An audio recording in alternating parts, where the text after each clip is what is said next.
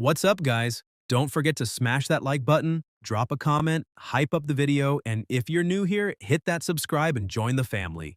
Inside a cave, only screams could be heard, shouting that a magical beast was there. Someone was begging for help while screaming for everyone to run. A young man was giving it his all just to stay alive. His name is Ye Qing. He is a level 0 collector. He stares at the magical beast in front of him and thinks he can't even scratch the demon's head.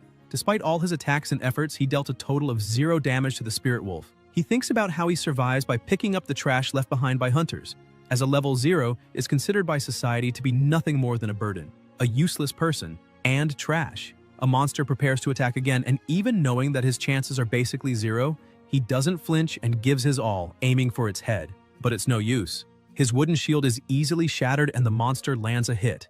As he's attacked, he thinks to himself that he's truly living like trash. On the brink of death, he looks at the monster and thinks that this isn't right. He screams with all his might that he refuses to die like garbage. He attacks once more and suddenly a message appears. You dealt a critical hit to the spirit wolf. 1 damage dealt. In City G, there is a rank C abyssal portal. A man begins to approach the portal and another comes running. Ye runs through the portal with something in his hand, while a monster chases after him.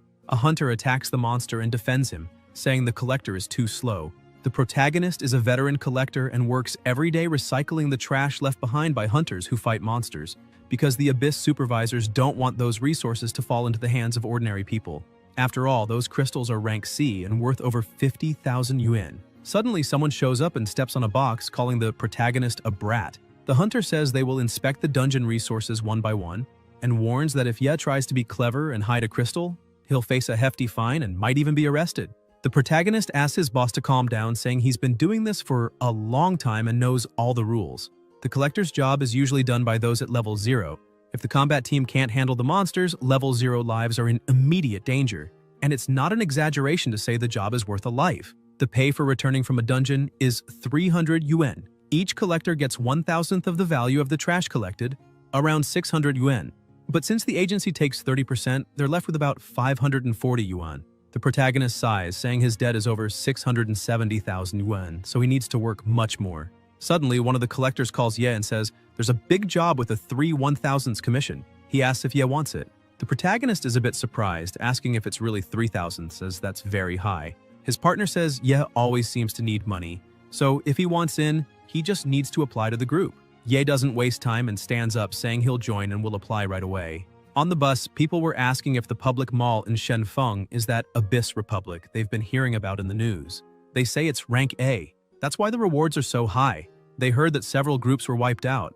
No one made it out alive. One of the workers asks if it's another subcontract, and they say it probably is. Besides cleanup, there are other important missions too, like retrieving the gear of the eliminated teams. Some workers get a bit irritated, saying those businessmen are really cunning. They question who allowed capitalists to commercially manage the abysses. The protagonist just listens in silence, staring out the window. The evolution of business. 10 years ago, the abyssal portal descended from the void, bringing the abyssal beasts with it. Only those who could level up gained special abilities to defeat these beasts. As the demonic beasts were killed, people discovered that the abyss held not only energy products like magic crystals, but also weapons and many mysterious items. When a new world was discovered, humanity went into a frenzy and began exploring the abyss. Many traditional companies went bankrupt and public funds were redirected to support this new market. Ye tried to find work in every possible way. However, he always heard that no level 0 people were accepted.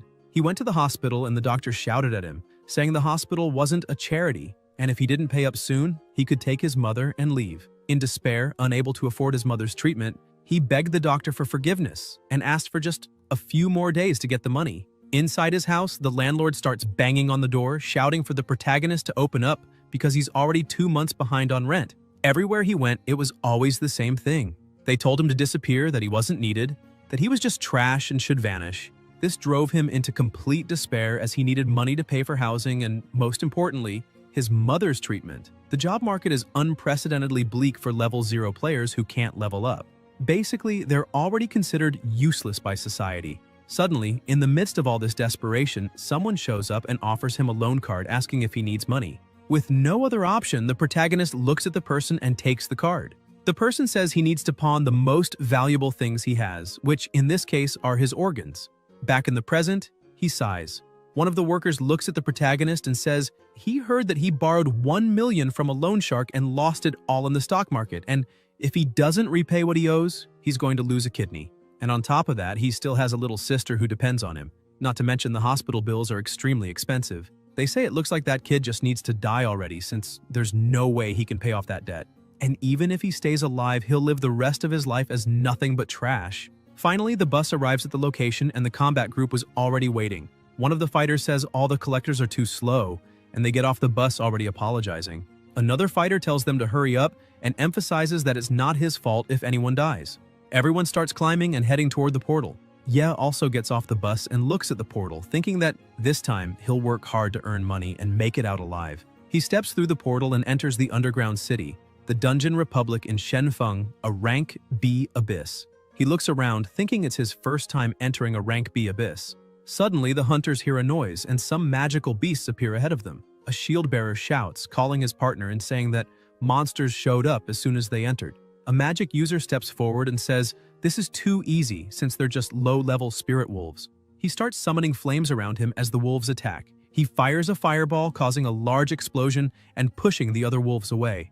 The shield bearer tells everyone not to let their guard down as demonic beasts can ambush them in any dark corner. Another team member asks what their destination is. The shield bearer points upward, saying it's the 5th floor. A hooded member says it might just be an illusion. However, the first floor of that dungeon seems 5 times larger and 3 times taller.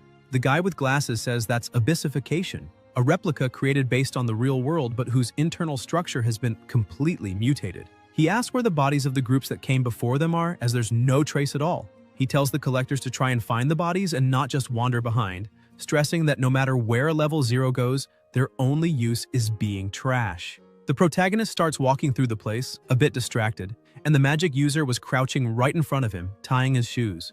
Suddenly, Ye doesn't notice and trips over him, falling face first to the ground. The magic user gets a little irritated and yells that he should watch where he's going. Ye, scared, apologizes.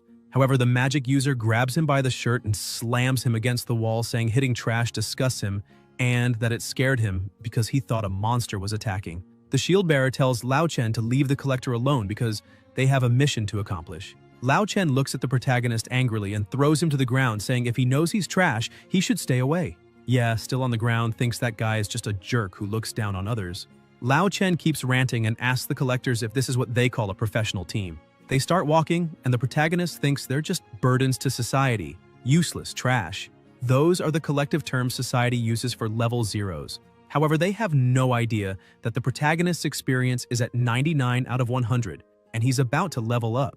He starts walking alone through the dungeon. Suddenly, he and another collector come across a demonic beast. The collector screams that it's a demonic beast and starts running, telling everyone to get away. Ye starts getting a little worried, saying the hunters let a spirit wolf escape.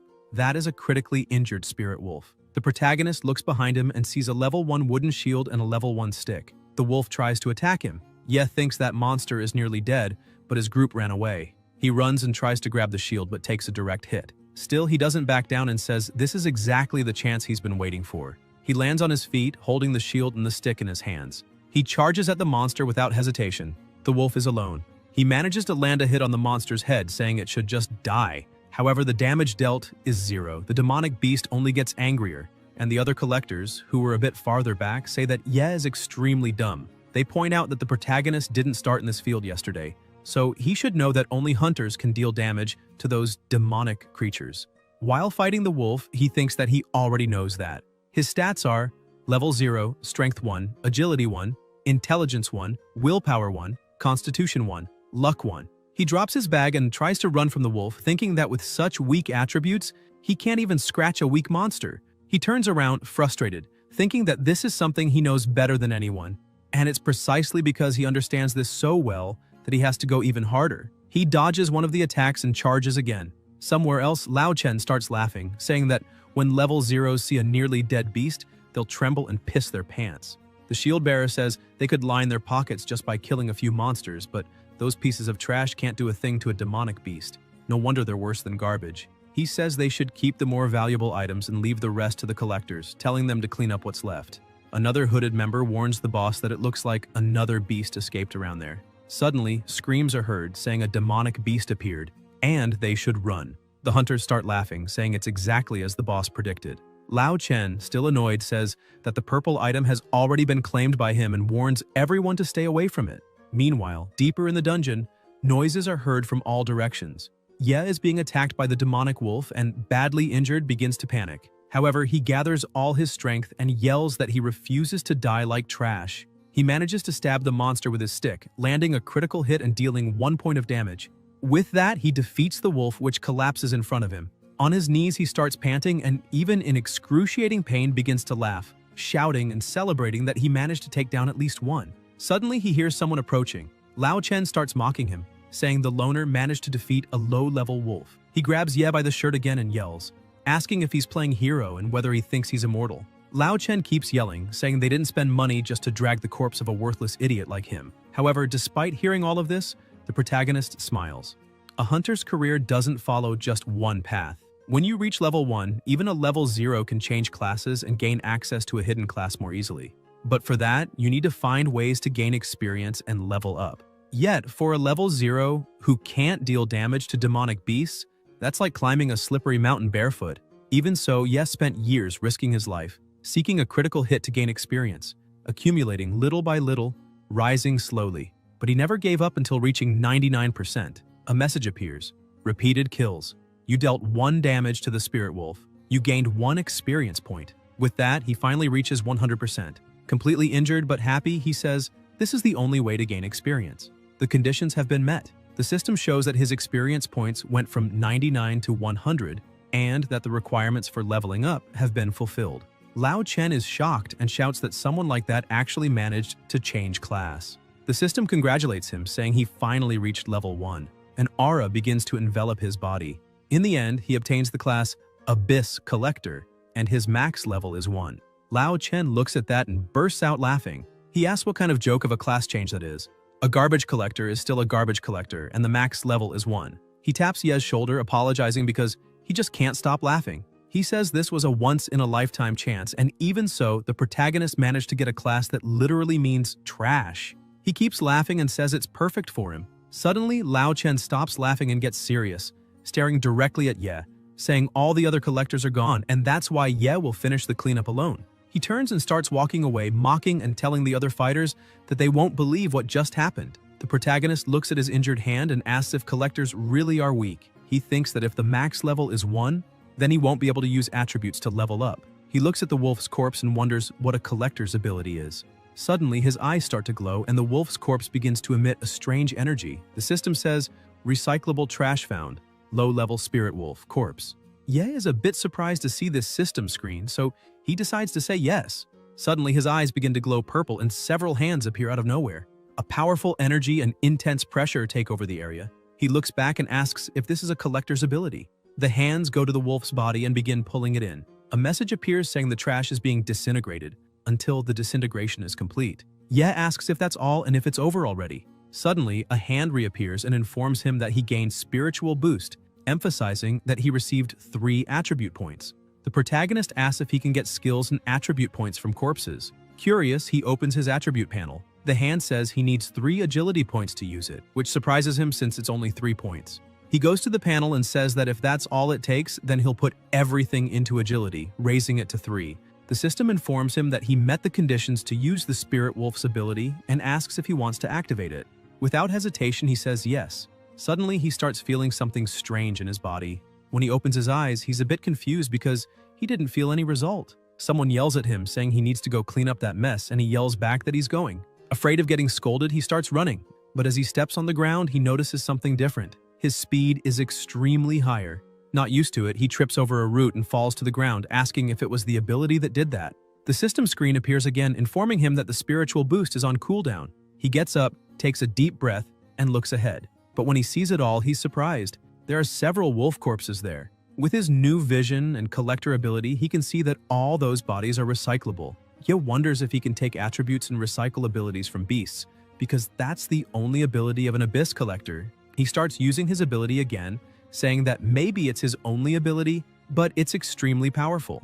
While his skill devours all those corpses, messages keep appearing saying he gained 4 attribute points, 3 more attribute points, and so on. The protagonist says that when he first touched the spirit wolf's corpse, he gained the spiritual boost ability. One of the hands reaches him and delivers an energy orb, saying he received 1 attribute point. He's surprised and wonders if that really is an attribute point. He points out that apparently devouring the same type of corpse doesn't grant more abilities. Additionally, the reward for recycling bodies of the same species gradually decreases. He asks all those hands if he needs to recycle new corpses to gain new abilities, and they respond yes. He's happy, saying that this class really didn't disappoint him. He opens the attribute panel again and is shocked to see he already has 111 unassigned points. He stares at the panel and wonders what he should raise since points are no longer a problem. Yes starts smiling and says it's best to distribute the points evenly, so he begins raising all his attributes equally. In the end, his attribute panel looked like this. Name Yeqing, level 1 max class.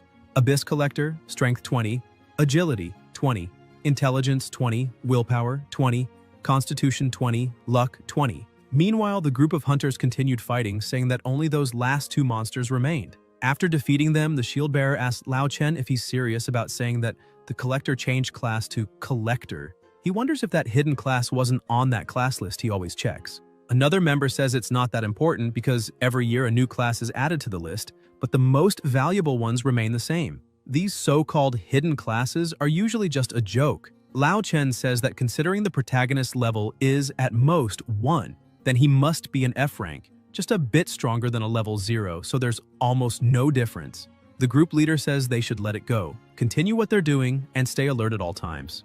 They keep walking and finally reach a higher point. However, the moment they look at what's ahead, they're completely shocked. A completely dark monster is standing before them. The leader says the mission target has been found, as those are the remains of the captain and the falcon hunting team. The girl with them is confused, saying there's a pile of them, and not even in that shopping mall, especially not on the 5th floor. The man with glasses approaches one of the bodies and says the abyssification hasn't even lasted 48 hours, and yet the corpses are already completely dehydrated. He says it's possible their essence was drained using some kind of magic. The woman says that up until now, they had only encountered low-level spirit wolves. So if the falcon hunting team was B rank or higher, this is really strange since they were all defeated and killed there. They start hearing a strange noise and the leader looks to the side and is completely shocked as several monsters begin appearing out of nowhere. He yells that it's not just wolves that are there. Meanwhile, on TV, the news report announces an important alert. An abyssification has occurred at Shenfeng Public Mall.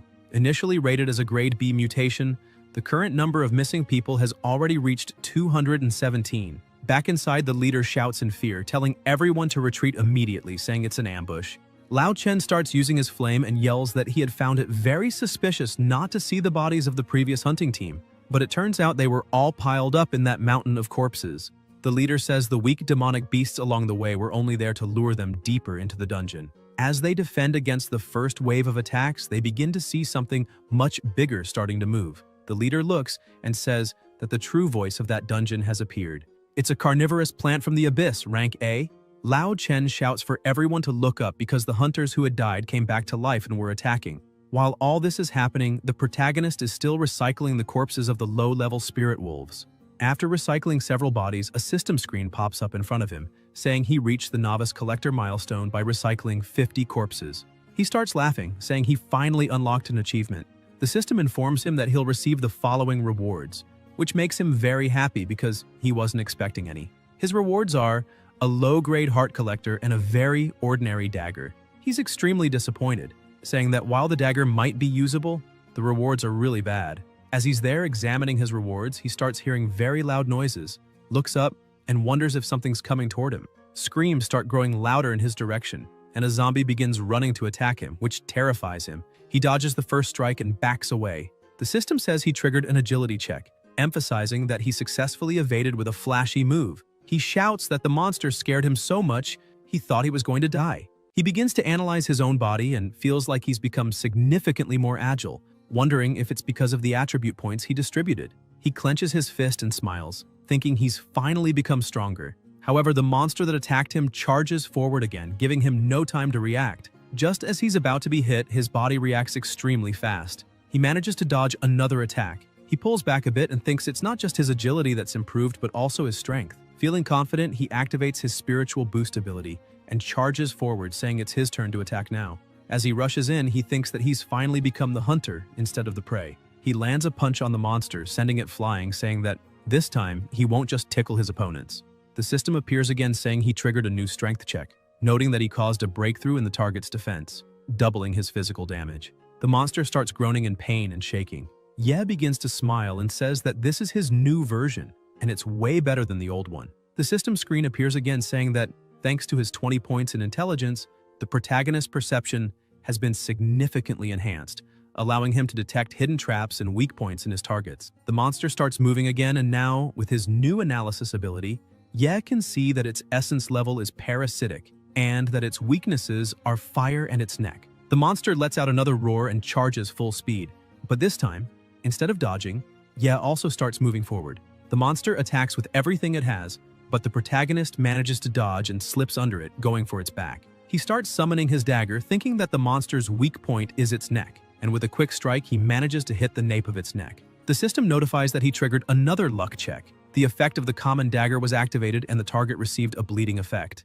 Ye steps back a bit and realizes he cut directly through the root on the monster's neck. The system notifies that he killed the parasitized human. The purple liquid on his hand begins to evaporate. The system says he triggered a constitution check and was able to resist the poisoning effect. That liquid simply starts disappearing from his body. He looks at his dagger happy, saying that his first time killing something on his own was a complete success. His collector ability identifies the parasitized human and says he can be recycled too, asking if the protagonist wants to do it. He says yes, and his skill begins devouring the corpse. Shortly after, the system says the parasitized human has been successfully recycled, and the protagonist acquired a passive ability, Toxic Evolution. His new skill, the effects of being poisoned are reversed and randomly turned into a beneficial effect for the user. Requires Constitution 15. Seeing this, he asks if that means he can drink spoiled potions as if they were normal. He uses the skill card, and the system confirms that the passive ability, Toxic Evolution, has been added. In addition, he received 5 more unassigned attribute points and also disintegrated the spoiled potion. The system warns that it's highly toxic and shouldn't be consumed, but he looks at his skill card and thinks that with his new Toxic Evolution ability, the poison will turn into something very beneficial. With that in mind, he starts drinking the highly toxic potion to see what happens. The system informs that due to Toxic Evolution, the critical effect was transformed into a healing effect, and all the damage he had taken up to that point was instantly healed. The system also notifies that he acquired the Buff Essence. All attributes doubled for 10 minutes. Ye says the randomly gained effects are so strong that he can feel his strength gradually increasing. He opens the attribute panel once again and remembers that after increasing intelligence to a certain number, he gained more info about his targets. So he decides to use the 5 attribute points on intelligence. Currently, his base stats are Strength 20, Agility 20, Intelligence 25, Willpower 20, Constitution 20, and Luck 20. However, because of the buff he received, his strength is at 40, Agility 40, Intelligence 50, Willpower 40, Constitution 40, and Luck 40. While analyzing his attribute points, he hears another sound approaching. He starts wondering if it's more monsters. When he turns around, he sees it's not just one monster, but a small army of them. He stands still, thinking that he was always called a burden to society, trash, useless. That's how everyone always treated him. But now he can proudly say, his name is Ye Qing, an abyss collector. He activates his ability and grips his dagger tightly, saying they can all come at him because he only has 2 times to fight, daytime and nighttime. Meanwhile, on the 5th floor, their fight was still going. However, they were starting to feel overwhelmed because the entire Falcon team had been parasitized. The leader tries to defend himself but realizes that even though those monsters are just the bodies, they're stronger than they were alive, not to mention the boss itself, the carnivorous plant from the abyss. He shouts to the whole group that they need to retreat immediately. They start running while Lao Chen tries to clear a path with his fire magic, but the woman gets hit in the back and the man with glasses had already been killed. The leader just keeps running, saying the monsters are still chasing them no matter what they do. Lao Chen, trembling in fear, thinks those monsters are too strong and they won't be able to do anything more. With that, he just keeps running non-stop. The shield bearer tries to block an attack while Lao Chen keeps running. He thinks he only came there for money and gear, so dying there would be a waste.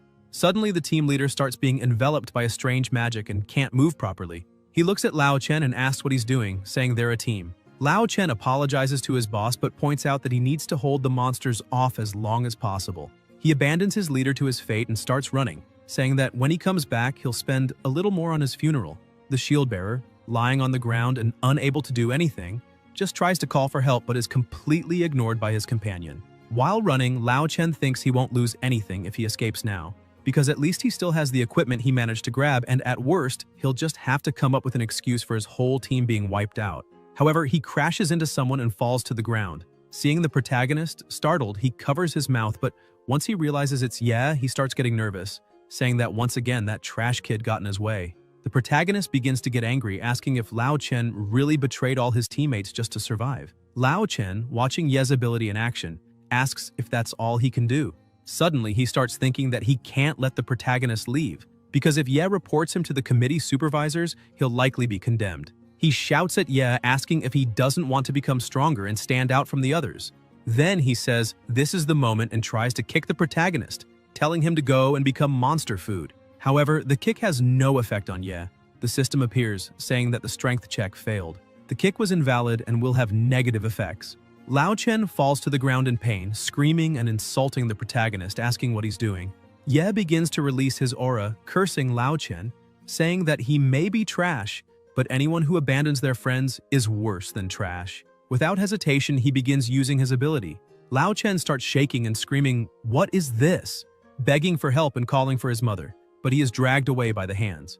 The ability notifies that the trash triangle is in progress, but that trash is not recyclable. The hands throw him back to the ground, and the protagonist says that apparently not all trash can be recycled. Suddenly, another notification appears saying the recycling skill has been upgraded. Now, the target's useless abilities can be recycled with their consent. Additionally, Ye receives another card saying he is the Spellmaster, the 3-minute experience card. If the target is unconscious, consent is given by default, which is very convenient. He uses the 3-minute experience card. With it, he gains control over all flames. The Fireball skill requires 15 intelligence points, and he has 50 in total.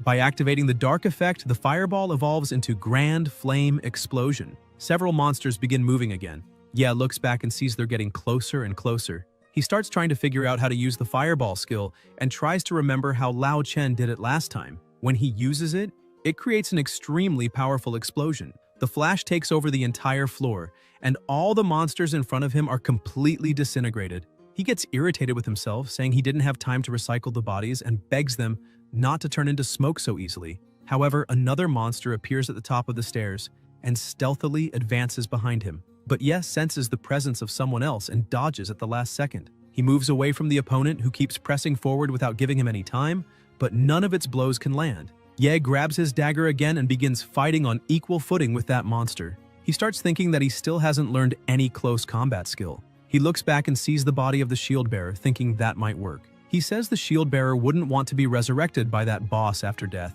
so maybe he should help him become stronger. Using his ability, he begins to consume the entire body of the shield bearer, thus gaining the golden shield. Immediately, he starts using the shield, and in the middle of the opponent's charge, he spots a weakness and rushes in, smashing the monster's head with the shield and winning the battle with relative ease.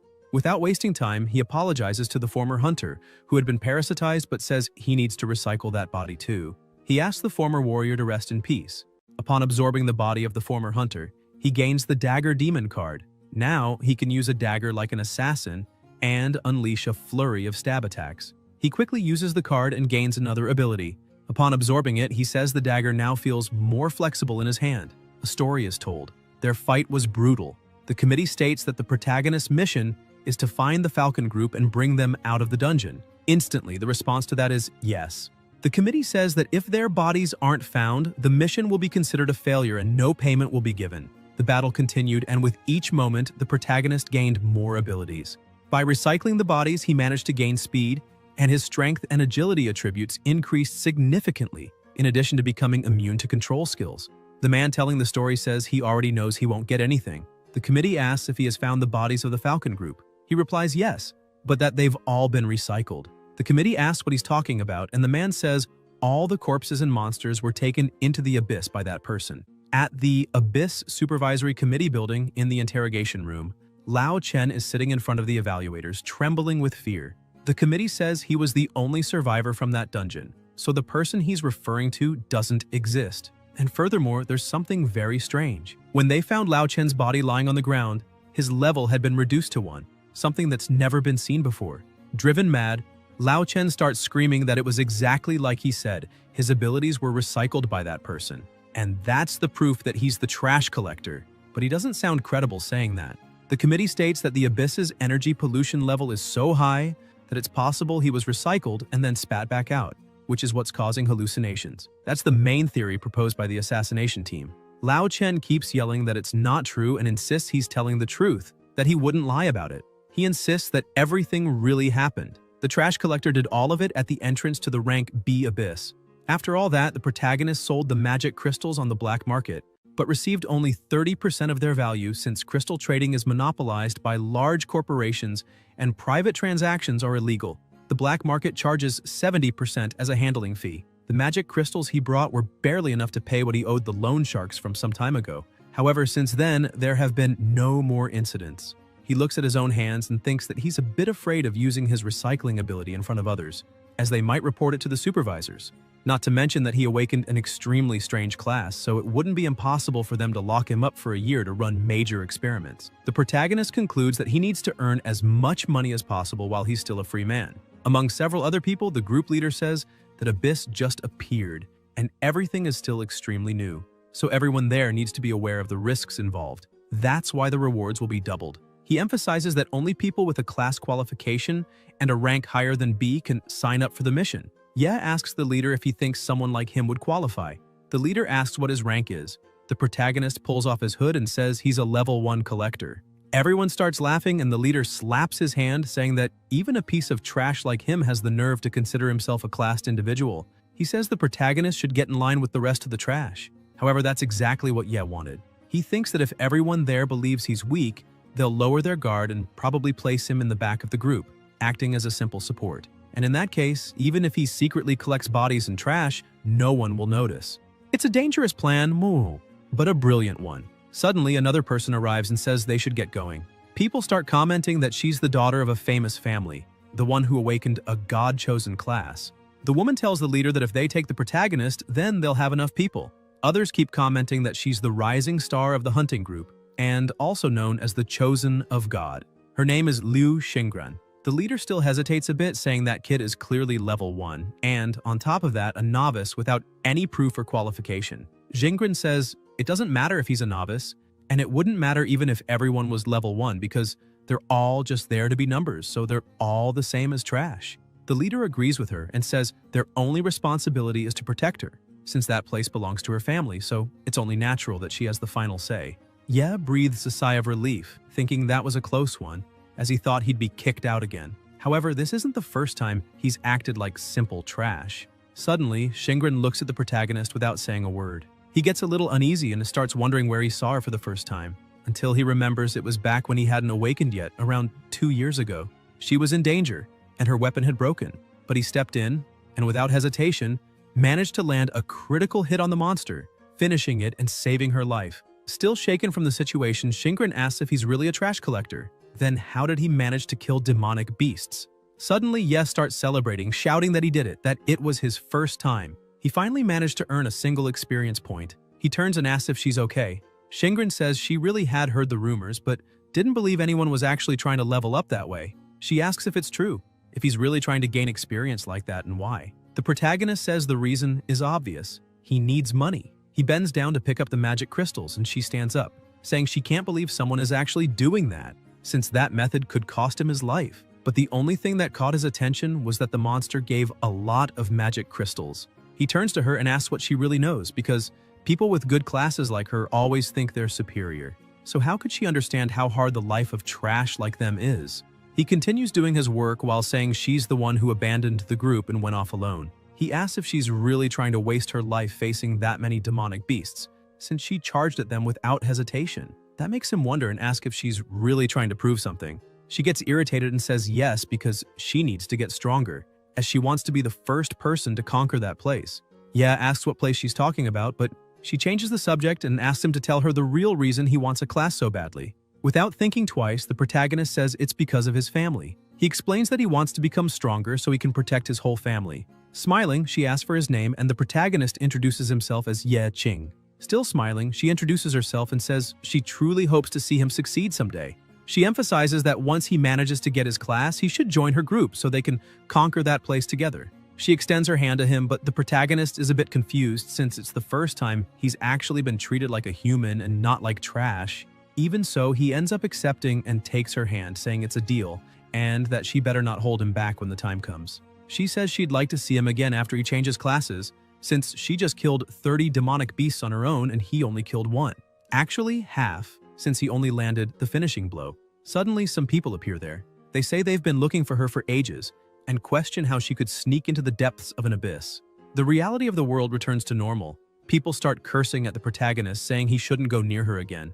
They grab Shingren and start dragging her away, saying the president is furious and nearly ended everything, and even though she asked them to wait, they completely ignore her. At the last second, she throws a crystal up, telling the protagonist to catch it, and with a smile on her face, she says it's his reward for killing half a monster. He turns around and starts walking away, thankful for that. However, he doesn't exactly remember what her name is. He asks if it's Liu Xingren. The leader smacks him on the head, shouting that yes, she really is Xingren, and asks where he's looking, ordering him to get moving and enter the portal. He looks at her and says he'll do his best not to be a burden to everyone. She looks at him without saying anything. A few seconds later, she says it's fine and asks everyone to grab their gear and get ready to enter. Once everyone is ready, they begin heading toward the entrance of the abyss. Make it back alive. He remembers that when he fought to escape the abyss last time, he mastered the warrior's shield, became an assassin, and also gained berserker skills. But what truly made it worth it was that he finally obtained a boss-level skill, super regeneration of man-eating plants. Because of the way he distributes points on his radar chart, no matter what career he chooses, he'll have no weaknesses, as his strength, agility, intelligence, willpower, luck, and constitution are all balanced. His attribute points are equally divided among those 6 stats, and the total he can gather is around 100 points, especially since he was the only one who cleaned up all the recyclables in the last abyss. Still, he starts to wonder what level someone would need to be to match 100 points. He uses his skill, Observation Eyes, Attribute Perception. He observes that the strength attribute of the man in front of him is only 12 points, and his weakest stat is Intelligence with just 1 point. He thinks that if the strength of a normal human is 1, then a warrior with 12 points is approximately 12 times stronger than an average person. But his own strength is already at 100, meaning he's around 100 times stronger than a regular human.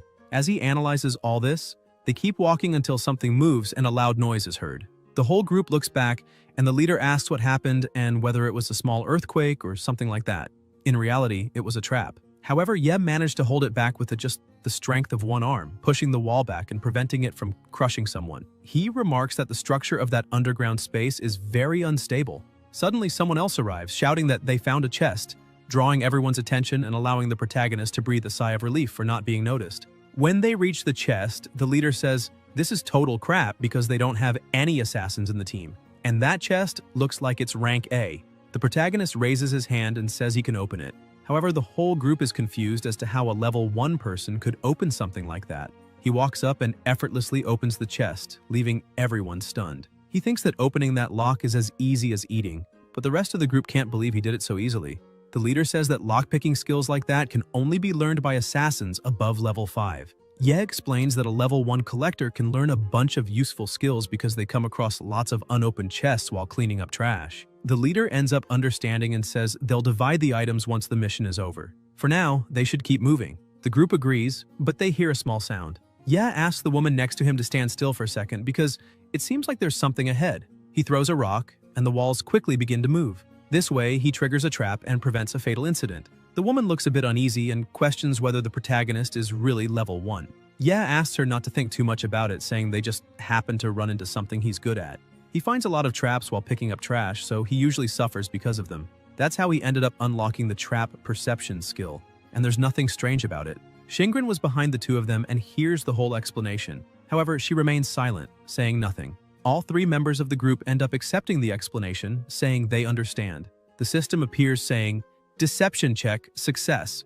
Target has become more persuadable. The protagonist begins to wonder if this is the power of having 100 intelligence points. The leader starts treating him a little better and gives him an item, saying it's a reward, and tells him to use it proudly. He says it's the one-handed broken mace, a normal class weapon that can be used by a level 1. Ye starts thinking that apparently his evaluation in the minds of the others still isn't very high. The leader tells them to keep moving until they finally arrive at a large room with something in the center. The group asks what the deal is with that and wonders if it's some kind of secret treasure at the end of the abyss. However, they start laughing, saying that getting there was extremely easy, and begin to think it might be the kind of abyss with reward rooms, the type that only contains items and no monsters.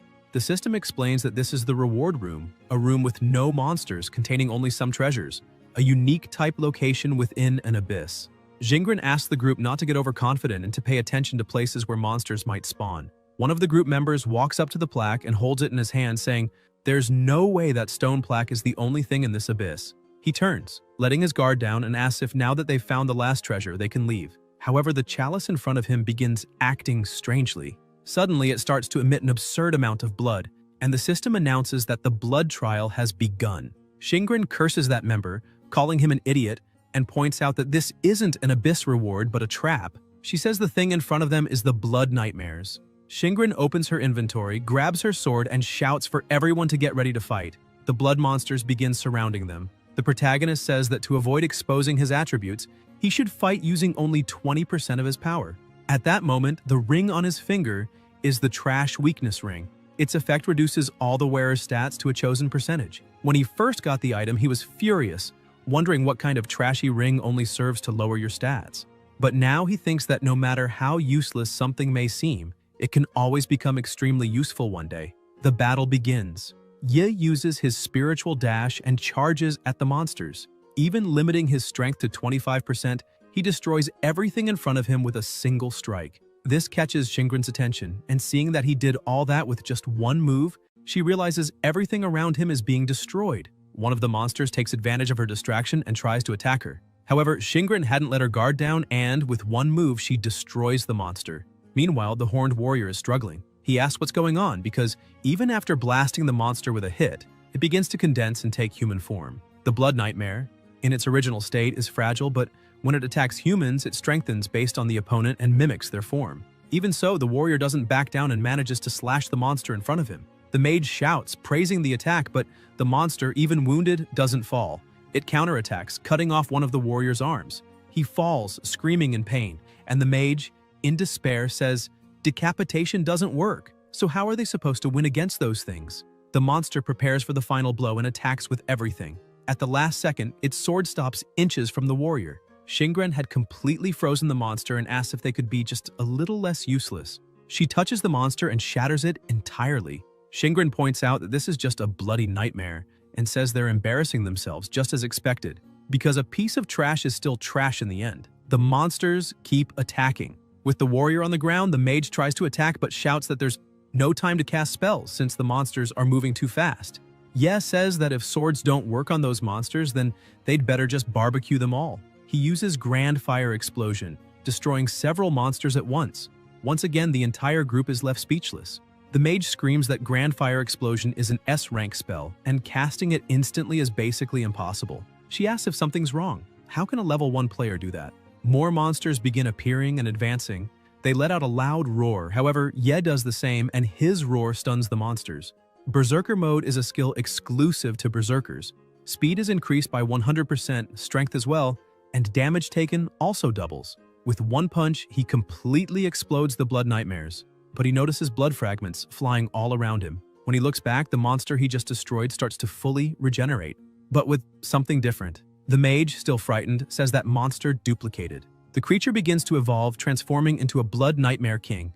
The group starts shouting, asking how a king-level monster could appear in a B-rank abyss.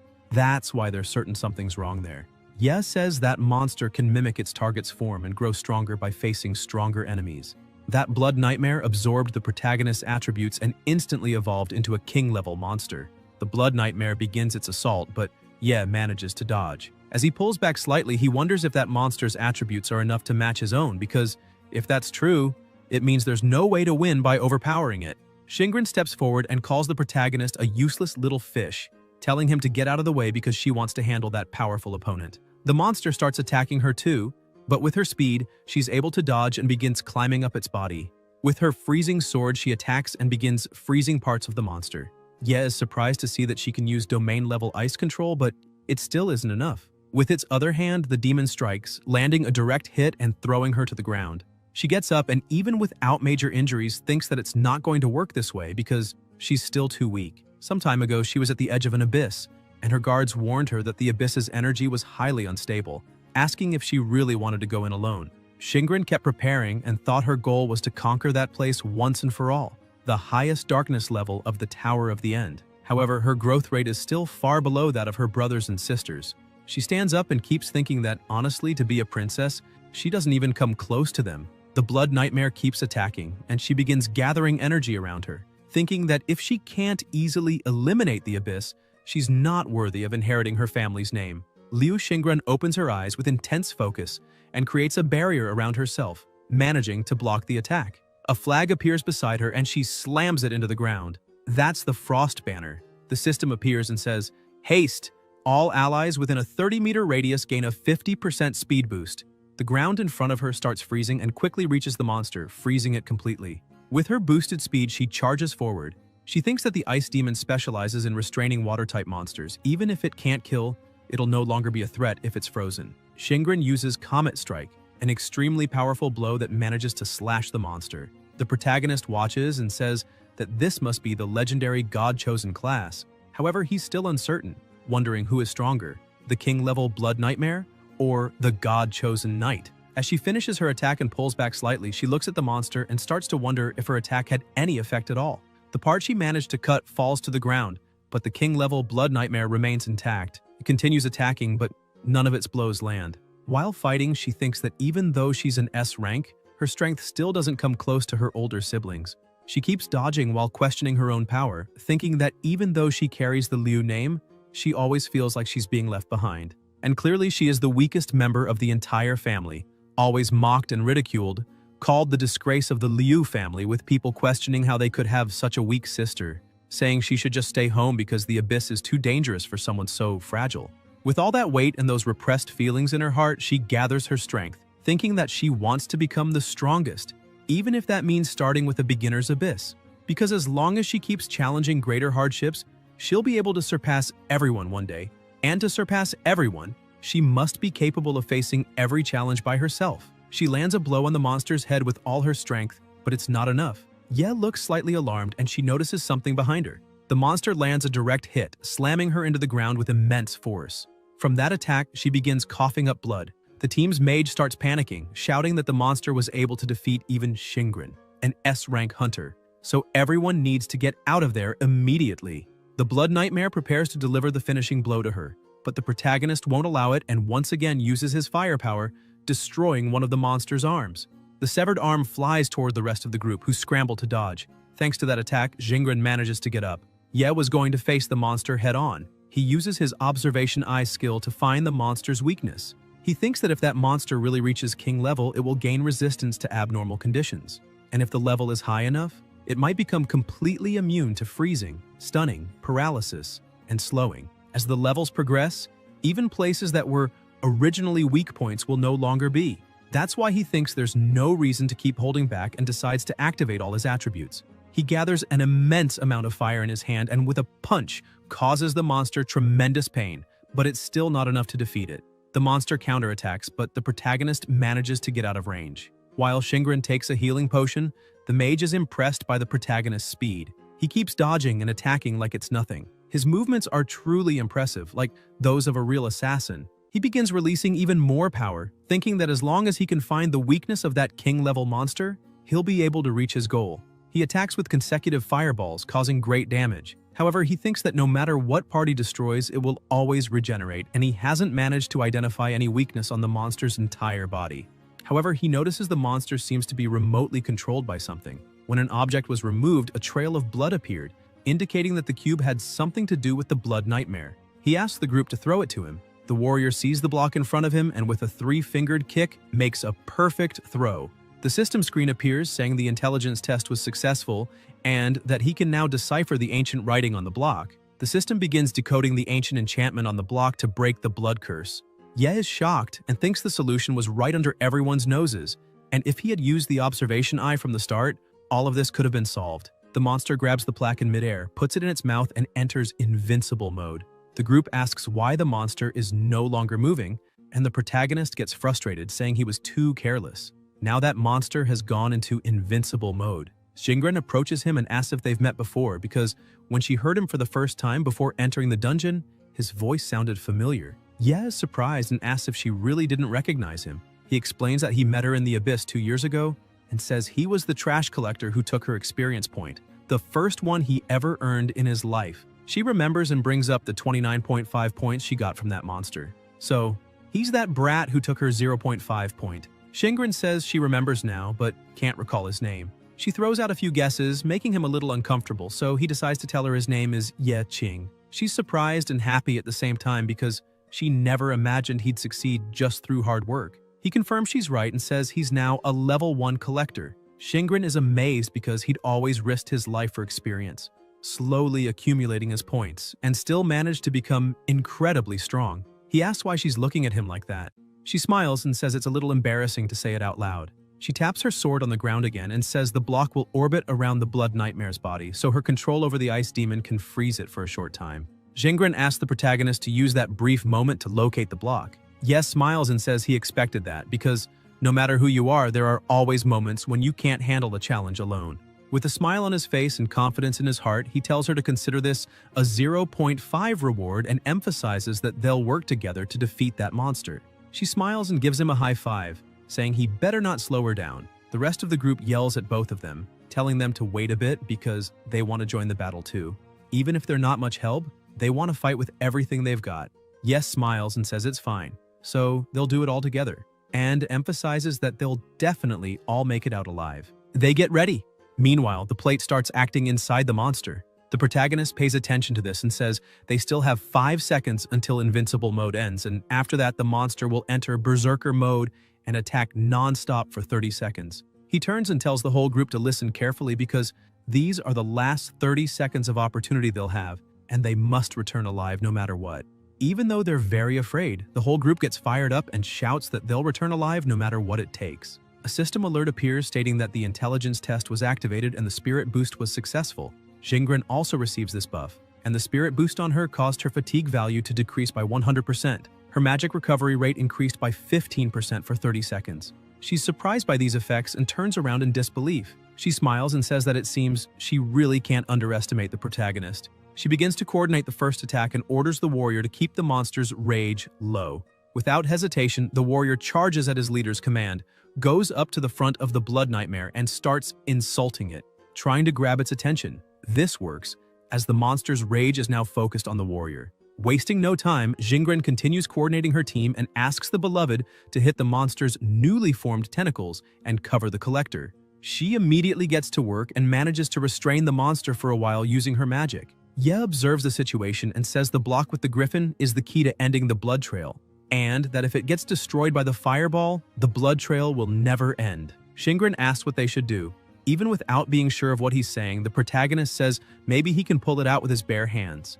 Shingren is shocked by this idea and shouts that there's no way he can do that with his bare hands, questioning if he really plans to dive into the Blood Nightmare's stomach. Ye starts focusing and says, no, in fact, he's going to penetrate the monster's body. Still surprised and not fully understanding, she ends up agreeing and tells the archer to hit the ceiling so the falling rocks can create a platform for the protagonist to jump from. The archer says he got it and prepares, firing a powerful shot at the ceiling, causing an explosion above the monster. Shingren uses her flag again and shouts that she's going to freeze the lower half of the Blood Nightmare. Ye gets ready to act and says they can leave the rest to him. The two launch the attack. The monster notices this and starts attacking them as well. However, all the attacks are avoided, and the protagonist charges in without fear. The reason he advances so confidently is because his super regeneration ability can instantly heal light wounds, so he can ignore minor attacks from the Blood Nightmare. Shingren drives her flag into the ground, freezing the monster and temporarily immobilizing it. Ye takes advantage of the opening and leaps. She shouts for him to hit the chest area since it's the easiest to penetrate. The protagonist says he can't go that fast and activates his berserker mode, gaining 20% more speed. He also uses his Toxic Rush skill, and the potion's effect is reversed into an additional 15% speed increase. He thinks the trash potion cards he picked up at the Abyss entrance can finally be used. A bonus effect is also granted, Hardened Skin. Defense is increased by 15%. With everything ready, he charges forward shouting, this will be his final blow. Even with his increased speed, one of the tentacles manages to intercept him. Unable to dodge midair, he gets hit. Shingren gets worried and the protagonist is flung away. While falling, he says this is his time to shine. It was expected from a piece of trash like him, so he should have stayed low. However, he refuses to be a burden to society once again. He activates his recycling skill and says the recycling target is himself. He starts to fall and his own skill begins trying to recycle him. The monster is confused and so is the entire group. They begin asking what kind of power this is and where it came from. Yeah stands up as the system notifies that it's not possible to recycle a living organism. So, the recycling fails. The protagonist laughs and tells his skill that if he can't be recycled, then he wants to be thrown away with all its might. He begins to smile, knowing his plan is about to begin. His skill throws him again toward the monster, and this time, the speed is even greater since the force of his ability is astronomical. In the blink of an eye, he pierces through the monster's body, grabbing the griffin. On the other side, with the griffin in hand, he says he did it. As he lands, the monster falls beside him, starting to melt, and the system announces that the blood trail has been completed. The monster begins to dissolve. Seeing this scene, the entire group remains stunned, asking what just happened. Shingren, also shocked, asks if they really managed to win. As reality sets in, they begin to celebrate and the system says everyone is leveling up. Everyone's strength, agility, intelligence, determination, constitution, and luck start increasing. Shingren is also surprised to see her stats increase. Strength plus 33, agility plus 28, intelligence plus 38, determination plus 26, constitution plus 21, and luck plus 34.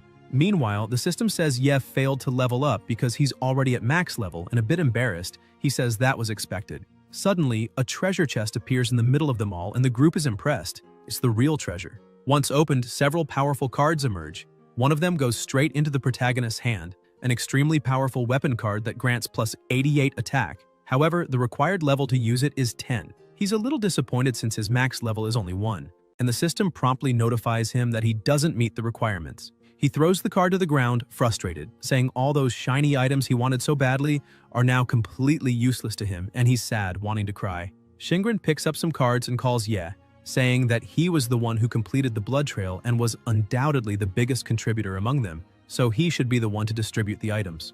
A little shy, he smiles and says it was nothing. He walks up to her and speaks more quietly, saying he has something to talk to her about. Shortly afterward, outside the portal, several agents were waiting. Their leader says they must contact the 4th General and prepare to send in a rescue team immediately. Suddenly, Shingren appears at the portal's exit, saying there's no need. She exits with the entire group intact, and the leader even sheds tears of joy seeing his lady is safe. Even reporters are there, shouting that this was expected of Miss Shingren, since she managed to clear the abyss on her own. The rest of the group starts saying their goodbyes and quietly agrees to keep it all secret. She waves at everyone and, in front of everyone present, claims she did it all herself, asking why they were so worried and if they really thought she couldn't do all that on her own. She smiles and says that after all, she's an S rank. A little earlier, still inside the abyss, she asks what the protagonist wanted to talk to her about so badly. He says her family definitely doesn't have money problems and asks if he can sell those items to her. With a discount, he charges 500 magic crystals. Even without understanding, she immediately agrees, saying it's no problem. However, he adds that there's one more thing. He asks that when they leave, she pretends he was never there, and insists she take full credit for the abyss, as if she had done it all alone. Once again, she's extremely confused, but agrees with what he just said. He turns and begins to say goodbye to her, saying they can go ahead and he'll leave secretly afterward. Shingren agrees to everything. However, she's a bit uneasy, thinking the protagonist is setting her up to owe him a favor. Once everyone leaves the abyss and everything is quiet, Ye takes the griffin and sits alone on the ground. He extends his hand, sensing something, and as a small piece of the blood nightmare appears, he smiles. He leans down and tells the little nightmare that even something weak like him doesn't want to be trash and let others decide for him. So, he offers the nightmare to become part of his strength. He captures the blood nightmare with his skill and suddenly a message appears. Recycling successful. Blood nightmare, skill acquired. Humanoid nightmare consumes life essence to summon a nightmare clone. The clone can imitate the host by dealing or receiving damage. It will dissipate immediately after the effect is triggered. This skill can be upgraded. Cooldown time, 305. Upon seeing the full description, the protagonist says it's a great skill, and that in future battles, he's really looking forward to working together with the nightmare. Sometime later, in another place, the protagonist is sitting at a table drinking coffee while analyzing his card system. He thinks about how he gave all the higher requirement items to Shingren. However, now that he thinks a bit more about it, an unknown collector, holding several shiny pieces of equipment, would definitely be noticed by a group of supervisors. However, all that trash he's been wearing is so unnoticeable that the supervisors wouldn't even care, even if he were selling it in secret. He leans back in the chair and takes a deep breath, thinking he's overthinking it because no one would buy that trash anyway. Absent-mindedly, while holding his cup, he touches the recycle button, and suddenly, the system shows that one piece of equipment was recycled. BP gained basic point. Upon seeing that, he's a bit surprised and questions whether he really recycled an item by accident. A bit doubtful, he goes to read the tutorial. The tutorial says that recycling is done by processing the selected trash, and after a preliminary classification, BP is a universal substance extracted from recycling useless equipment, which can be used for improvement, repair, and crafting of new items. Ye is very surprised to realize that those pieces of junk equipment can be recycled. The tutorial system gives him a task, asking him to complete the repair of the common dagger. A bit confused, he wonders if he really needs to complete the task. Following the hints, the tutorial informs him that repairing the common dagger costs 5 BP. He sees that the remaining durability of the dagger is 0.33, and he had almost thrown it away after killing the boss. He says that if he counts the BP from that accidental recycling, then he still needs 4 more. He begins recycling some trash weapons and says he needs to recycle at least 4 more. Once he gathers the necessary amount, he repairs his common dagger. However, he gets a surprise. The weapon wasn't just repaired, but the durability and attack also increased a bit. The system shows that the common dagger now has a durability of 34/34. Before, the max was 33. In other words, 1 point was added. The requirement is still level 1. The attack, which was previously 21, has now increased to 22. The repair rewards were weapon max durability +1, attack +1. Upon seeing this information, he thinks, in other words, that while equipment is constantly used and repaired, even trash items can be improved. He smiles and says that apparently, bad equipment needs to be reinforced to improve. The system congratulates him for completing the tutorial and asks him to choose a reward. The first option is a beginner's blueprint, a convenient magic potion that can instantly recover someone's mana while removing a large amount of fatigue. Or the second option, a random attribute value +2. He starts reflecting a bit and thinks that at the moment, attribute points are not scarce for him. What worries him most when venturing into the abyss is that he can't predict its depth, and many adventurers who are unprepared often run out of mana before reaching the boss room and need to backtrack to resupply. As a result, mana flasks are usually key survival tools for a group, and the value of those flasks speaks for itself. He ends up choosing the potion, and the system appears again saying, "Tip, congratulations, you have learned item regeneration." However, on the card he receives for the flask, it's written, "Convenient Magic Potion Blueprint." The protagonist wonders why it's a blueprint. The system appears again saying that the regeneration requirements for the convenient magic potion are 6 BP plus a random container. Ye starts thinking that it's not surprising an item's regeneration would need BP, but he is surprised to learn it also needs a random container. He raises his hand and calls the attendant, asking if he could provide a small container. The attendant hands him 3 disposable cups. With everything in hand, he begins his production. In no time, he manages to recycle the trash completely, and now the next step is regeneration. However, he is surprised to see that even within his system, there is a focused mini-game to do everything perfectly. He draws the attendant's attention, who doesn't understand what he's doing, talking to himself at the table. A few minutes later, all the cups are filled with potions. He picks up one of the cups and says, "That's what you'd expect from a recycled item." It's a bit weird, but it's not like it's unusable. He starts drinking, and the system announces that he gained Convenient Magic Potion X5. However, he starts to feel a bit sick, shouting that it tastes like some kind of rancid juice. But instantly, he begins to feel something happening in his body. The system announces that his mana has increased and his fatigue has decreased. He says it's amazing, as he can feel his mana completely restored and his fatigue simply gone. He stores the potion cups in his inventory and leaves the shop, thinking that now he should be able to complete another abyss that day. But as soon as he exits the shop, 2 people were waiting for him outside. A bald man asks if he is Ye Qing. The protagonist becomes a bit suspicious, so he decides to remain silent. The man who asked his name says it's only been a few days and his aura has already changed completely. The bald guy touches his shoulder and smiles, asking if he found any treasure while collecting trash. He points out that he's been looking for the protagonist for a while and almost reported him missing a few days ago. Ye says he paid off all his debts with interest on debit, so he asks the man not to bother him anymore. The bald guy asks the others to leave, extinguishes the cigarette he was smoking in the protagonist's drink, and hugs him, asking if he really thinks that's all there is. He points out that maybe Ye did pay all the bills, but his work contract hasn't expired yet, and adds that the protagonist shouldn't forget that a trash collector should live like a trash collector. The man starts getting angry and says Ye is acting like he's something special, asking who he's trying to impress.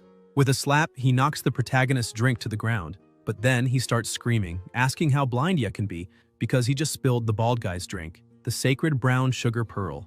People nearby also shout, saying that a level 0 knocked over a rank B awakened, and question whether he understands the consequences. The henchmen get ready and say they've always been disgusted by the sight of him. The protagonist looks at a nearby camera and thinks that, according to the supervisor regulations for awakens, using abilities outside the abyss is forbidden. The only ones allowed to activate their abilities outside the abyss are law enforcers, such as the special police. Therefore, he needs to find a blind spot in the security cameras to activate his recycling and regeneration abilities. The bald guy makes a proposal and asks what he thinks about picking up the pearls from the ground and eating them one by one. And then, when done, licking up the puddle of milk tea from the floor. He starts laughing mockingly, saying he's offering this trash collection job opportunity because, after all, it's a rare job opportunity. Already irritated with the situation, Ye says he refuses, and that's enough for the bald guy to charge at him, asking who he thinks he is. However, someone starts approaching. This person is so powerful that upon getting close, the bald guy starts trembling. That man is Rodrigo, known as Caesar, from the S-rank hunting group, Blood Oath. Caesar grabs the bald guy by the tie and asks if he has gathered enough people. The bald guy, trembling, says he's almost there, only one person left. Caesar starts getting irritated and asks where the last person is. Suddenly, he turns and calls the protagonist, saying he's hired. The bald guy says that kid is just a trash collector. The protagonist observes the two, and the bald guy keeps saying that the kind of person Caesar wants should be someone who can defend himself and promises to find that person right away. Caesar replies that when entering the abyss under the Red Moon state, all monsters become extremely fierce, and what he really needs is someone who can be used as bait, so the individual's strength doesn't matter. Upon hearing about the Red Moon, the protagonist begins thinking that during that state, monsters in the abyss go into a frenzy. Rare monsters also appear, rewards are doubled, and the quality of the magic crystals is purer. Seeing this great opportunity, he thinks for just a moment and already gets excited, saying he wants to be part of it. Caesar says that's an excellent answer and emphasizes that he likes the protagonist's determination. He calls everyone else to gather, and suddenly the protagonist hears a shout. Lao Chen appears behind him, saying it's him, but before he can say anything else, Ye charges at him, telling him to shut up. With that, they start fighting in front of everyone. The protagonist drags him to a corner, and a bit more calmly, they try to talk. Lao Chen, still scared, shouts that he's not hallucinating and emphasizes that the protagonist really is that guy. Ye explains that if he hadn't borrowed everyone's strength that time, they all would have died inside the abyss, and it's thanks to him that Lao Chen is alive now. Caesar appears from behind the wall asking if the two know each other, but the protagonist says no. Caesar turns and says that answer makes sense, because how could someone who killed his own teammates have any real friends? Ye asks Lao Chen how he managed to get out. He starts shouting that the committee originally planned to sentence him to 15 years, but he sacrificed all his assets and paid a 1.5 million fine to be released. He keeps saying that it's all the protagonist's fault and now he has no money left and lost all his levels, so he has to start over from scratch like trash. He continues yelling and threatens the protagonist, saying that if he doesn't return his levels, he'll report him to the World Committee. Ye begins to release his aura and stares directly at Lao Chen, saying he dares him to say anything to anyone, because if he does, he'll truly be turned into trash and recycled. Sometime later in the city's subway, the three were arriving at the portal. Upon arrival, a level 3 bard named Zhou Tong welcomes the protagonist to the disposable team. He asks what his job is. Ye says he's a level 1 collector and his name is Ye Qing. Lao Chen also introduces himself, saying he's a level 1 mage. Zhou Tong walks up to the protagonist and says, "That's normal because they're all trash there, so there's no need to mock each other. After all, they're all there to trade their lives for money, and there's nothing nobler than that." Ye looks at that guy beside him and thinks that apparently this trash team will really be going with him. Zhou Tong keeps talking and says he'll introduce the other 2 disposable teammates. They stress that they need to choose a leader for the small disposable team. As a level 3 bard, he believes he's the most qualified for the role. A level 2 healer named Lao Zhu tells Zhou Tong that he's the highest level among them, so it's fine by him. Another group member is a level 3 warrior named Lao Zhang. He says it's fine by him too. Caesar begins to speak, saying he's going to announce something. Besides the 6 main members of Blood Oath, there will be 5 temporary members accompanying them this time. One of the Blood Oath members asks Caesar not to speak so loudly about the disposables. Another member says, "Once disposable, always disposable," mocking the rest of the awakened. Disposables are used as bait to reduce the losses of the main members. Caesar continues explaining that this abyss has the form of a labyrinth with various traps distributed in each room. He emphasizes that the disposables have the duty to find a passage to the boss room as quickly as possible and bring the information back to the main team. He starts laughing and opens the labyrinth, saying he doesn't expect any of them to have combat skills. So, if they encounter a monster, just run. In addition to all that, he explains that if they really want a share of the money, at least one of them must survive because if only one survives, that person will get all the rewards. The healer starts to cheer, and the warrior asks if he's feeling okay. However, Lao Tzu says that doesn't matter because he can't give up, since he still has 4 daughters waiting for him to bring dinner home. The warrior sighs, saying his wife is seriously ill and needs money, and begins to question what other reason he would have to accept this kind of job.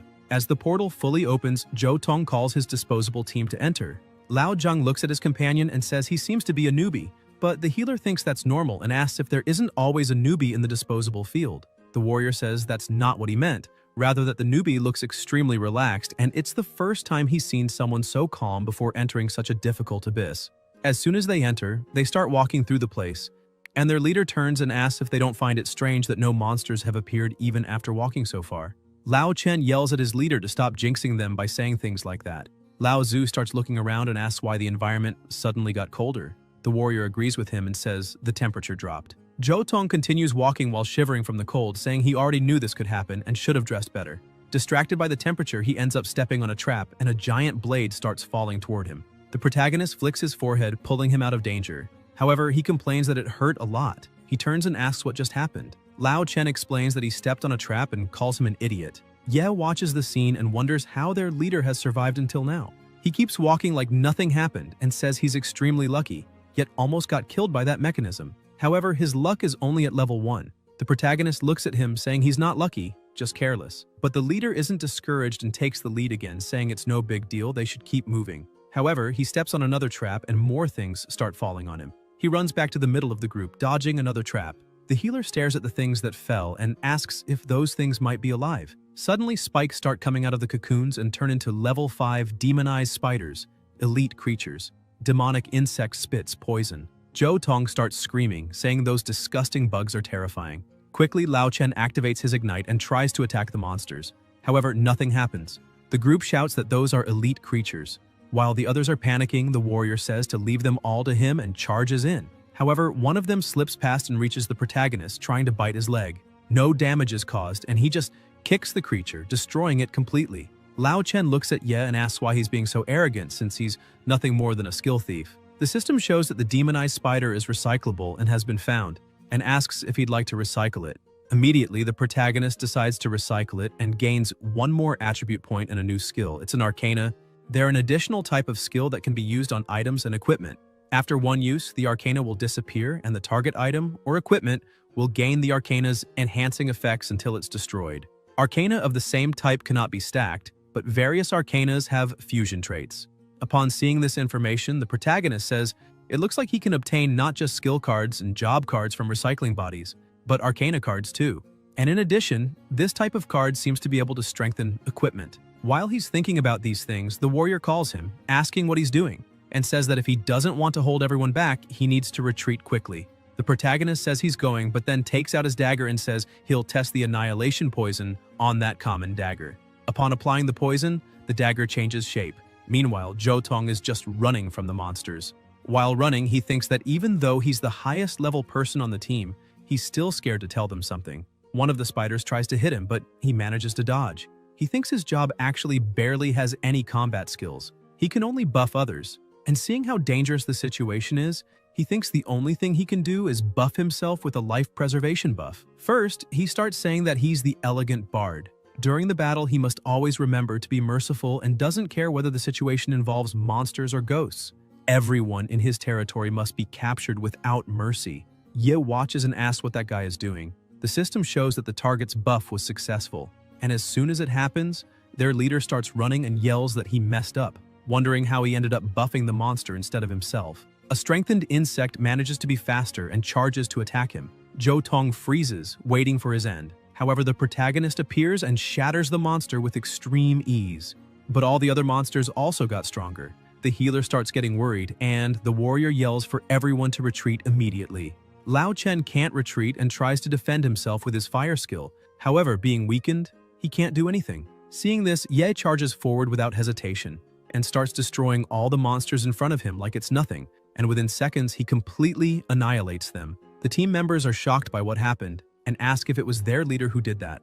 The warrior agrees, saying it must have been him. The protagonist was so fast that his team couldn't even see him destroy all the monsters because his speed is extremely high compared to theirs. While the healer and the warrior are beside their leader praising him, Ye thinks that the demonized spiders have poison resistance, which weakens the poison's effect. And for that reason, he's not impressed, since the annihilation poison is an arcana extracted by the very demonized spider. Used on itself, the effects definitely won't be obvious, but they overflow only with physical damage. Zhou Tong remains confused by the situation and asks if he really managed to defeat those spiders. He thinks he had only planned to activate a buff to oil the soles of his feet. Other monsters appear a bit farther back, and the protagonist stares at all of them, thinking that the monsters in that abyss have a certain intelligence, and if they perceive an invincible opponent, they won't attack. That will make them turn and run as their primary strategy. The monsters, sensing the protagonist's aura, begin to tremble and immediately retreat, and he says that was to be expected. Lao Chen observes the situation and comments that apparently the monsters are retreating. The healer says that's just the first room, and it's already extremely scary, so he can't even imagine what comes next. Ye starts thinking and says he already has many recycled annihilation poison arcanas, and decides to keep one card as a reserve, converting the other 27 into basic BP points. He asks his skill to do exactly that, and as a result, he gains 54 BP. The leader says that now that the monsters have retreated, they can continue moving forward, and asks Lao Chen to light the torch. Zhou Tong starts walking again, saying their mission is to explore and find the boss room. He emphasizes that they must be careful from here on, and asks his team not to trigger any more traps. The protagonist looks at him and asks if he's not just saying that to himself. However, while walking, Yen notices something beside him. The system notifies him that a secret berserker area has been found. He thinks that thanks to the Red Moon's influence, new areas are emerging. Swimming alongside it, he begins to wonder if he should explore that secret area. He summons the humanoid nightmare, which creates a copy of himself. He orders the copy to walk with the team for a while, saying he'll catch up later. The copy of the protagonist starts running toward the team, and the leader asks where he went. He emphasizes that no one should fall too far behind, or they might die without anyone even knowing how. Meanwhile, inside the berserker area, Ye begins to explore and suddenly hears a loud scream. A gigantic monster was stuck to the wall behind him like a trap. He turns to see what it is, but the monster attacks. With extremely fast reflexes, he manages to dodge the first attack and distances himself from the creature. The two face each other, and the monster keeps attacking non-stop. Ye dodges again and tries to counterattack, but his attacks do absolutely nothing to the monster. This surprises him, as its physical defense makes it almost completely immune. The giant spider attacks again, and without time to dodge, the protagonist tries to block it with his arms. However, the impact is so strong, it throws him against a wall. He uses the Observer's Eye skill, and his eye shows that the monster is a level 20 Blood Mother, Rare, and Elite class. Instead of being scared, he starts smiling, saying that a rare elite has appeared before him, and that if he can kill it, maybe he can recycle something of rare level. The monster continues its attacks, trying to hit him any way it can, but the protagonist keeps running and dodging. He uses a great flame explosion to counterattack and hits the monster directly. However, once again, the attack is not very effective. The spider gets even angrier and continues attacking multiple times, but none of the blows land on the protagonist.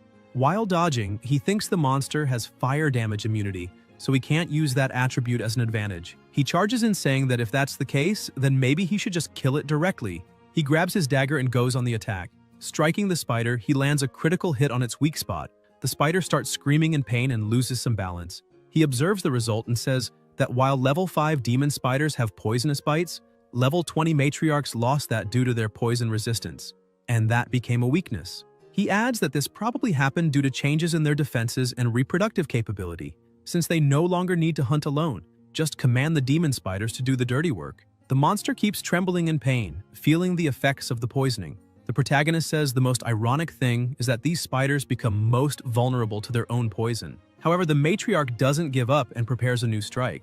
Yes sees this and says he didn't expect this option to be available. This time, the attack hits him, and he gets trapped in multiple webs, causing full body slow.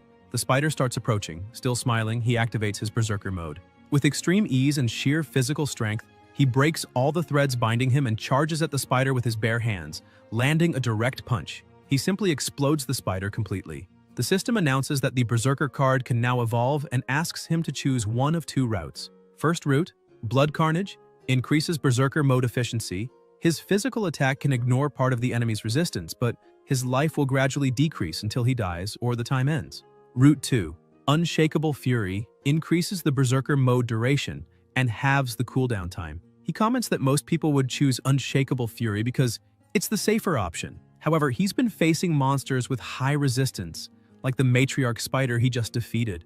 That's why, if he chooses Blood Carnage, he'll undoubtedly strengthen the Berserker. Still, the life loss is a heavy side effect. He starts laughing and says the choice is obvious. Of course he'll choose Blood Carnage, because with the regeneration he already has, he'll be able to counterbalance the side effects. Upon choosing, the system announces his skill has just leveled up. He states that with Blood Carnage active, he'll be able to deal damage even to enemies with high physical resistance. And that's the core of this skill.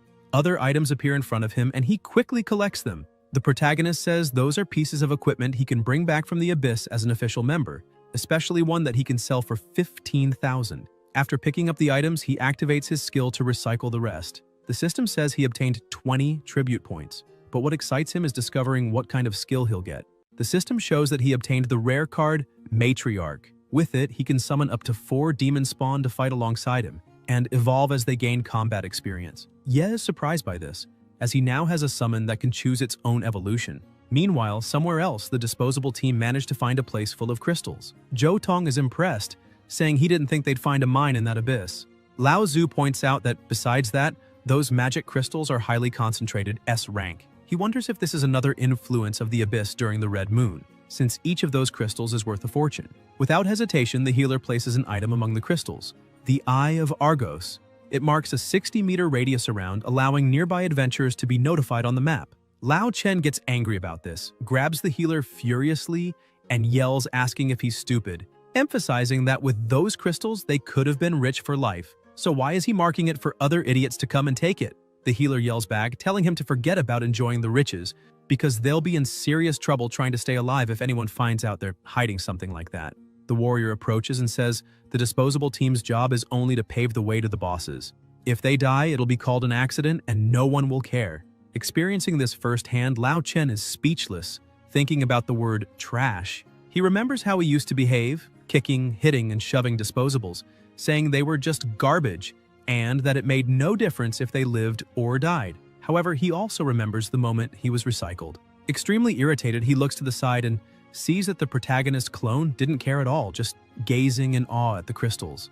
Lao Chen thinks that even if his level is gone, as long as he can get a little money, it'll all be fine. He looks at the crystals and decides to take one, thinking that if he gets good equipment to make up for his stats, maybe he can enter the main forces of the raider group. So he sees no issue in escaping with a few. However, upon picking up the crystal, a trap system is activated. A glow at the top of the cave intensifies, and suddenly a laser blast shoots between the two, hitting Lao Zhu, who was behind.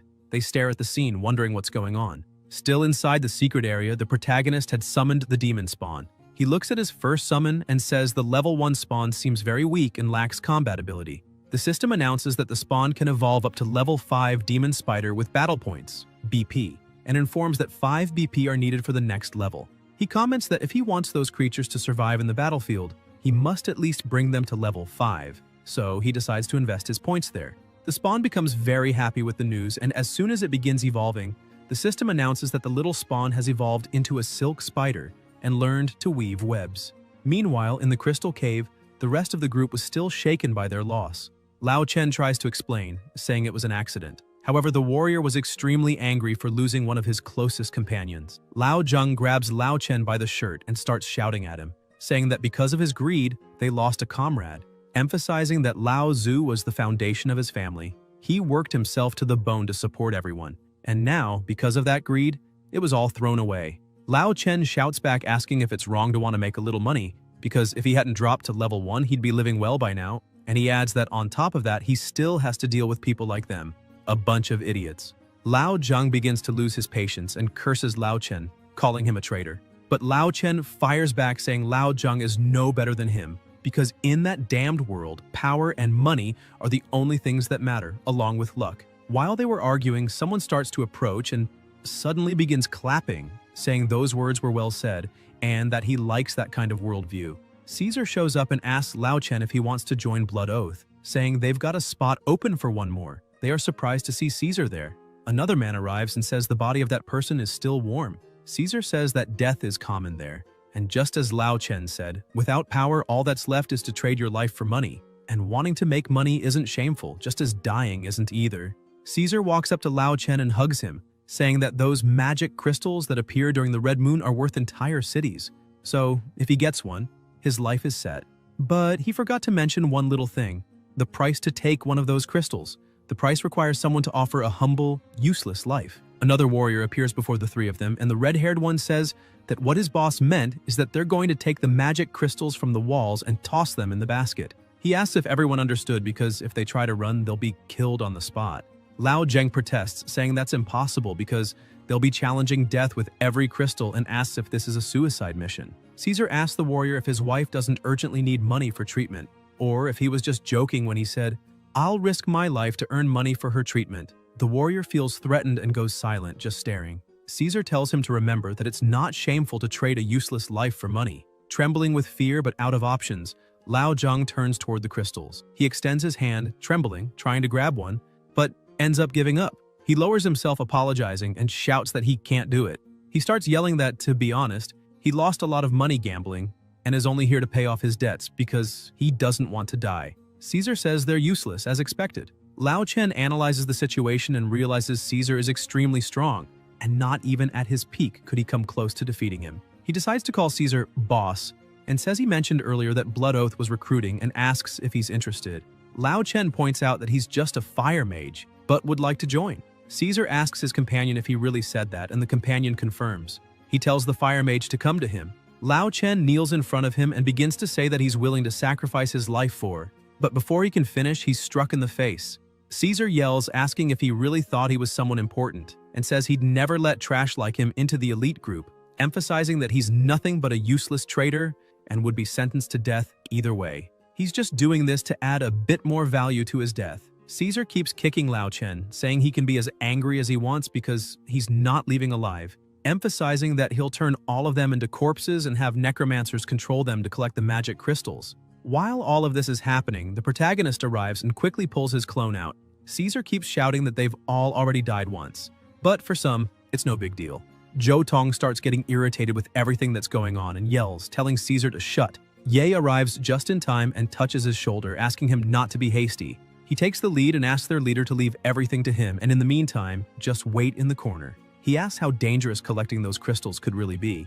The other two group members walk up to the protagonist and ask what kind of trash would show up at a time like that. But Ye just ignores them, goes to the crystals, and picks one up. Everyone runs and hides, begging him to give a warning before grabbing one, because if he keeps doing that, he'll end up killing them all. The mage asks if no deadly trap works on that brat. The redhead questions whether it's possible that the trap becomes useless after being triggered once. The protagonist thinks that even if it's a deadly trap, if he has enough luck to meet the requirements, he won't die but might get injured. Or it might have no effect at all. He's gained so many attribute points that his luck must be at the threshold where nothing happens. He keeps collecting the crystals and receives some alerts that the trap wasn't activated. Caesar is impressed and says the trap is working normally, but the boy's luck is far above 60 points.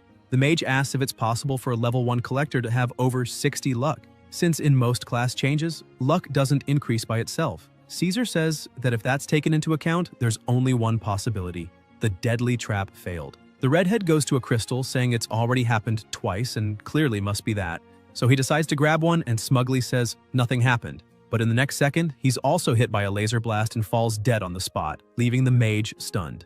Caesar says that, eliminating all other possibilities, the boy named Ye Qing has an abnormally high luck stat, and it may be a rare trait related to his class since, in the Abyss, it's more common for power attributes to increase. However, he wonders if the protagonist really spent all his growth potential on something as useless as luck. Ye thinks to himself that he didn't do any of that. He just distributed the points equally. Caesar says the original plan was to turn all of them into corpses he could use, but now he can change the plan because he only needs one corpse with high enough luck. As for the rest, he can discard the bodies.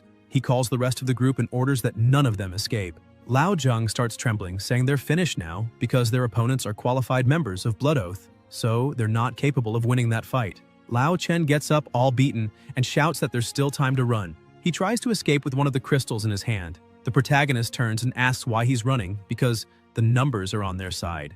The warrior calls the protagonist an idiot, saying they're still missing one.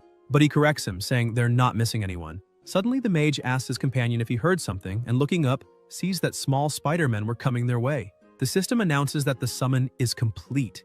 The group shouts that there are monsters there. Tong starts to worry and says this is bad because now they have to worry not just about the enemies but also the monsters. Ye says he picked up some spiders along the way, so those are on their side. The leader is confused, asking how he controls those spiders and since when he can do that. Ye begins using his ability to scan the enemies. The first is a level 20 enemy necromancer. The second is a level 17 enemy berserker.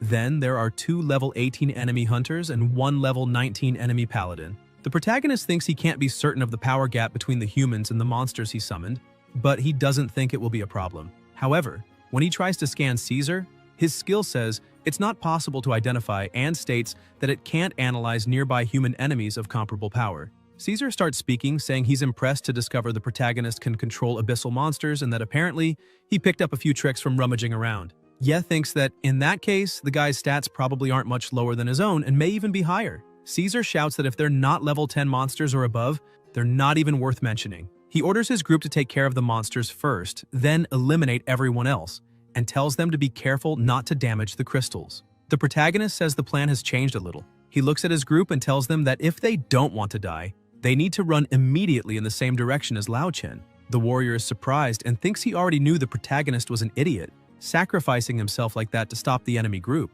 However, he thinks it's fine as long as he does it alone. Without thinking twice, he also turns and starts running away. Tong looks at Ye before leaving, but Ye says he's sure they each have their own reasons for exploring the abyss, so if he doesn't want to die, he'd better run. Tong says he'll never forget this sacrifice and also starts running. However, thanks to his luck being one, he ends up stepping on a trap and an avalanche of rocks comes their way. The warrior asks what he just did. Tong screams an apology, saying that ever since he entered the abyss, bad things have been happening one after another and he doesn't know why. Meanwhile, the battle between the two groups begins, and the paladin charges at one of the spiders, landing a direct hit. He says he's going to crush those bugs one hammer strike at a time. However, the spider manages to counterattack and spits web in the paladin's face, causing a distraction. When he finally looks forward, he sees the real demon approaching. He manages to defend himself and says the protagonist is an idiot for trying to take on a level 19 while being level 1. However, he realizes that this strength isn't normal and uses a shield strike to push the protagonist away. While in midair, he thinks his spiders are level 10, so they're good enough to scatter their forces, but against an organized group like Blood Oath, it's not enough. With a quick move, he turns and cuts both of the paladin's calves, who screams in pain. Seeing the opening, he charges in to finish the attack, but 2 shots come toward him. He notices and dodges easily, impressing both archers. One of them asks how a level 1 can dodge that attack. The other says he probably missed and tells him to adjust the speed and try again. The archer does that and fires, but Yes sees the arrow coming and slices it in half. The archer is even more impressed, saying that this time he blocked it. The protagonist ducks and uses the great flame explosion on the ground. The blast destroys the floor beneath the 2 archers, making them fall into a pit full of fire. They scream that the protagonist really is someone extraordinary. The enemy warrior gets ready to deliver a finishing blow to one of the spiders. He manages to defeat it, impressing the rest of the group. He looks at the 2 and charges. Tong begins to panic and says he didn't do anything. Lao Zhang doesn't hesitate and steps in front to protect him from the attack. Even angry, he says it's all the fault of their idiot leader that they couldn't escape. So if he doesn't want to die, he should get up and try to fight. The berserker prepares another blow. The warrior tries to defend, but the strength is unmatched. The hit is enough to shatter his shield and throw him away, smashing one of the rocks behind him. The warrior's sword falls in front of Tong, and the berserker starts approaching to deliver the final blow. Tong stands up, trembling in pain, and starts laughing, saying he shouldn't have come to the abyss. Either way, he's doomed to die. He yells that his debts will be paid when he dies, so it's nothing, and tells the berserker to get it over with already. The berserker charges in, but is paralyzed mid-run and shouts that he can't move. Looking back, he sees that Tong is the one doing it. The leader says that this time, the buff hit the right target, emphasizing that he used his immobilization technique and yells for Lao Zhang to make history. However, the warrior yells back, saying he's also immobilized and calls him an idiot. Ye looks back and thinks he's surrounded by idiots. The necromancer starts acting, saying that even if the protagonist has a powerful hidden skill, there's always a limit to one's powers. Also, he doesn't have the stamina for long battles. Ye thinks that casting continuous spells consumes a lot of mana. When he summoned the clones earlier, he lost 1/3 of his total mana. Summoning the spiders also consumes mana. He takes one of the cups from his inventory and starts drinking. The necromancer asks what kind of drink that is. However, Ye says he doesn't care what he's saying because it's already too late to restore his mana. While summoning the dead, the necromancer yells that necromancer is a very powerful S-rank class. The creatures controlled by necromancers are practically immortal, as they won't disappear until the controller is killed. Ye asks if he's talking about body control, and now that his mana is full, starts using his skill, saying the dead should just rest in peace. Quickly, all the bodies start being recycled by his skill, and the necromancer is shocked, asking if that's some kind of evil technique, and where all the bodies went. Suddenly, Ye starts attacking with impressive speed and lands a direct hit on the necromancer, knocking him to Caesar's feet. Caesar turns and says to the protagonist that he really does have some interesting tricks, so it's no wonder he caught attention at the drink shop. Ye says that if Caesar had shared with everyone and let them go their separate ways, everything would have been fine. But he wants to trade human lives for crystals, and that's already an offense, especially calling them cannon fodder. Caesar asks what that has to do with anything and questions if a protagonist can really stop being cannon fodder just because he has potential. He says that's a joke, because people who are trash will always be subordinates. He asks how long Ye will keep pretending to be a hero and emphasizes that he's only saying this to remind them. They live in a world that devours people. Only the strong can keep standing. Suddenly, he hears someone screaming for their life, saying they're just a handyman. Looking to the side, he sees his berserker is about to take a hit. Caesar turns and says that, judging by the situation, it's impossible for all of them, the cannon fodder, to get out of the abyss while he's still there, and asks if that isn't obvious. Lao Zhang shouts, telling his leader to ignore that man, because the moment they rebelled, their chances of making it out alive vanished, and that's why they need to kill them in order to escape.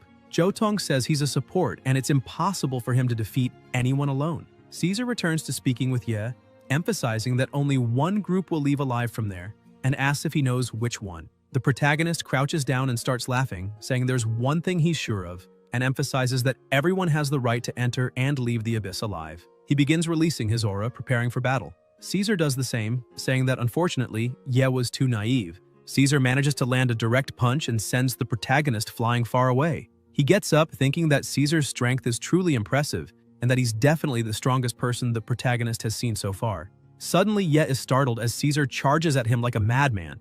With a quick move, he manages to dodge the attack and gains a bit of distance. Caesar turns and says that to him, everything in front of him is just trash. Meanwhile, Lao Zhang yells to his teammate, asking why he's still hesitating. The berserker manages to break free and punches Zhou Tong in the face, saying he's too weak. The former team leader falls to the ground and, unable to react, just stares at his opponent. But before the worst happens, the warrior jumps in and grabs the berserker. He yells for his companion to do something. The berserker turns and lands a blow on Lao Zhang, cutting his chest. As he falls to the ground, he yells once again for Zhou Tong to do something. Then he raises his trembling hand and says that he's powerful because he's leader Zhou Tong. You remember that before entering the abyss, he told the protagonist they needed a leader for the cannon fodder team, and since he was a level 3 bard, maybe he was the perfect choice for that.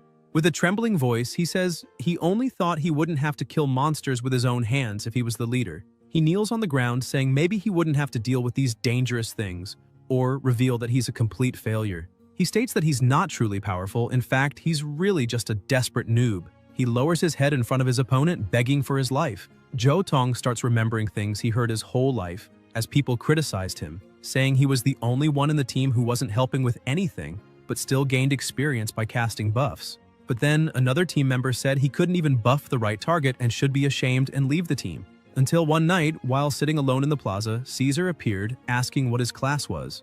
Zhou Tong explains that he's a level 3 bard. Caesar immediately smiled and told him to follow. The protagonist's fight was still raging, and he kept taking the worst of it, hit after hit. Caesar charges in, saying that was a technique from the martial artist Kang Longjin, which causes continuous physical damage to the targeted organ. And if Ye uses magic after the hit, the injury will worsen, possibly even causing death. Suddenly, Ye dodges the attack and Caesar keeps talking, saying that move is a signature combat skill that can cripple even a master of magic. The protagonist realizes his opponent is very fast and needs to create some distance. Caesar starts chasing him, asking if he really thinks he can escape. While trying to get away, Ye looks back and wonders if there's a blood loss debuff when using that skill because he really wants to see it. Thinking of debuffs, he turns to Zhou Tong but doesn't even get a chance to speak before getting hit. He's thrown in front of his leader. Still on the ground, the protagonist says it's useless to try to get rid of past weakness and incompetence by expecting charity from others. He emphasizes that he dreamed of having that kind of power more than any other man alive, and that also made him disappointed with his own incompetence, stating that he really is useless. Ye takes a deep breath and says that even so, he doesn't plan to run, because being weak isn't something he should fear. In truth, what he should fear is letting his heart become weak too. Jo Tong begins to reflect after hearing those words. The protagonist was fighting a monster, but all the damage he tried to cause was zero, and every time he attacked, he shouted that he refused to accept it, until finally the system notified that he had landed a critical hit. 1 point of damage to the monster.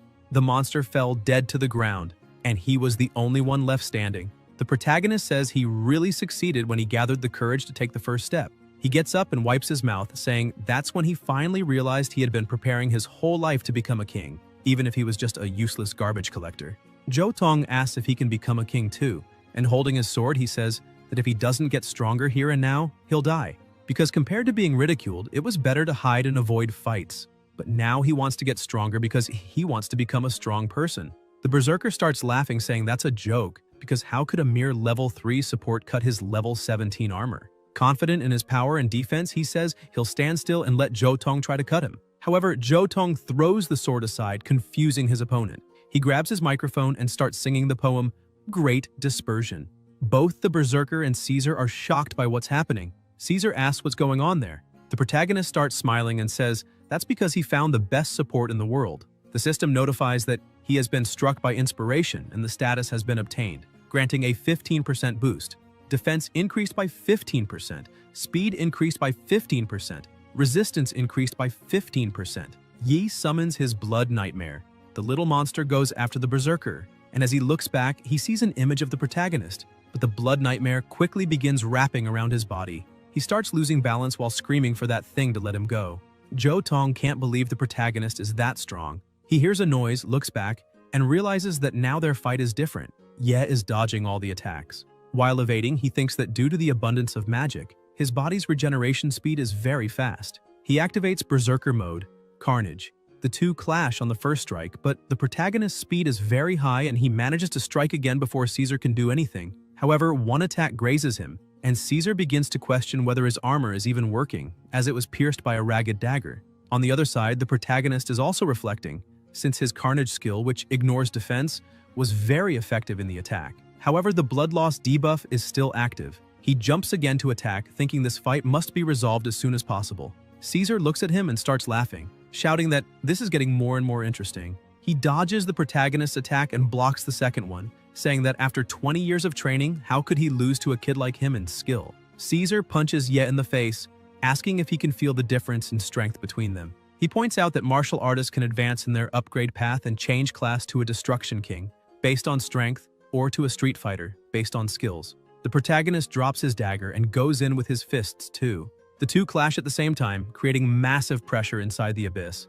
Ye starts to worry a bit while Caesar continues acting like a madman, saying he really doesn't like those weak styles based on technique, and that's why he poured all his points into destructive power. He uses his skill, Instant Death, Heaven-Shattering Punch, and sends the protagonist flying, making him crash across the area and land on the other side with a massive impact. However, it wasn't enough to defeat him. He lands on his feet. Caesar states that the protagonist is extremely stupid for wanting to face instant death head-on. He asks if Yes still thinks he can lose to someone like him in terms of strength. The protagonist begins to get extremely angry. He grabs his clothes and tells the system to add all his free points to strength. Yes stands and rips his shirt. The system announces that 176 free points have been added to strength. Caesar asks what he's doing adding all that to strength. The protagonist thinks his strength stat has increased instantly and his muscle mass has changed a bit. Caesar, still thinking he's superior, charges in without fear. The protagonist prepares to strike, thinking that although he doesn't know the full impact of a martial artist's combat skills in terms of destructive power,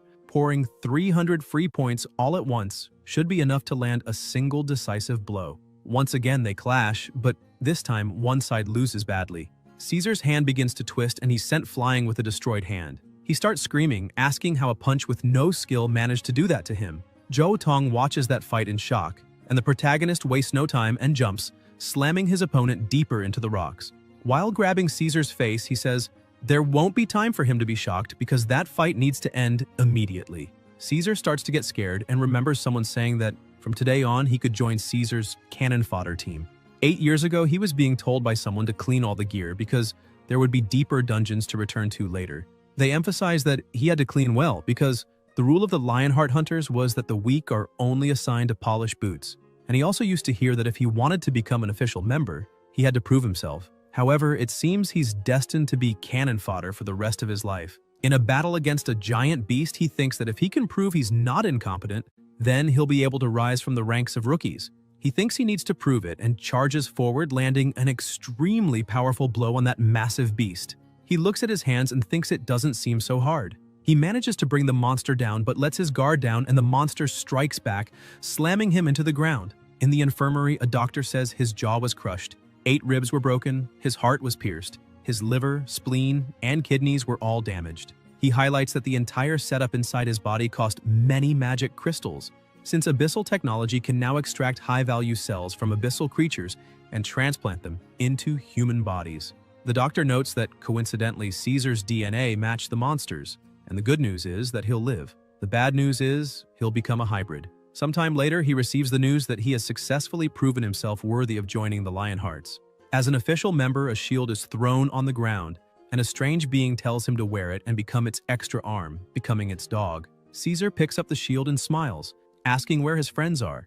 The strange being responds that those useless people are all dead. He thinks that this is a world that swallows people whole, and if you can't prove your worth, you'll be treated like trash. Suddenly, he rises and enters the unshakable mode. This skill boosts defense, destructive power, and speed. He manages to grab the protagonist's arm, surprising him. Looking at Caesar's hand, he notices it's also been restored. Fueled by rage, he lands a direct punch on Ye's face, pushing him back slightly. Caesar says that the essence of magic crystals is solidified energy and magical fury. During the blood moon, these crystals are especially powerful. He notes that because of the monster organs transplanted in him, he can also absorb the power of magic crystals. He consumes the crystals, saying he can gain power that exceeds Abyss Boss level temporarily. His body begins to mutate and the system alerts that a boss has been detected. Rodrigo Caesar has appeared. On the other hand, the system also alerts Ye that his Berserker mode has ended and he's now entering an exhaustion state for 30 seconds. The protagonist starts brushing himself off and says his opponent has truly been recognized as a boss by the system. He starts wondering what happened to that guy's body. Caesar continues radiating more and more power and says all he needs to do is give up human dignity. Ye looks at Zhou Tong and gets an idea. Caesar starts attacking, kicking several rocks toward them, saying they should just give up their human bodies and become monsters with no moral restraint. The two begin dodging the rocks being hurled, and Caesar charges at the protagonist, saying he accepts the price of that power.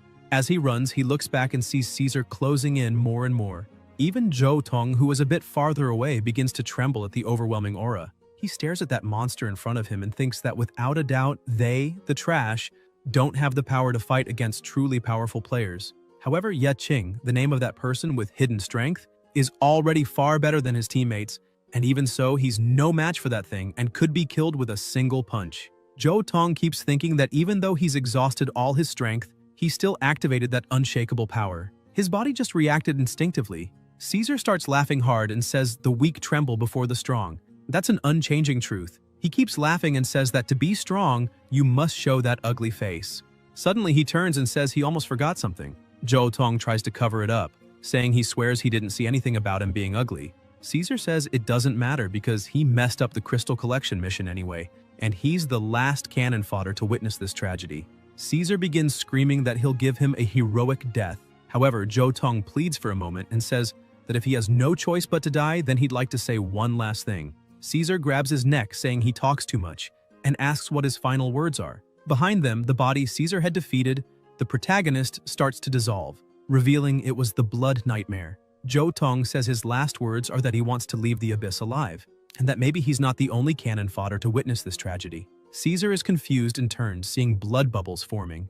The protagonist appears among them, saying that thanks to the bard he gained a little more time. The exhaustion state was cancelled by that drink. Ye grabs the blood nightmare in his hand and emphasizes that it was impossible to get a read on his opponent's body by relying only on his observer's eye. So he had to rely on the blood nightmare's traits to gather hidden information by making contact with the Caesar's body. The Abyss boss is a bit confused and starts questioning if that thing he tried to kill was just a clone. He asks, "Since when has this been happening?" The protagonist says that the price of these superhuman powers may be heavier than it seems. Although the berserker combat skills increased his strength in a short time, the price of forcibly relying on that power beyond his physical limits was 30 seconds of exhaustion. However, since Caesar has a body that blurs the lines between humans and monsters and he stretched his greedy hands toward the abyss itself, then the abyss will naturally want him to pay the price. Caesar gets angry, telling the protagonist not to joke about it and asks, if that power is his own, what does the abyss have to do with anything?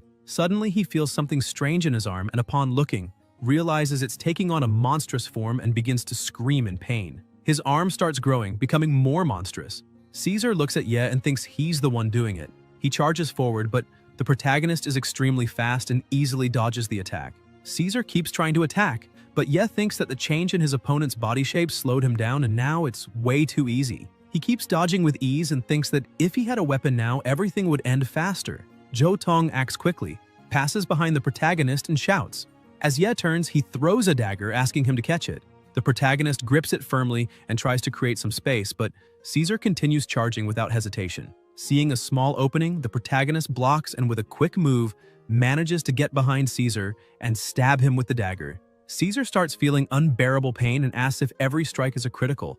The protagonist just watches and asks Caesar not to forget that he's just a guy who doesn't bother anyone. He just put a few points in agility. Caesar starts getting furious and charges in, shouting that humiliating him will only make the protagonist's death worse because he is of a superior existence. Ye dodges again and says Caesar isn't anything special. Landing a punch imbued with flames, he states that in his eyes, Caesar is 100% a monster.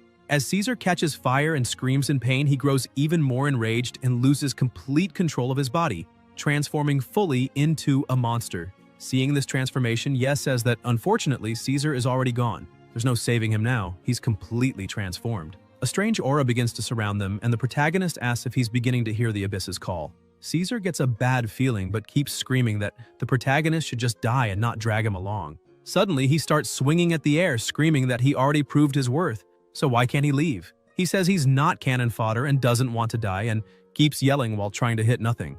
Zhou Tong says that man has gone completely insane and that now's their chance. A few minutes earlier, Caesar was laughing, thinking he had won the fight. However, Ye appears behind his leader and calls him, saying his body is being swapped by the blood nightmare. Zhou Tong breathes a bit easier, saying that for a moment he thought Ye had died. The system notifies that a challenge has been activated. Win the battle without killing Caesar and earn rewards. The moment he reads it, he starts wondering how that'll be possible because Caesar won't walk out alive, and his companions wouldn't let him go that easily if they saw him like this. However, he thinks that if he completes the challenge, he'll get some rare rewards, so he'll at least try. While turning into the blood nightmare, the protagonist asks his leader to remember his words, because he needs to find a way to snap that madman out of it. 5 seconds would be enough. Back to the present, Ye says there's no need to finish that man off. Zhou Tong asks what kind of madness he's talking about. Ye explains that monsters belong to the abyss and, therefore, cannot leave it. Those who abandon humanity and fall into the abyss are welcomed with open arms. That's the law of the abyss. He notes that he heard monsters go into berserker state during the blood moon, but unfortunately, during this blood moon, the one who gave into madness was a person. Caesar starts walking through the abyss. Meanwhile, Lao Chen keeps shouting that everything is a mess and that he'll be lucky if he survives this. However, he feels confident, saying that this time it's finally his turn to strike it rich. He manages to open the chest and shouts that it's full of treasure. Happy about it, he says he's finally rich and now has freedom, equipment, and a new identity. Caesar appears behind him as a monster while he keeps laughing, saying it's amazing and telling fate to screw itself. Later, outside the abyss, Zhou Tong bows, banging his head on the table in respect, and asks the protagonist to let him call him boss, emphasizing that he'll follow him forever. Ye says he can't accept something like that. Zhou Tong emphasizes that he spent his whole life preparing to turn things around, and ever since he heard that phrase, he's been determined. He chose to follow the protagonist everywhere. Ye takes a deep breath and says he was just trying to sound cool at the time and that looking back now, he was talking a bunch of nonsense. Zhou Tong scolds him and says that's not it, because it was only with his encouragement that he discovered his own value and the goals he's aiming for. Ye asks what his plans are for the future. Zhou Tong says the protagonist said he was the best support. Ye asks when he ever said that.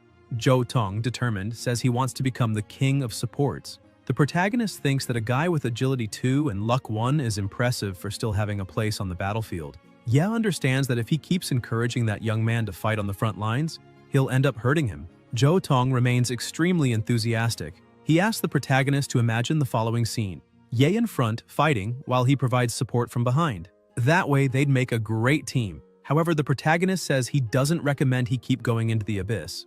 Jo Tong gets a reality check and asks what his boss means by that. The protagonist thinks that if his only skill is making others stronger, but he's so weak he needs protection himself, then that's not a qualified support. He thinks he just doesn't want Jo Tong to keep risking his life. Ye holds out his hand to Jo Tong and transfers 1,000 magic crystals to him. The protagonist says that's all the magic crystals he has so far and that it's enough to support him for a long time. However, he wants Jo Tong to promise he won't set foot in an abyss again. Jo Tong gets a little emotional and lowers his gaze. However, he says he understands, and that this is a truth his boss told him for his own good. But then he raises his head again and says, unfortunately, he can't accept that at all because he can't go on living in that world as trash, and even if he dies, he doesn't want people to look down on him. Ye starts to smile and thinks that expression is very convincing, one that no one can refuse. He asks Jo Tong how he's going to protect others if he can't even protect himself. He starts picking up a sword and says he remembers well. Jo Tong's microphone only occupies one hand. Jo Tong realizes that's Lao Zheng's sword. The protagonist climbs on the table and sticks the sword into it, saying that according to the information he has about bards, it's a half-magic, half-physical class. That means Jo Tong can use magic weapons to cast buff and debuff spells, which he's already good at, and can also master certain attack effects. Ye keeps talking and emphasizes that if he couldn't wield a sword for Lao Zheng before, then he must try his best from now on. This is a favor he must repay to Lao Zheng. Jo Tong holds the sword and tells his boss he doesn't need those magic crystals. The protagonist says if that's the case, then Jo Tong should give all the crystals to the families of Lao Zheng and Lao Zhu, because in the future, they'll earn much more than that. Jo Tong remains excited and takes the sword for himself, saying yes. Meanwhile, at the entrance of another abyss, 3 people are waiting outside. A woman comes out of the abyss and says that after the Red Moon incident, several Class S teams were sent to deal with the abyss monsters. And in the depths of the abyss, they found 8 bodies, identified as members of the Blood Oath. The body of Caesar, their leader, had transformed into a monster due to abyss corruption and was properly eliminated. They also found other bodies with an identifier. The man sitting asks who those people are. The woman hands him the report, saying one of them has always been accused of being a team killer during abyss invasions. His name is Lao Chen. She notes that high-quality equipment was discovered near his body and that he probably found the mutated corpse of the former team leader and died in combat. She highlights that this is an unexpected factor, but still within their calculations. The man sitting asks if that's really the only factor. The woman says yes and emphasizes it must be just him. The guy says he understands. Another man standing beside him asks if that means their plan was a failure. The man sitting replies that Caesar was just a small fry who failed to prove his worth, so they can always find others like him. The next day, at the People's Hospital of Shenfeng, some people are walking normally through the hospital visiting patients. However, inside a room with the door closed, a man is completely broken down. Sitting on the floor, crying in despair, he begs forgiveness from his son, saying he had no choice, but he'll have to do it again. With the key in hand, he begins to use it, and an immense amount of strange energy starts being released. Quickly, this energy expands and begins flowing out of the hospital, reaching the street and destroying everything around. The people walking nearby start panicking, asking what's happening, until suddenly a gigantic portal begins to form. They shout for someone to call and notify the authorities immediately. The city begins being attacked and destroyed by monsters. 2 people hold hands, and the older brother tells his sister to hang in there and hold on tight without looking back. He starts pulling her, telling Jo to run as fast as she can. However, the monster attacks them both, throwing the brother away and separating them. She starts being devoured by the monster while screaming for her brother. The protagonist wakes up startled and looks around, trying to calm down. He lies back down because he's had that dream many times before. He grabs his phone and says he almost forgot about today. He goes to a flower shop and asks Lady Zhang for a bouquet as always. She's happy to see him and asks if he's going to visit his little sister. He says yes, and emphasizes that, unfortunately, they had an incident. Zhang smiles and says his sister is extremely lucky to have him as a brother. She asks if he cut his hair and notes that it looks very good. Ye explains that on the way he was stopped by the military fanatic old man. He takes the chance, goes over to some flowers, and tells Zhang that he imagines she'll put those flowers out too, so he'll help her. She smiles and thanks him for his kindness. Outside, they see several police trucks passing at high speed. She comments that she's been seeing a lot of vehicles going to the hospital lately and that apparently they all seem to belong to explorers. She asks if something's going on. As soon as the protagonist hears the word hospital, he activates his power and immediately leaps, using all his speed to get there as fast as possible. Still in the air, he sees that a massive portal had formed. The police were shouting for all barriers to be opened immediately. Ye is shocked, wondering what an abyss portal is doing there. He goes to the authorities, but one of the guards says that civilians need to keep their distance because the area is under lockdown. However, the guard is surprised because the protagonist completely ignores him and keeps walking toward the abyss entrance. Another officer arrives and asks what kind of joke is going on there and why the guard is letting just anyone pass like that. The guard replies that her supervisor shouldn't ask him that because that guy and the people who came before him are folks they should never mess with. The protagonist keeps heading into the portal angry and says his sister must wait for him because this time he won't fail. As soon as he arrives on the other side, he says the abyssification happened because the hospital was transported to another dimension, and the space there is far larger than the previous hospital. He wonders if the same thing that happened at the mall is happening again. Ye looks around and notices that the room has already been cleared, probably the work of the team that came before him. He finds an empty bottle on the floor and comments that the people who came earlier are doing well financially too, because that bottle isn't something someone with a common class could afford. The protagonist asks for his skill to retrieve the effective magic bottle. The bottle appears full in front of him, and the system explains that the effective magic bottle restores 85% MP, removes fatigue, and halves consumption for the next 30 seconds. He stores that small bottle and says that even if he faces the abyss alone to find his sister, the magic consumption will be heavy, so he must be as prepared as possible. He keeps walking until he reaches a fork. He uses his exploration vision skill. The system gives a hint, saying that both paths lead to a point of no return. He comments that it looks like he needs to choose a direction. Looking at the ground, he notices that the previous group left some markings there, and they seem pretty recent, so they were probably left by the hunting team that came before him. He assumes they're there for a rescue mission, so he decides to take the other route to increase the chances of finding his sister. He grabs a torch and looks into the darkness, saying he doesn't know how long he'll be in there, so in the worst case, he'll have to worry about the entire place. He starts getting even more irritated and pushes himself, saying he doesn't have time to wait around because a normal person can't survive long in a place like that, so he needs to hurry. Ye starts moving quickly through the place, and when he steps on a carpet, he notices the red carpet is new, which indicates that place has never been seen before. Looking back, the protagonist notices that the path behind him has been swallowed by darkness, creating a barrier that prevents him from returning. He picks up an item and says he's seen that item's ability before and that if he's stuck in the labyrinth, he can mark parts of the area on the map. The system announces that he used the Eye of Argos and asks to open the map. However, the system notifies that it's impossible to show the map outside that area. Ye says it's no wonder the others use blades to mark locations in that abyss labyrinth. The system's orientation is completely ineffective. That must be one of the so-called rules of the abyss. He hears a noise behind him and, turning around, realizes something strange is emerging from nowhere, making him wonder if that place is a trap. However, he quickly dismisses that possibility because he didn't hear any mechanism moving. He also notes that there's something strange because that room is too quiet.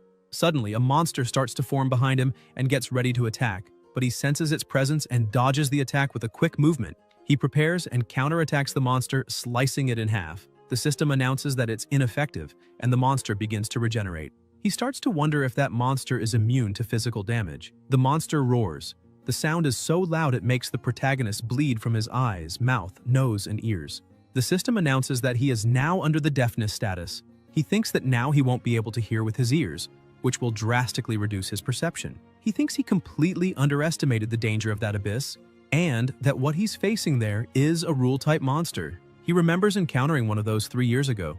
While lying on the ground collecting magic crystals, he notices something ahead of him. But when he looks closely, he sees they were just some statues and comments that he got really scared, but that there's nothing to worry about. He turns and goes back to collecting the magic crystals.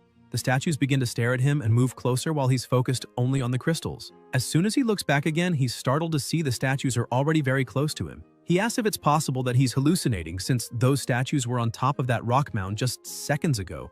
Suddenly, another collector appears beside him, shouting that he can't turn his back to the statues and that he mustn't blink because those are monsters. Weeping stone statues. He asks what that is, because just hearing the name gives him chills. The man shouts at him again, saying he mustn't take his eyes off them, and begs him to keep looking at the statues. The guy starts to explain that the monsters in that abyss follow certain rules, and that's logical. The higher the monster's level, the stronger the logic. The weeping stone statues in front of him are Class S creatures, but they usually don't attack awakened ones. However, their rule is that once you start looking at them, the bodies petrify like statues and lock onto you.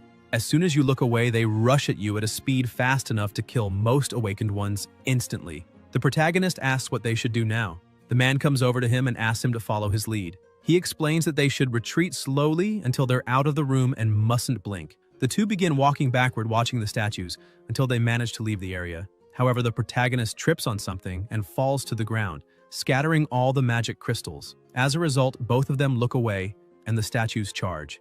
The man runs, pulls a lever, and quickly closes the room's entrance. Ye, shaken, falls to the ground relieved and thanks the man, saying it's thanks to him that he made it out alive. The man keeps laughing and says the protagonist got lucky this time because if he had attacked a weeping stone statue like other awakened ones, besides realizing he couldn't deal any damage, he would have been killed in the blink of an eye. The guy keeps laughing and comments that although they're just collectors with little combat ability, when it comes to experience. The protagonist rushes at the monster using his magical skills, thinking they're not worse than the other awakened ones. He keeps moving forward, saying that if that monster in front of him has a physical immunity rule, then maybe magic attacks are its weakness. He uses the Great Flame Burst. However, he starts to feel something strange in his hand and quickly cancels the flames he was creating, shouting that it was too hot. He pulls back, asking if fire control can't be used normally. He starts blowing on his hand, saying that it's really a shame because the fire attack is the only magic attack he can master. The monster prepares to attack him, and he remembers that he still has one card left. He manages to dodge and says that the whereabouts of the ship still haven't been found, so he won't just stand in that first room without moving forward. The demonic spirit has physical immunity, but its attacks are mostly physical. That rule-type abomination is kind of strange. The monster charges at him again, but the protagonist manages to dodge. The monster gives no space and keeps attacking, pressing Ye to the limit. The protagonist says he knows he can successfully push that monster back. After dodging several strikes, he thinks he finally understands the rules and mechanisms, because the demonic spirit only materializes when an attack action is executed. The scythe hasn't been pulled out, and now he not only lost the protection of the rules that made physical attacks ineffective, but also turned physical attacks into its biggest weakness. Taking advantage of an opening in the middle of the opponent's attack, the protagonist moves in and lands multiple slashes all at once, causing the monster to vanish. The monster's energy, which was scattered around, begins to concentrate into a single point, and another monster appears before the protagonist. He observes it and thinks that a second form has appeared, and that's really interesting. However, this second form has an energy pressure far greater than the first. That aura begins to surround Ye, and he thinks that ever since he heard the scream from the first form, not only has his hearing stopped working properly, but now his vision is also starting to be affected. This makes him wonder if he should use his blood plan to try to save himself. But he dismisses that idea too, because he just used it to lure the first form's attack, creating an opening for the counterattack. Besides, his skill requires at least 30 seconds of cooldown, and his remaining magical power wouldn't support the cost of continuous summoning. The second form attacks him with everything, and he realizes he's been slashed on the shoulders. The protagonist thinks there's no way to react. The best he can do is avoid fatal blows with luck. He thinks he's just encountered an assassin he couldn't beat even with all his stacked stats. He activates his carnivorous plant card, Regeneration. The system notifies that all wounds have been successfully healed, including the abnormal deafness. He thinks he needs to increase his health so he doesn't die from a single blow. The second form observes the situation, and it surprises it. The protagonist says that the demonic spirit, in its second form, is afraid of luminous things. Even the faint light from the healing magic makes it back off. Determined, Ye begins to smile and ignites flames in his hands again. The second form hesitates, and the protagonist intensifies the flames, spreading them over his whole body. He starts to catch fire, but that prevents the second form from coming at him. The system warns that he's burning, but he keeps laughing and says things are finally getting interesting. He begins to run toward the second form, which, terrified, runs from him as much as it can. He keeps running, saying that the demonic spirit fears flames because flames are its life force. It's just an innocent soul that died in a fire. However, fire element abilities were cursed, becoming unusable. So, if he can't launch a fireball, he activates his spirit charge, saying that he himself will become the fireball. With the spirit charge, he manages to reach the second form and uses the great flame explosion on his own body, causing a massive blast. He's thrown far away while the evil spirit catches fire. The system reports that he has successfully defeated the evil spirit, however. His health is below 1/10. Additionally, the system also says his arm is severely burned, and he cannot wield weapons or cast spells. Ye starts laughing, saying that the price of that victory was a bit high, and that now he needs to wait until the regeneration skill finishes its cooldown. He looks at the second form, shouting, and says it can't burn to ashes because he still needs to recycle it. He uses his skill and commands it to recycle immediately. With that, he manages to obtain a Soul Reaper artifact. With it, it's possible to summon the demonic spirit to advance and unleash a wide-scale harvest with the scythe, dealing 5 times the base damage. If any target dies due to this ability, Despair Harvest will be activated immediately, restoring 5% of the user's health and mana. If Despair Harvest is triggered more than 5 times at once, then he will enter an incorporeal state for 1 second. In the incorporeal state, he will be immune to physical attacks and obstacles. His attack will not cause death, or the user will suffer backlash equal to the damage dealt. Artifacts cannot be equipped, as they are bound to the user's soul and cannot be swapped. The protagonist stares at the card and says that the cards he got this time are different, as it's the first time he's seen a soul-bound artifact card. Ye says that the Soul Harvest Blade seems capable of converting the dead target into human health. If summoned inside a large group of soldiers, it can wipe out the entire group in a single move. However, the cost of using the artifact is that if the attack doesn't kill the target, he will suffer the backlash of the damage dealt or even die suddenly. So, he must use it at exactly the right moment. The protagonist looks to the side and sees that the door that was previously locked has now opened. The system also notifies that the regeneration cooldown has ended. Immediately, he begins healing and asks his sister to hold on just a little longer because he's coming. In another room, something terrible was happening. A butcher was doing his work and throwing something into a bucket. Xiaozhou gets up with a bottle in her hand. She throws the bottle far away, causing noise. The monster that was near her looks to see where the noise came from. She uses this moment to get out of the pile of trash but falls clumsily to the ground. She looks ahead and sees the doll her brother gave her. Even without strength, she struggles to grab that doll, saying she will never let them hurt him. However, the doll is crushed right in front of her. As she looks up, she sees that the monster from earlier has already returned. It starts screaming loudly, making her so afraid that she can barely move. She just calls for help from her older brother. The monster prepares to attack and suddenly someone appears, slicing the monster in half. Xiaozhou is shocked by the strength of that attack. The man in front of her is a warrior swordsman known as Wu Ming. Still shaken by that strike, she says he's a hunter, but the man simply turns around. She tries to call him, but he just keeps walking. She runs and grabs his legs, screaming and begging Ming to take her with him. The warrior turns and says there are no more monsters there, so she should just hide because if she follows him, she will certainly die. Xiaozhou thinks about her brother and says she has to stay alive until she sees him one more time because of the promise from 7 years ago. Ye was sitting with his sister's doctor. He says her spinal nerves were badly damaged and therefore fears she may never be able to walk again. The doctor emphasizes that it's a miracle she can still move her upper body. The protagonist asks if that means she really won't be able to stand again. The doctor says that's exactly it, as spinal nerve damage is theoretically irreversible. At least theoretically. Ye asks why he says theoretically, and, thanks to that word, becomes filled with hope, saying that means there's still a chance. He asks what needs to be done. The doctor takes a deep breath and says that theoretically science can't do anything. But he's heard of cases where blind people recovered their sight inside the abyss. Because in recent worlds, there may be a way to heal his sister in a way that science still can't, with any tool. That mysterious power can't be explained by any science. And if his sister's condition was caused by a monster in the abyss, then the solution might also be in there.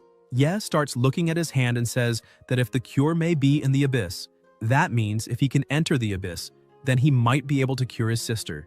The doctor puts a hand on his head and tries to explain that only researchers can go in there, and someone like him entering would only be committing suicide. The doctor tries to say that instead of worrying about that, he should worry about the problem in front of him, and says that even the hospital's routine treatment costs an arm and a leg. The daily treatment is at least 8,000 won. The protagonist, without hesitation, bows to the doctor and promises to do his best to gather money, asking him to take care of his little sister.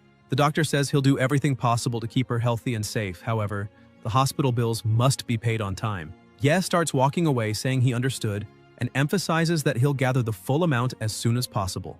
While walking down the hallway, the nurses start whispering, asking if they were talking about that boy, because his parents died that day and his sister became disabled. He's the only one left. They begin to say they feel sorry seeing such a little boy in that situation.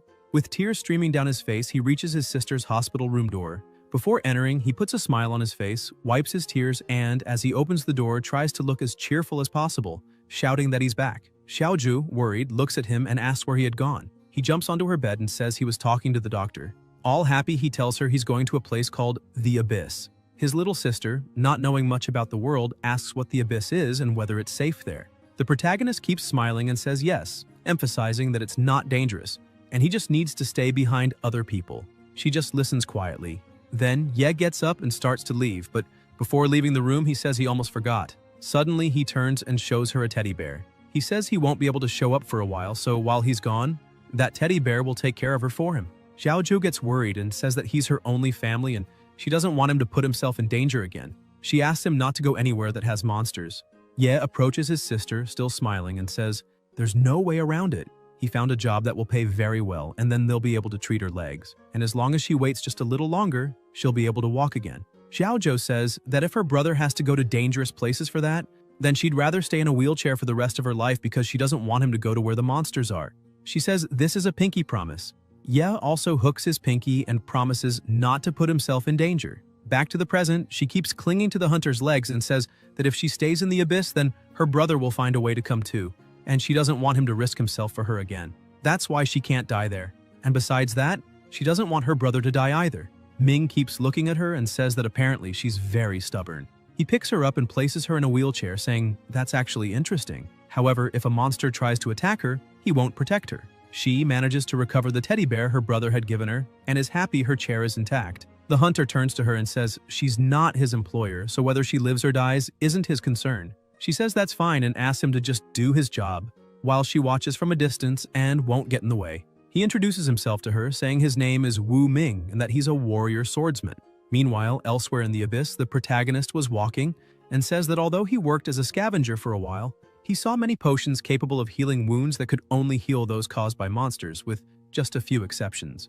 One of the rules of the abyss is that you can't heal injuries that were already there before the person entered. So, if a person has burns before entering and gets injured by a monster, they'll be healed to the state they entered in. If the burns happened outside the abyss, they can't be healed inside. If not for that, he would already have a cure for his sister. Suddenly, he's surprised to see several bodies on the ground. He comments that apparently a nasty battle happened there, and the monsters were higher level than the hunters, so he's not surprised. He keeps looking around and sees that there are no monsters nearby, so probably someone survived. But he's surprised once again because when he looks to the side, he sees a giant guy who was sliced clean in half, and his observation skill doesn't detect any human signal from there. Most of the victims were awakened of the agile or intelligent type. He wonders if that blow was really done with brute strength alone. He starts to smile and gets excited, saying that apparently someone stronger than everyone else exists there. And to be more specific, this guy is an overwhelmingly powerful existence. Ming keeps walking while Xiaozhou follows him. Suddenly he steps on a trap and she gets scared. Some lights begin to appear on the ceiling and strike the hunter's body, making her panic and start screaming. However, the hunter remains standing as if nothing happened, and his wounds start closing immediately. She asks if they should really keep doing this and says it hurt too. Ming doesn't understand what she's talking about. 4 years ago in the ancient Tomb of the Abyss, the boss-level king was defeating every hunter who approached him like it was nothing. Ming was one of the hunters who entered to face him. He remembers an old man yelling at him and his group, saying he paid a fortune for nothing, that they were mercenaries and should do anything for money. The old man pointed at them, shouting that they should never forget he could buy their lives twice over. Ming thinks he's a criminal, and having no legal support, could only join private hunting parties as a mercenary. And among those crazy groups, there were some truly indifferent to life and death. They took on virtually suicidal missions and charged double for it. That old man shouted he'd give 100,000 points to whoever killed the overlord. He kept insisting that the person would get everything because he couldn't lose that treasure. The man got so desperate that within seconds he changed again and said he'd give 200,000 points to anyone who could do it. Sword warriors who gamble everything for money, like someone at a casino. The mercenaries started negotiating, saying they'd do it for 250,000. The old man agreed and promised to pay 250,000 to anyone who killed that thing in the abyss. The overlord finally appeared and with a terrifying roar began summoning his minions. The old man shouted again, saying he'd pay, so they had to kill it for him.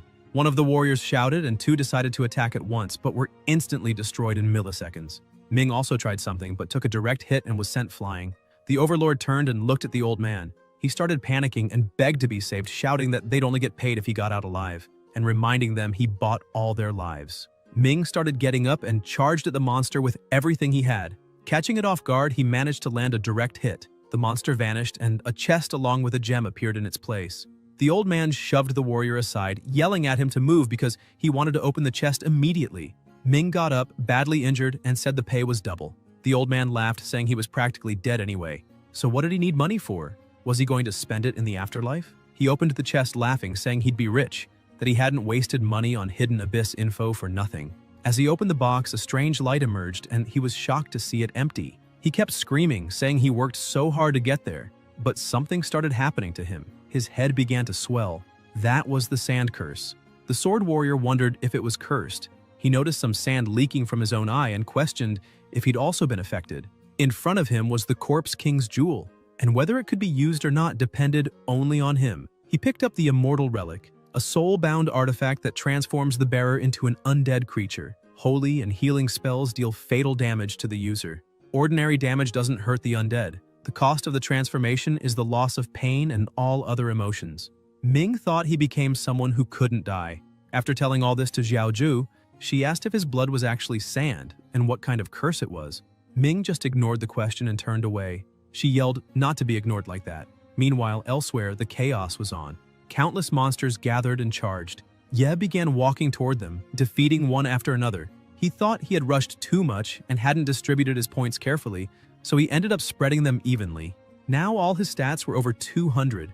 Even so, before entering the next room, he had no idea what awaited inside, and going in without thinking might land him in a tight spot. Although abyss monsters weren't that strong, the endless battles were exhausting. He kept moving forward non-stop, defeating everything in his way. He leapt, looked at the remaining monsters, and used Dagger Frenzy. The system warned him his mana was below 5%. That worried him.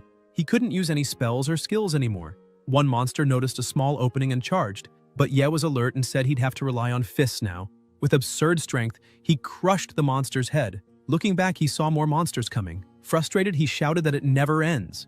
After fighting through 4 rooms in a row, his body was worn out and mana was barely at half. The small mana potions in his bag were nearly all used. Only the large ones he found at the start of the abyss remained. He rushed toward the monsters, thinking he'd only use the large mana pots if things got truly dire. He kept defeating monsters with brute force like a beast. He used his artifact card, Soul Reaper. While using it, he thought that due to its big side effects, he wouldn't use that scythe for just anything. But if he faced a beast on the brink of death, the Despair Harvest effect could activate and restore his life. The Reaper swept through the monsters, obliterating them, and the system said the Soul Reaper artifact activated its effect. Life and mana fully restored. Now he had 100% life and mana. He sighed in relief, saying he managed to save the mana potions and reduce his use of super regeneration. The system also notified that cooldown times increase the more a skill is used. While walking, he stepped on something that made a sound. Looking down, he saw a pair of glasses and noticed someone hiding in a barrel. He turned and asked who was there. The barrel tipped over and the person inside screamed, begging him to wait and not attack, claiming to be human too. A man crawled out and asked if the protagonist had seen his glasses. Ye picked them up and handed them to the man, who introduced himself as doctor and researcher Song Qingshan.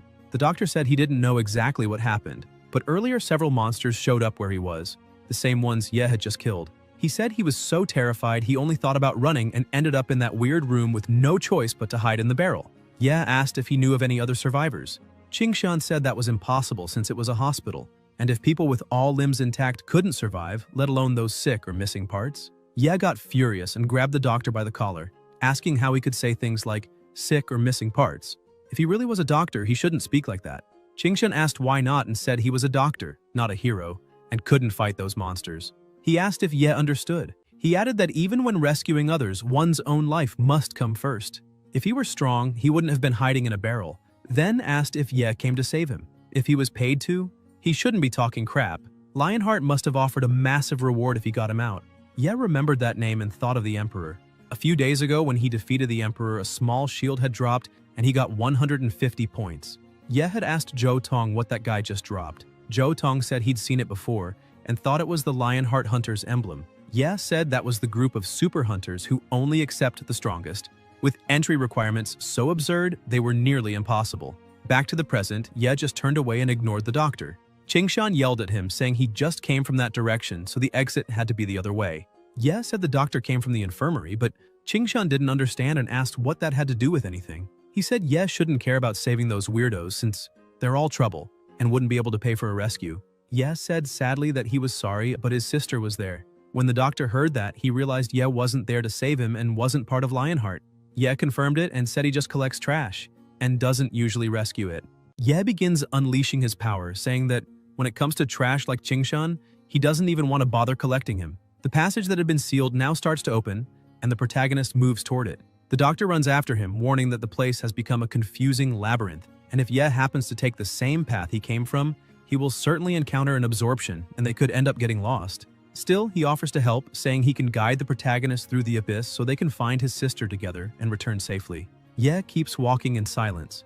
Qingshan steps in front of him and says he'll take that silence as agreement, urging him to follow since that's the path he had taken. The doctor leads the way through the first portal with Ye right behind. Qingshan asks what group Ye belongs to. The protagonist replies that he works alone. The doctor is shocked, questioning who would work alone in such times, since anyone capable is quickly recruited by major groups like Tartarus, Lionheart, or Cloud Top. He explains those groups pay hunters very high salaries and then suggests that once they get out, he could introduce Ye to some of them as a reward for his help. The protagonist grows irritated, glares at him, and says his sister's name is Ye Xiaoju. If he really wants to guide and help, then he should shut up and do it silently.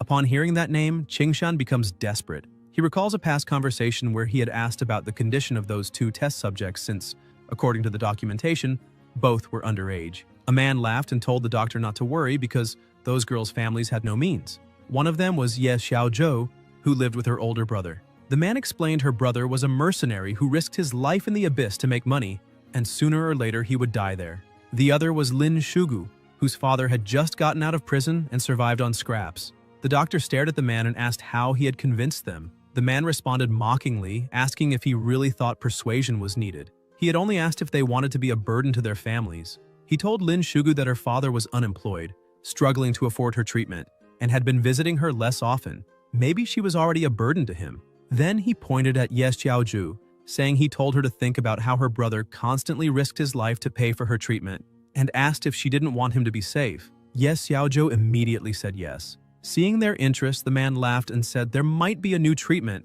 that could cure them both and prevent them from being a burden, asking if they wanted to participate. Lin Shugu asked to go first. Ye Xiaozhou also raised her hand, saying she would love to be able to stand on her own and no longer be a burden to her brother. The man placed two papers on the table, praising them as good children and telling them the agreement was right there. Just sign. Inside the lab, the man and the doctor watched the experiments, and the man commented on how easy it was to deceive people like that. Qingshan said that what was truly amazing wasn't the trick, but that even this kind of trash could hold value for humanity.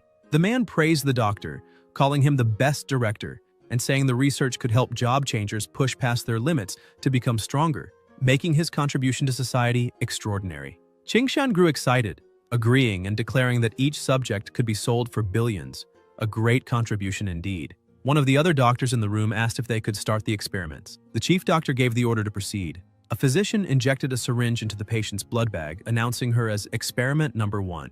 But immediately her body began bleeding and decomposing inside the chamber. Everyone was shocked, and Qingshan demanded to know what was happening. A woman involved in the project explained that the abyssal cells were rejecting the host, with no energy variations coming from that incompetent vessel, so the abyssal stem cell injection had failed. Qingshan looked at the grotesque sight and dismissed it as just a corpse, saying it didn't matter. They still had one more chance. Suddenly, the woman says there's a big problem because someone is causing trouble. Qingshan asks who it is, and she points to the screen, saying it's the father of the girl they just tested. Qingshan becomes irritated and orders that the man be brought in. The doctor's accomplice says he will fetch him personally.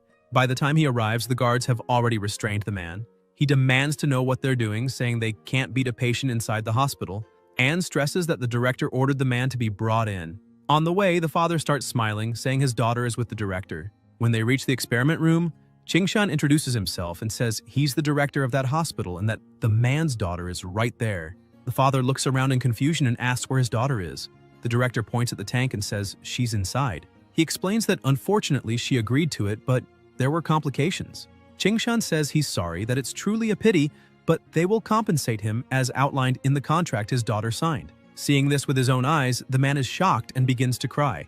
The director tells him that he won't even be allowed to keep what remains of his daughter's body because the hospital needs it for research. The father loses control, punches Qingshan in the face, calls him a worm, and screams at him to give his daughter back immediately, asking why such a horrible experiment would be allowed and where their humanity is. The director yells that the girl was nothing but a cripple who couldn't even use her own body, and that in this way she contributed more to society. He adds that the compensation is more than enough, so the father should be grateful for what his daughter did, take the money, and disappear. The father continues sobbing desperately, screaming that his daughter was just a child and letting her sign that contract was the same as committing murder. He insists he doesn't want money. He wants his daughter alive and well. Chingshan says the man is just insolent and orders the guards to take him away. As he is dragged out, the father shouts that he will send everyone there to hell, throw them all into the abyss, and make sure no one escapes. Chingshan then turns and asks how Ye Xiaoju's experiment is going. A man says no energy has been detected yet and that more detailed observation is needed, but then asks whether that girl's brother might also put on a show. Chingshan keeps sneering, saying that even if he did, it would only be a little performance because he's nothing more than a garbage collector. Back in the present, the protagonist notices that the moment he mentioned his sister's name, the doctor went silent, so he asks if by chance they know each other. Chingshan tries to distance himself, laughing nervously and saying he's never heard of that name and maybe she's behind the next door. Trembling with fear, he wonders if this man wasn't supposed to be just a trash collector.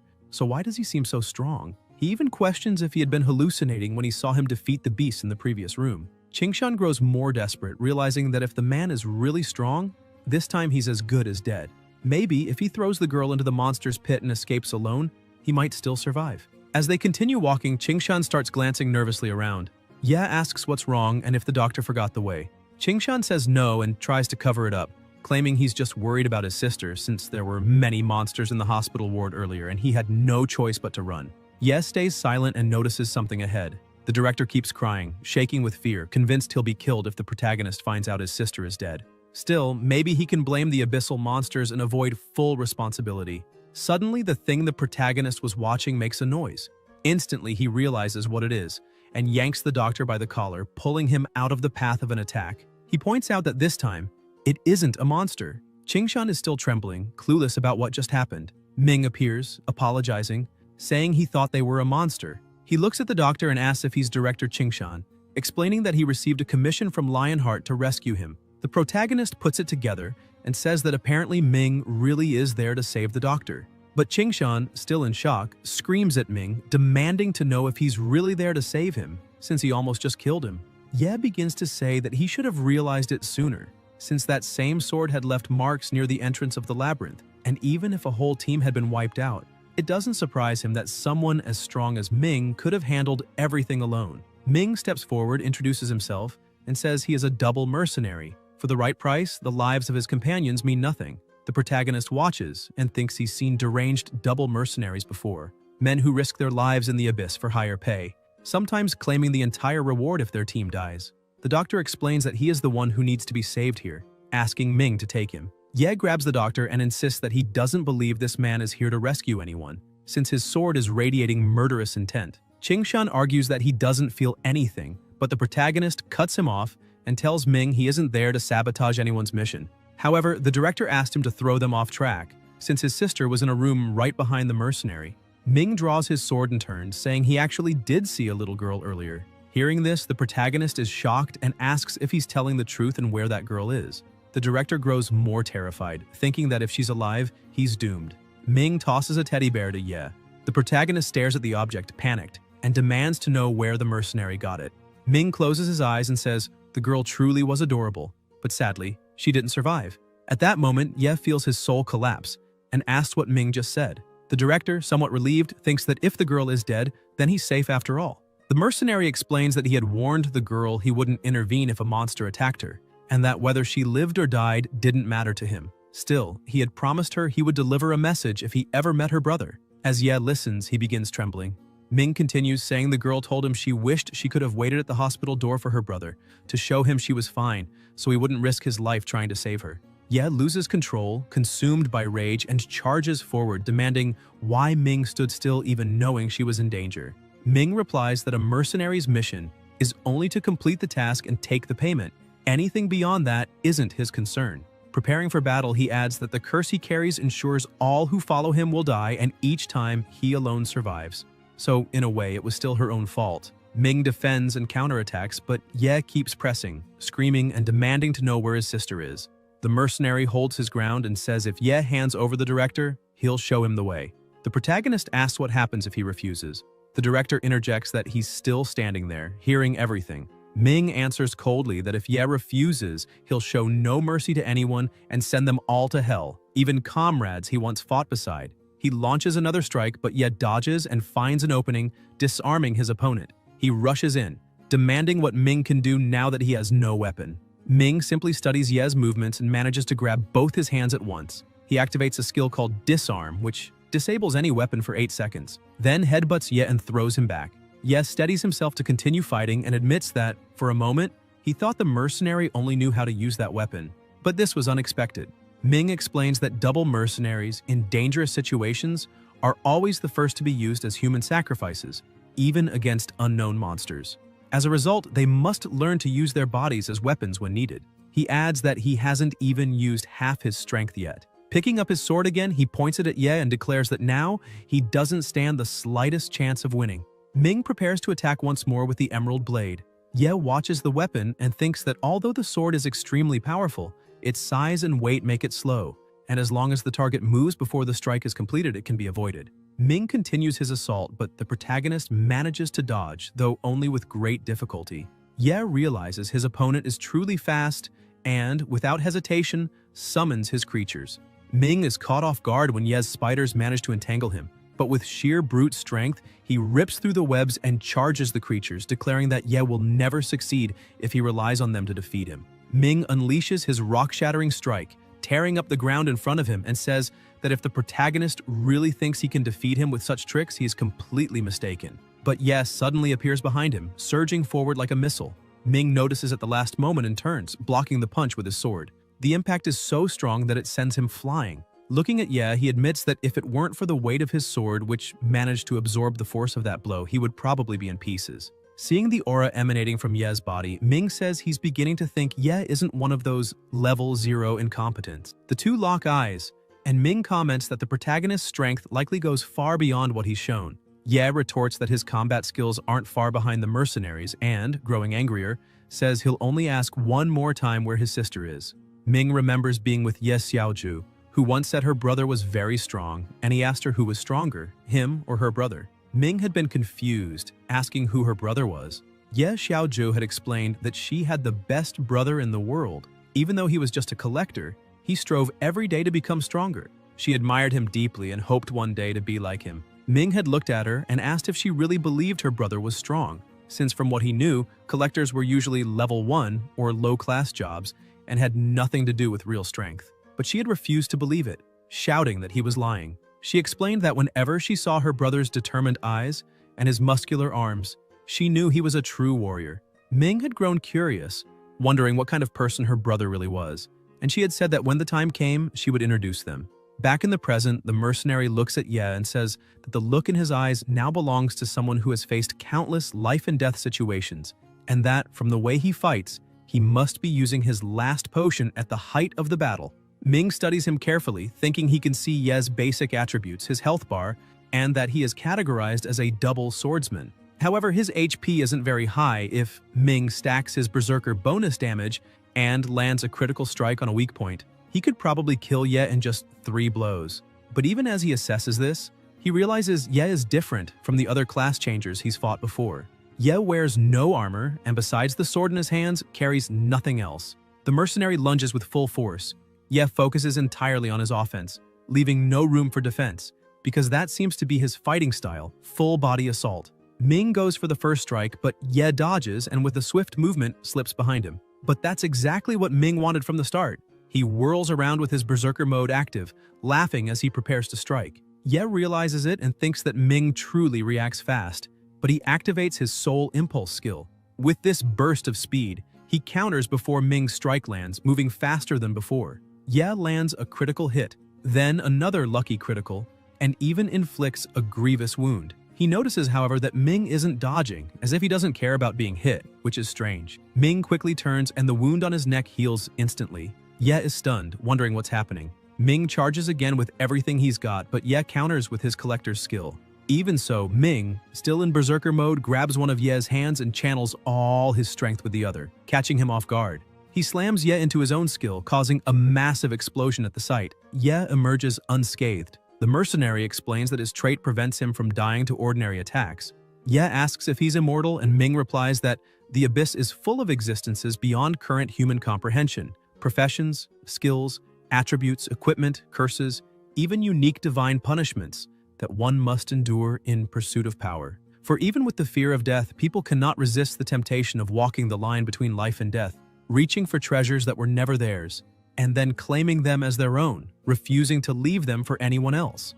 That's when the gods notice them, perhaps out of amusement or simply to erase that person's future altogether. Ming starts laughing and says that even so, he can still obtain the power he desires. His body begins to decompose in a strange way, and he adds that no one warned this person that along with eternity they would also strip away all their most precious possessions. Ye grows confused and says maybe he isn't immortal after all, but rather undead. The doctor confirms that the rumors about abyssal monsters transferring their abilities to those who change professions are true, since the undead trait is a powerful characteristic that allows endless regeneration, as long as energy isn't depleted. Ming keeps decomposing and then suddenly reappears out of nowhere, saying that just before death he reached out to eternity and came back to life. When that happened, people would say he returned alone once again, and by all appearances he was cursed with bad luck, for he always came back from missions alone. Though there was no proof, as a double-sword mercenary, if all his companions died, he got to keep the entire commission for himself. It was hard not to suspect him of being a team killer. From then on, people started avoiding him, saying that if he was going on a mission, they wouldn't, because they didn't feel like dying that day. Ming says that's the price he paid for eternity. He died, but even so, he goes on living forever. He glares at the protagonist and charges again, activating his killing intent skill. It triggers when his life drops below 33%, doubling both his vulnerability to damage and his own damage output. Ye is shocked and even worried at this new ability, thinking that combining it with his curse is absurdly overpowered. But he too activates his Blood Nightmare skill, and his body turns into nothing but an illusion of blood. He manages to dodge the strike and braces for battle. The mercenary keeps pressing forward, unafraid of injury or even death, while the protagonist defends, wondering if there's really no way to defeat this monstrosity. Ming declares that when it comes to strength, his victory is the only logical conclusion. Ye then uses the divine artifact he had acquired earlier, and a Reaper appears. Ming looks at the summoning and guesses it's probably a green-class glass artifact. He tries to strike the apparition, but nothing happens, and the Reaper lands a direct hit on him. From this, Ming deduces it isn't a physical weapon, but purely the effect of a skill. The protagonist explains that whenever any target dies from that ability, it triggers the Despair Harvest trait. Moreover, life and mana slowly regenerate thanks to Despair Harvest, and because the mercenary's body is already dead, the ability activates with every successful strike. And the reason the undead can live forever is because of their mana. In other words, for someone like Ming, who has become undead, the health bar is nothing but decoration. His true vitality is his mana, which cannot be detected. The mercenary says Ye has finally figured it out, and he's not as stupid as Ming thought. Ye replies that the abyss is full of rules, and even puzzles that seem impossible have their answers. A mighty warrior can still be a clumsy brute, a glass cannon can deal massive damage but die easily, and a body that seems invincible can still have a weakness outside itself. The protagonist points out that Ming doesn't wear armor, and that with his self-sacrificial attack style, he tricks enemies into thinking they can trade blows with him, when in truth, hand-to-hand combat isn't a path to victory. It's a flaw he shows on purpose. Ming admits this is true, saying that survival in the abyss means knowing how to bend the rules to your favor. But he warns that even Ye must have some fatal flaws. Ye asks what he means, and Ming explains that among strength, agility, intelligence, constitution, willpower, and luck, one of those 6 attributes is likely his weak point. Ye apologizes and says he's different. He has many extra points, which he distributes evenly at each level, making his class the hexagonal warrior. This time, the one who attacks first is the protagonist, knowing he has to strike before Ming's wounds regenerate if he wants to end the battle quickly. Ming blocks, but he realizes Ye's strength, speed, and reaction time are all far beyond the norm for warriors his age. Clearly, the protagonist isn't holding back. Ye dodges the counterattack with ease and says that peculiar techniques, brute powers, or even those useless talents people often ignore, he has mastered them all. He dodges another strike and counters with a direct blow to Ming's back. Pulling away, he explains that physical attacks alone may not be able to kill Ming, but the continuous drain of mana will slow his regeneration, and eventually, when the mana runs out, he will die. Slower than before, Ming tries to continue attacking, but Ye uses his skill again and destroys the mercenary's arm. Ming stares at the ruined limb and asks Ye if his mana consumption has already failed. Ye answers that, either way, he still has the advantage. Ming then repeats Ye's own words back to him, saying that just as he himself had claimed, even the most impossible puzzles have a solution, and perhaps Ye's weakness doesn't lie in combat, but somewhere outside of it. Ye glances back and sees his sister's teddy bear lying on the ground. He wonders when it fell. Seizing on the moment Ye lowers his guard, Ming lunges forward, slams the protagonist's head into the ground, and says he shows no sympathy to anyone trying to stop him, even former teammates. He'll send them to hell without hesitation. Yet he adds that Ye is different from everyone else, because he still carries the morals of the living. Even knowing the person he's trying to protect is worthless trash, he still fights to protect them. Ming then asks how Ye would choose between the life of his sister and the director. Hearing this, Ye's eyes widen as he seizes on the word choose. That means his sister isn't dead. Ming releases him and asks when exactly he ever said she was. The teddy bear, he explains, was only a symbol to convince Ye he knew where she was. Laughing, he walks off, saying that girl isn't easy to kill, just like her brother. Ye, still confused, demands to know what Ming really means by that. Hours earlier, in another room, the sound of battle rang out. The mercenary fought one of the abyssal monsters, while two others held Ye Xiaozhou in their grasp. She cried, thinking she would never see her brother again. She remembered the mercenary telling her that if a monster attacked, he wouldn't help. Since she hadn't hired him, her life meant nothing to him. She also remembered her brother's joyful words, telling her he had found a well-paying job that would be enough to heal her legs, and that all she had to do was wait so she could stand again. With the tears in her eyes, she thought about not wanting to keep being a burden, not even to her own brother. Accepting death, she began to say goodbye, apologizing, but the will to live surged through her body. She begged the heavens to make her strong, even if only for a moment. Whispering please over and over, she opened her eyes and a strange energy overtook her. The monsters recoiled in fear at what appeared before them. She had awakened a new skill, Metamorphosis Master. She transformed into her teddy bear, only massive and monstrous.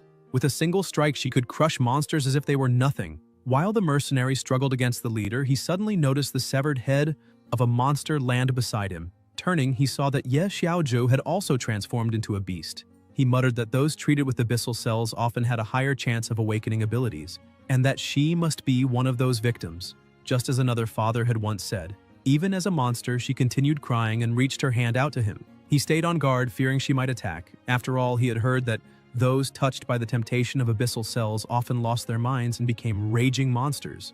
But Ye Xiaozhou spoke even in her monstrous form, asking what had happened, because she felt much taller than before and, more importantly, she could walk. She found it strange. Ming, shocked, asked if she truly hadn't gone insane and demanded to know her name. Sitting down beside him, still weeping, she said her name was Ye Xiaozhou. Relieved, he said she really was still herself. He led her to a reflective surface, and when she saw herself, she grew furious, crying out that she had turned into a giant teddy bear. The mercenary says he doesn't know whether to congratulate her or not for what happened. Ye Xiaozhou grows more desperate, screaming that she no longer looks human, feeling deeply ashamed at the thought of facing her brother in that form, and asking how she can return to normal and what she should do.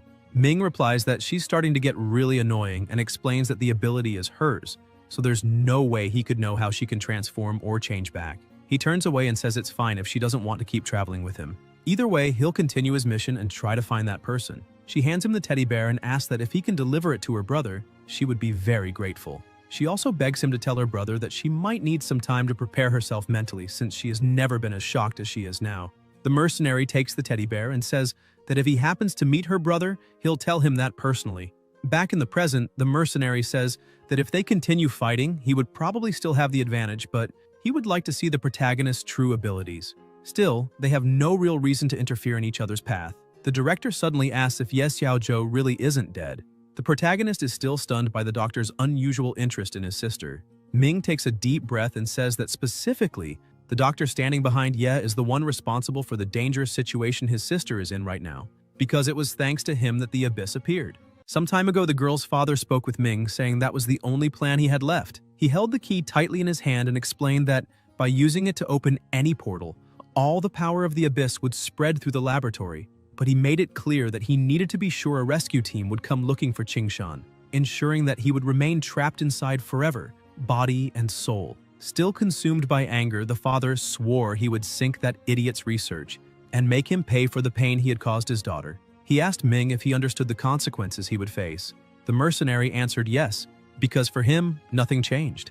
The doctor, overhearing the conversation, asked if they were talking about Lin Shuyan, since they had already arranged a compensation plan for her and had dealt with her father. Qingshan sneered and said the girl was nothing but useless trash, spending more than she could afford and knowing nothing about maximizing profit. The protagonist grew irritated and asked if that meant his sister too was.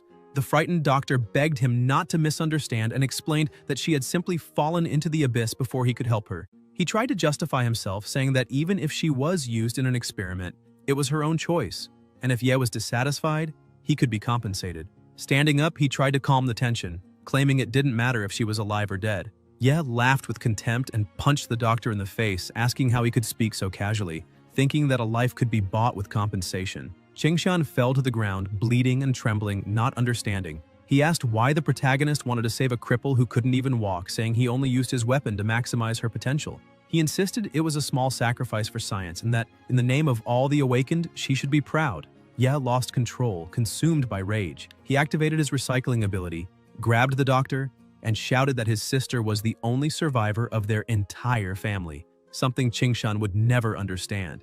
Qingshan began to fear for his life and said he didn't mean it, but the protagonist slammed him into the ground and walked toward him. Grabbing him, he said he was so worthless that even hell wouldn't accept him. Ye looked at Ming and threw the doctor back, saying that from now on that scum was his problem. The mercenary, controlling his lost arm, held the doctor's head and smiled, saying they finally agreed on something. The protagonist stepped through one of the portals, saying he only wanted to make sure his sister was safe and nothing else mattered. Ming stared at Qingshan and reminded him that a mercenary's role was to fulfill the paid mission, which meant the doctor would die there, as that was also the wish of his client. Desperate, Qingshan asked what the mission was and promised to pay double, begging him to reveal how much the old man had offered.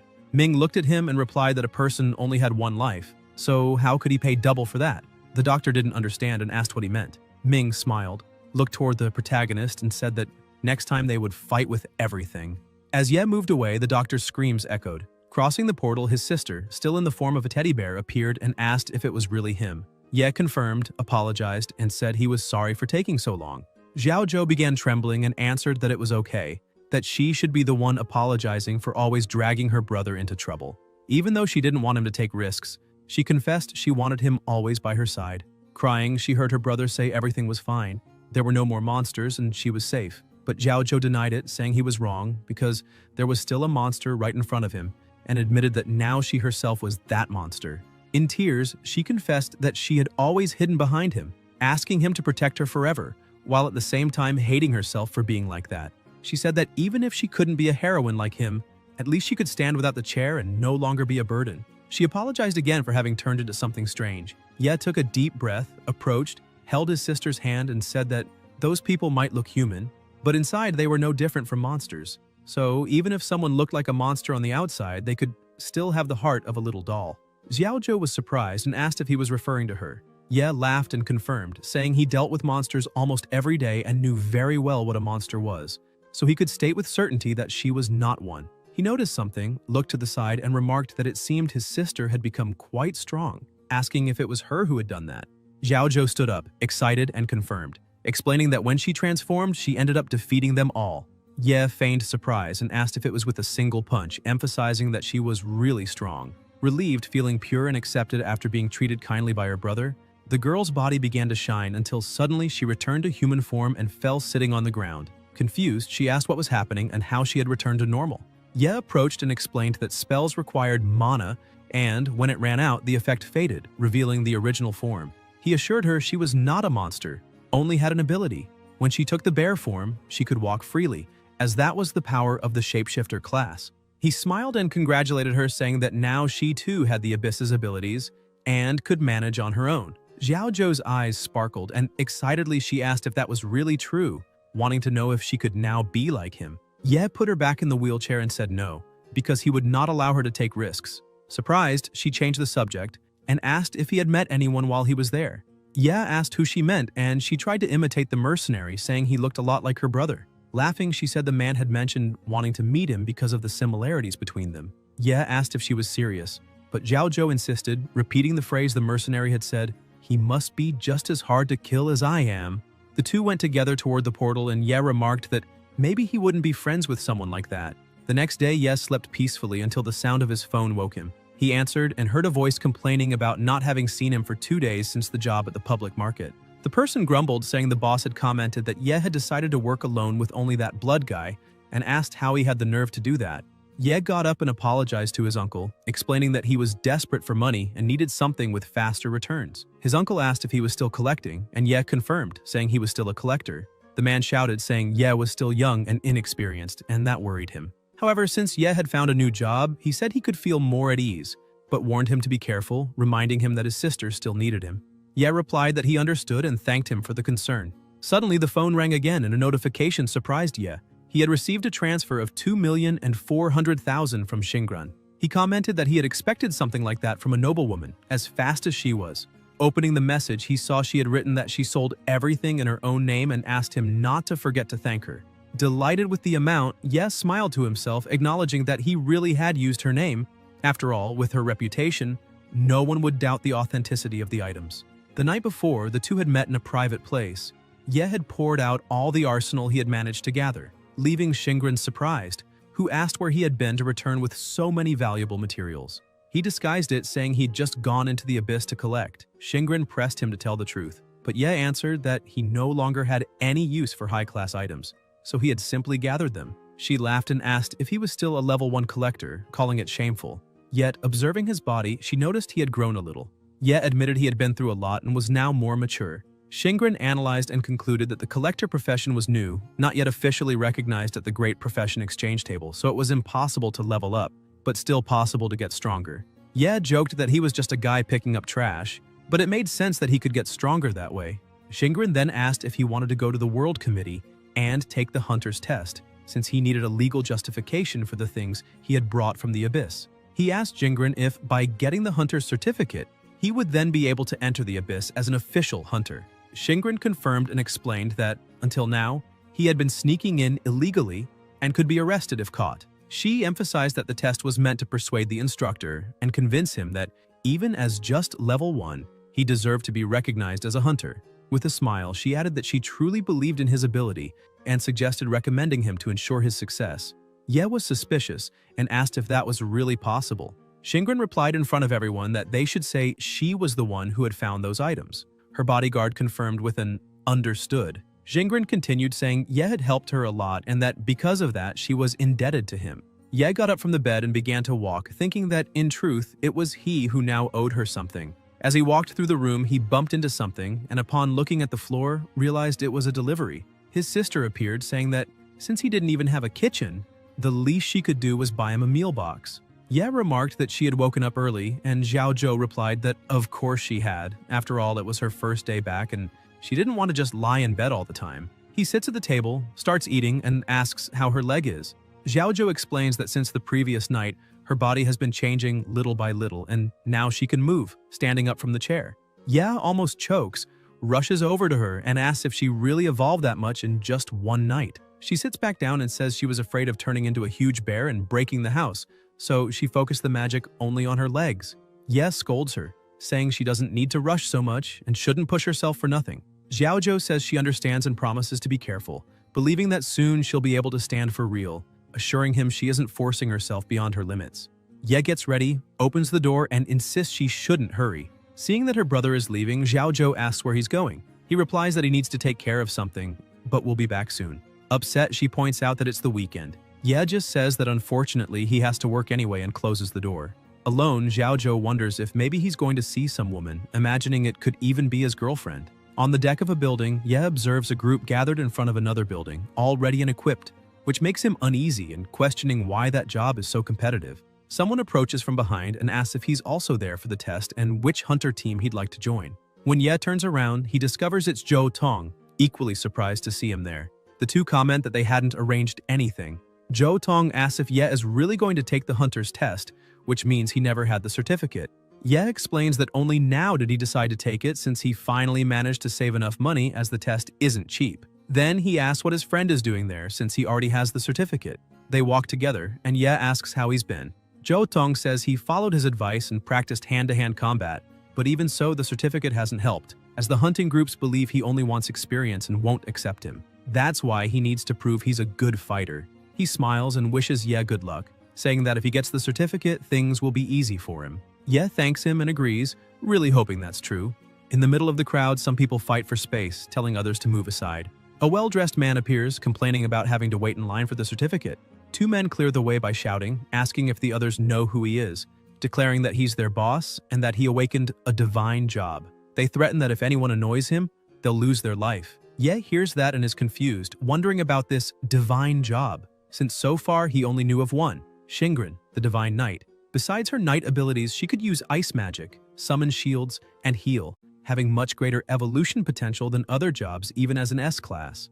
Ye comments to himself that he'll be registered right after that man. Jo Tong, annoyed, asks why that guy walks around with his chin up when he just got lucky. The man, as always, causes trouble. He goes to one of the workers there and demands the certificate immediately. The person takes a deep breath and asks what certificate he's talking about. The man arrogantly replies that he's God's chosen, so obviously not a clerk's certificate, but rather the all-in-one certificate. People farther back mutter that he's crazy for asking for such a certificate, but someone points out that since he's the chosen one, it makes sense for him to want to meet all requirements at once. His bootlickers start shouting, asking what the others are looking at, saying their boss is incredible while everyone else is trash.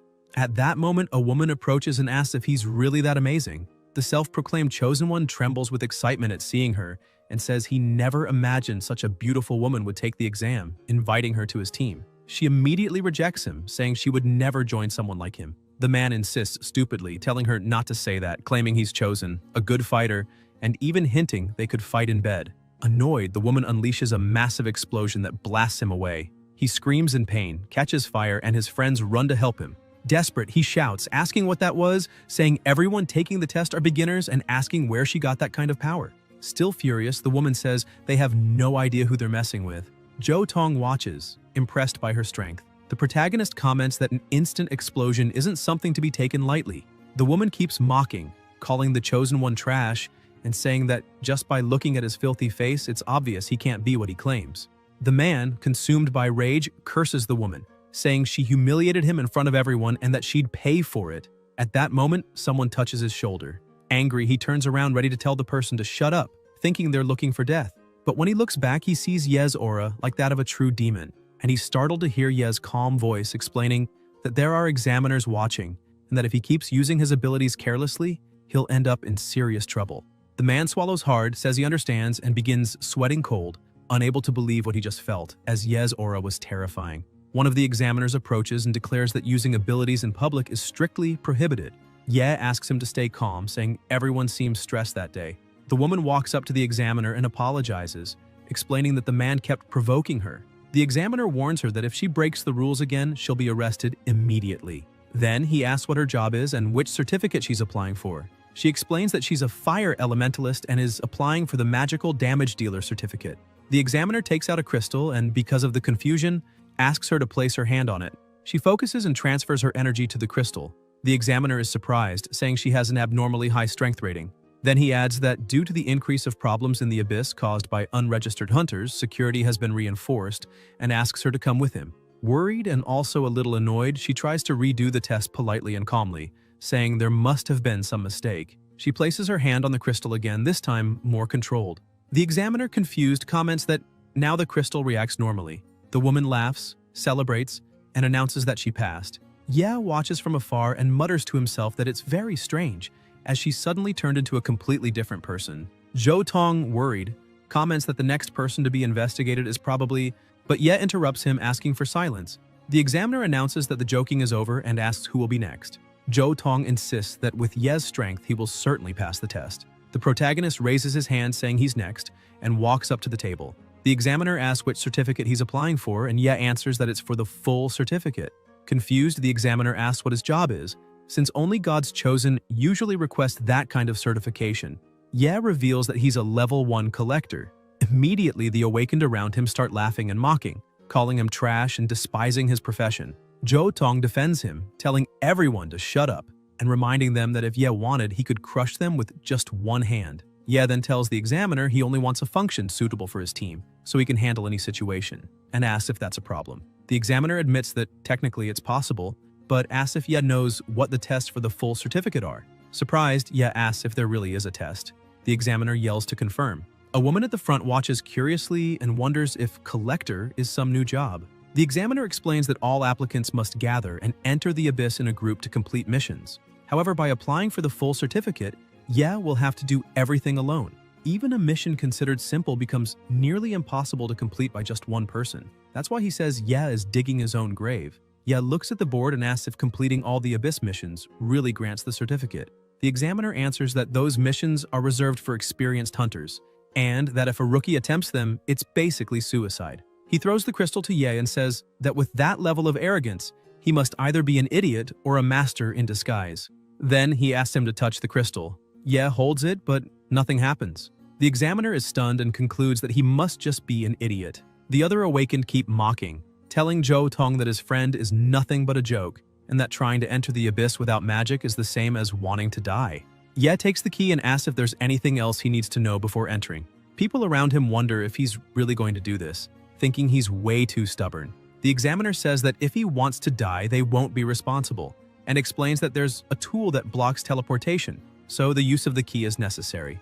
Zhou Tong runs up to Ye and wishes for him to return safely. The thug from before interrupts, asking them to wait, and runs to the portal, outraged that someone like Ye could challenge such a difficult dungeon. He demands the same key, wanting to try too. The examiner apologizes, explaining there's only one key per difficulty, and that if he wants that one, he'll have to wait for the next round. The man insists, asking if he can go along with Ye, but the protagonist refuses to form a team. The examiner questions if they're suggesting entering together to compete. One of the guards comments that although the rules forbid forming groups, nothing stops them from competing. The examiner warns both of them and declares that the contest will be decided by whoever comes out with the boss's reward. That will be the true winner. He emphasizes they can't secretly cooperate because the dungeon's difficulty increases exponentially with more than one person. In that case, it becomes nightmare level, which is why they only allow solo entry. 2 people inside means stronger monsters and unexpected special enchantments. He reinforces that even though the company controls most of the abyss, abnormal circumstances like this bring infinite possibilities. After explaining, he asks if they still want to challenge the dungeon together. Ye thinks the examiner is probably referring to elite monsters with special enchantments. Some increase health or attack, others grant immunity to certain blows, or can only be defeated with specific mechanisms, things he has seen before. The thug leader laughs and claims he has the strongest items, so those dungeons are easy for him. The protagonist analyzes the situation and admits to himself that the man has a point, since he clearly carries only high-class items that grant powerful buffs. The equipment is clearly well enchanted, and even a rookie can greatly boost potential with them. That's the advantage of being a true pay-to-win hunter. The examiner notices Ye's silence and asks what he's thinking. Ye replies that he doesn't care about any of that because all he wants is his certificate. Deep down, he's pleased, because if the dungeon really has become nightmare level and contains rare monsters, then he'll have valuable corpses to collect. Zhou Tong warns him not to tempt fate, reminding him that if he enters a crazy dungeon where the boss room appears randomly or one that nullifies magic, he won't be able to handle those debuffs. Ye tells him not to worry, saying that the thug has excellent armor and they can take advantage of it if necessary. The so-called God's Chosen turns to him and reminds him that they're competitors, saying that if Ye dies inside, he won't lift a finger to help, since only one can pass the test. Ye tosses him the key and says that if he's so excited, he can open the door since he trusts the luck of a chosen one. The man grabs the key and starts laughing, saying the protagonist finally recognized his place. He runs to the abyss and opens the entrance, boasting that everyone calls him God's Hand. The system immediately announces that the abyss has risen to nightmare level. Monster count increased by 300%, their health by 150%, their damage by 70%. Nightmare Land Effect. Active monsters increased by 300%. Nightmare Land Effect. All healing inside the dungeon reduced by 75%. In addition, potion effects are shortened. The Chosen One panics, asking what kind of debuffs those are. Trembling, he complains that he prepared dozens of potions to clear the dungeon, but now they're useless. Ye observes and thinks it's not just the potions that lost effectiveness. All forms of healing are drastically reduced.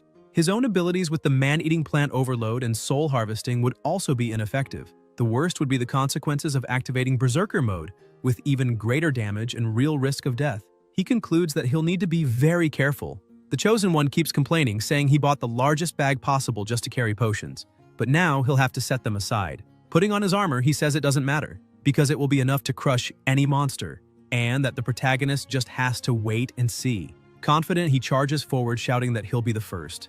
Another system alert pops up. One more member joined, and the difficulty increased even further, transforming into a special nightmare level. From outside, the entrance color changes, and the system announces that it's now a legendary challenge with a legendary monster inside the dungeon. It doesn't have a designated room, and defeating it will grant legendary rewards. The examiner is stunned and shouts that it's a legendary mutation. He explains that even with a luck stat above 300, the chance of this happening is only 0.01%. He wonders how much luck that guy has and orders the guards to immediately notify the higher-ups and request reinforcements without delay. The others, about to start their own challenges, stop in front of their portals, shocked. Zhou Tong, before his easy-level portal, raises his sword and reminds himself that he needs to hurry.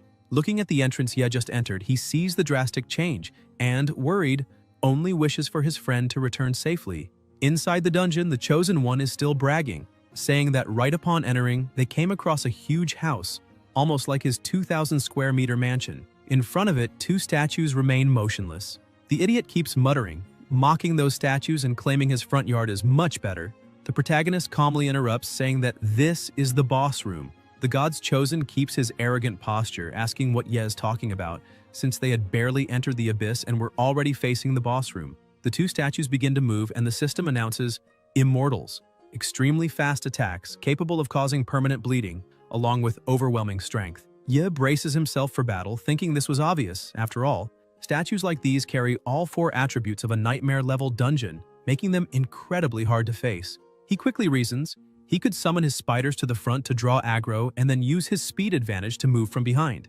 Knights of Purity have heavy armor in the front, but their weakness lies in the back. That's why he cannot activate Berserker mode now. He needs to aim directly at their vulnerabilities. Ye focuses on summoning his spiders, but the God's Chosen interrupts, ruining his plan. The man charges forward, yelling that the statues must die, calling them trash, and making it clear he won't let Ye claim the boss reward. He leaps toward the statues, boasting that he'll show why he's called the Crushing King. Ye watches and thinks that at this rate, that fool is already done for. One statue reacts immediately. It swings violently, hitting the Chosen squarely and smashing him against the ground with brutal force. Trembling in pain, he complains that the statues hit way too hard, thinking they'd go easy since it was only the start. Ye notes his state and realizes the armor seems to be accumulating defense. But even so, it's a miracle it didn't break after the impact. Suddenly, Ye feels killing intent behind him. Turning, he sees the other statue already moving, targeting his back. He dodges quickly but realizes the statue is now fully focused on him, shattering his initial strategy. He leaps to counterattack, but the statue tracks his movement, striking even while he's airborne. Ye keeps dodging, but the statue accelerates, its blows almost impossible to evade. As he evades, he remembers the system's warning. The Knights of Purity's attacks cause permanent bleeding, meaning even the smallest cut here could be fatal. While Ye fights, the Chosen starts getting hit by falling rocks caused by the clash. He yells in protest, asking why he's being struck if the statue is fighting Ye. The protagonist shouts back that the Knight of Purity doesn't care about that, and if he doesn't want to get hit, he should hide in a corner. Outraged, the man yells, "How dare Ye call him a burden?" claiming he just slipped. The statue shifts its attack pattern, and the system announces, Knight of Valor, immovable armored defense, destructive power. Ye dodges, realizing this strike was designed to shatter defenses, especially effective against tanks. Seeing the danger, he uses his spiritual dash and manages to escape again. The Chosen stands and charges once more, saying Ye is struggling too much, and that he'll finish it quickly. But his attacks have no effect since he insists on striking the statue from the front. Ye observes and thinks at least the guy helps relieve some pressure, so he's not completely useless. Still, the bigger issue is that they're facing two bosses at once, and it would take a full hunting team's coordination to defeat them. The Chosen is struck again and flung back, groaning in pain. Ye analyzes and concludes that he really is a tanker, since he can still stand after two blows that could have killed anyone else. Even so, it only makes the monster angrier. Suddenly, the statue releases a strange energy, spreading suffocating pressure across the area. The system announces, Taunt ability activated. The target can only damage the provoker, and all homing spells are automatically redirected to it. Ye feels uneasy, realizing this is a huge problem. He mutters that they can't focus only on one enemy since the other, even bigger one, also has to be dealt with at the same time. At that moment, one of the statues charges at him with full force. Ye dodges and counterattacks, stabbing the statue's arm with his dagger, but a notification immediately appears. armored defense reduced damage by 95%. Ye can't believe a direct hit did nothing, frustrated to realize his weapon had no effect. The Chosen keeps attacking wildly, but can't understand why these enemies are so different from the Abyss's usual monsters, since normally any creature would fall in 1 or 2 strikes. The second statue starts moving, and Ye realizes this is bad. He dodges and runs toward the Chosen, shouting at him, saying he dumped all his skill points into defense without any offensive power, asking how someone like that managed to level up without attack. The man retorts that he spent plenty, but his skills helped him. At that moment, the statue seizes the opening and charges. Ye yells at him, calling him an idiot and warning him not to get distracted mid-battle. The Chosen tries to run but trips on a stone, sliding near Ye. The protagonist glares with disdain and explains that his fighting style is agile and doesn't fit with that heavy armor at all, since it completely limits his movements. The man replies that no one had ever told him that, since he always let others finish fights for him. It's clear now that Wu Sangxie, the conglomerate's heir, had simply paid his way up by hiring others to power level him. He doesn't know how to fight. He just stacks defense, thinking that as long as he doesn't die, he can win. The statue attacks again, and Ye has to shove Wu Sangxie aside, saving him at the last second, and sternly scolds him, saying the Abyss was never a playground, but a place where people trade blood and sweat to feed their families. Ye starts running and concludes that if cuts don't work, he'll need another method: brute force. He gains momentum, leaps at incredible speed, and lands a direct punch on the statue, nearly knocking it down. Aloud, he declares this is the tactic of the poor, empty hands. Wu Sangxi is dumbfounded, shouting that Ye managed to push back an armored creature with his bare hands, proving he really can wound those statues. The second statue strikes, but Ye dodges and counters again, punching it square in the face.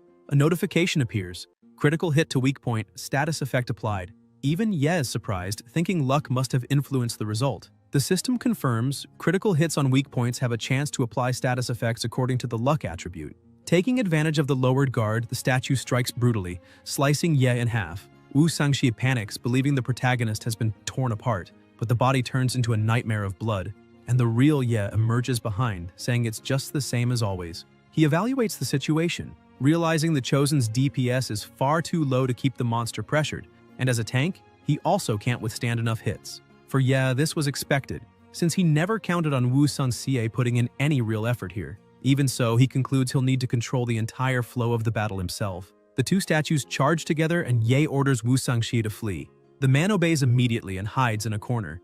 Ye restarts the fight, leaping and weaving through simultaneous attacks. He gains momentum from the ceiling and strikes from behind, landing another critical blow that nearly destroys one statue in a single hit. The second lunges, but Ye evades again, giving it no room until he finds an opening and punches its leg. Wu Sangxi watches in shock, realizing Ye avoided all the most protected areas and struck only weak points, showing a technique sharper than any expert he had ever hired. Pointing at him, he asks how Ye, being a novice, can fight like that.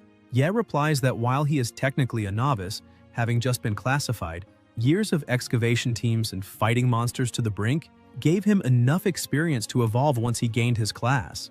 He explains that his enhanced physique multiplies all the senses he trained with blood and sweat, hundreds of times over, always facing death head-on. Wu Sangxi retorts that Ye is overcomplicating things, asking if it wouldn't be simpler just to use better gear. Ye answers that gear is nothing but disposable tools, replaced every level, while his true and supreme equipment is his own body, which only grows stronger. At that moment, more statues appear and the system announces, Berserker mode activated, attack speed greatly increased, each strike empowers the next, and every physical damage received reflects an equivalent amount on the attacker. Ye glares at the situation and declares that the only supreme equipment he carries is a body that never stops growing stronger. The protagonist grows irritated upon realizing that even more mechanical monsters surround them. On top of that, their damage reflection ability means melee attacks bounce back, making it impossible to fight them up close. Because of this, they can only strike at the spikes from a distance. Wu Sangxi rushes over to Ye and says it's finally his time to shine. He tells the protagonist not to assume that, just because he's a dual swordsman, he only knows how to fight with blades. He also masters magic, and a monster that can only be hit from afar is the perfect stage for him. Wu Sangxi starts gathering energy in his hands, shouting that he can conjure something amazing, like lightning arrows. While he shows off, Ye ignores him and charges forward, casting a powerful fire spell that explodes right in the giant statue's face. Wu Sangxi is stunned as the statue collapses. Ye analyzes that resistance to all elements decreases when the spike is active, making it easier to land critical hits. He continues his assault, unleashing another huge blast of flames that destroys another statue, sending its head rolling to Wu Sangxia's feet, leaving him shocked at such strength. Shouting, he asks if that was a level 3 fire spell, and cast without chanting. Just an instant explosion of flames. He demands to know if the protagonist is hiding something, since physical classes shouldn't be able to learn elemental magic. Ye, however, keeps ignoring him and moves on to the next enemy. The statue swings at him, but he dodges. Suddenly, the system alerts that the spikes have been activated and started reflecting damage, causing the statue itself to crumble. Wu Sangxie watches in awe, saying that using the spikes as a counterattack was a technique he never expected. At that moment, another statue tries to strike Ye, who panics because his spiritual dash is still on cooldown and there's no time to dodge. He quickly activates another card and summons a shield, determined to withstand the hit. The blow is devastating. The shield shatters instantly and Ye is thrown back. As he recovers, he thinks that the knight's attacks are truly formidable, able to pinpoint and strike even weak spots in players, stronger than any elite monster he has ever fought. If his body didn't have high enough attributes, that single strike would have killed him. The statue charges again and Ye shouts that the knight's attack speed will only increase until it lands a hit. Otherwise, it will never slow down. He understands that this is the knight cult's mechanic. The more you resist, the more inevitable the strike becomes. So he clenches his teeth and decides to face it head-on, proving that this truly deserves to be called a brutal, hell-rank mechanism. The protagonist grips his dagger and prepares to fight, leaving Wu Sangxia confused and yelling if he's gone mad, asking if he's some kind of idiot to want to clash head-on with that thing. If he wants to die, now is not the time. But Ye ignores him, gathers fire, and blasts another explosion at the statue, making it even angrier. It tries to hit him, but he dodges again and yells that he's not trying to kill himself. Ye activates the Mangekyo Sharingan, thinking he needs to be faster and stronger, and his recycling ability starts manifesting. Wu Sangxie can't understand how someone can possess so many skills. The hands of the underworld grab the statue, but the system warns that living beings can't be recycled. The enraged statue bursts free from the spectral hands. Ye seizes the opening and charges, activating Carnage Berserker mode. While in this state, he becomes unstoppable. His physical attacks pierce some of the enemy's immunities, but he constantly loses life as the price. Bleeding from his eyes, Ye rushes forward, screaming at the statue that it's time to see who is truly stronger. He lands a direct strike on its eye. The system announces a critical hit, an armor-breaking blow to its weak point. He keeps attacking, shouting that he has enough time to destroy that trash before his life runs out. A notification appears.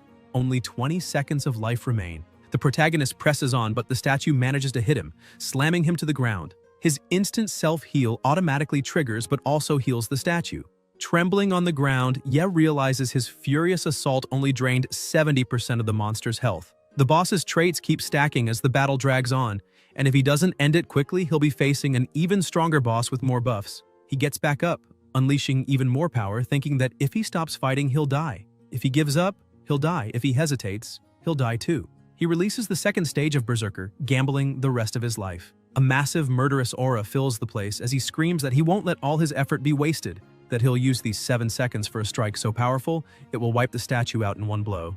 The system warns that the double life loss buff cut the duration down to 7 seconds. The statue tries to strike, but he smashes its hand like it was nothing and keeps advancing, delivering a devastating blow that destroys it completely. Wu Sangxie, stunned, shouts if, for a moment, the protagonist really surpassed the boss in physical strength, or if it was just his imagination. Ye walks on as if nothing happened, and Wu Sangxie, utterly terrified by the true monster in that room, admits to himself that for an instant he considered challenging that man. The system congratulates him for defeating the 2 Guardian Knights and announces that the portal trial is complete. The Abyss difficulty debuff is lifted, but Ye's current life drops to 10%, finally allowing potion use for recovery. Without wasting time, he gulps down potion after potion until he's fully healed, letting out a nervous laugh and saying he almost died again. Then he looks at the shattered statue bodies and mutters into the void that it's been a while since his last proper meal. Smiling, he orders his skill to begin the feast, and the 2 monsters are swiftly devoured by the void.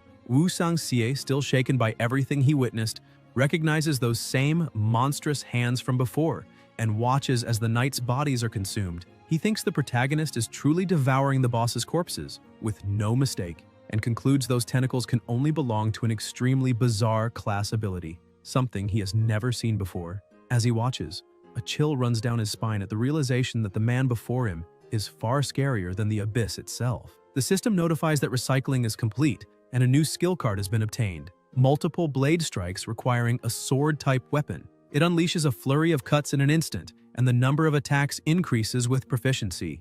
If a target is hit, the next strike's speed rises, and the more consecutive hits, the higher the critical chance. Ye comments that this is the signature technique of the Sword of the Pure Knight, exactly what he expected from recycling.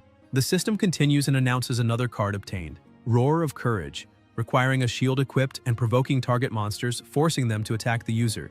If the user is under a debuff, one of them is randomly transferred to one of the provoked enemies. The protagonist notes that even though it's a shield-based skill, the ability to transfer abnormal statuses makes it extremely useful, so he decides to keep it for now.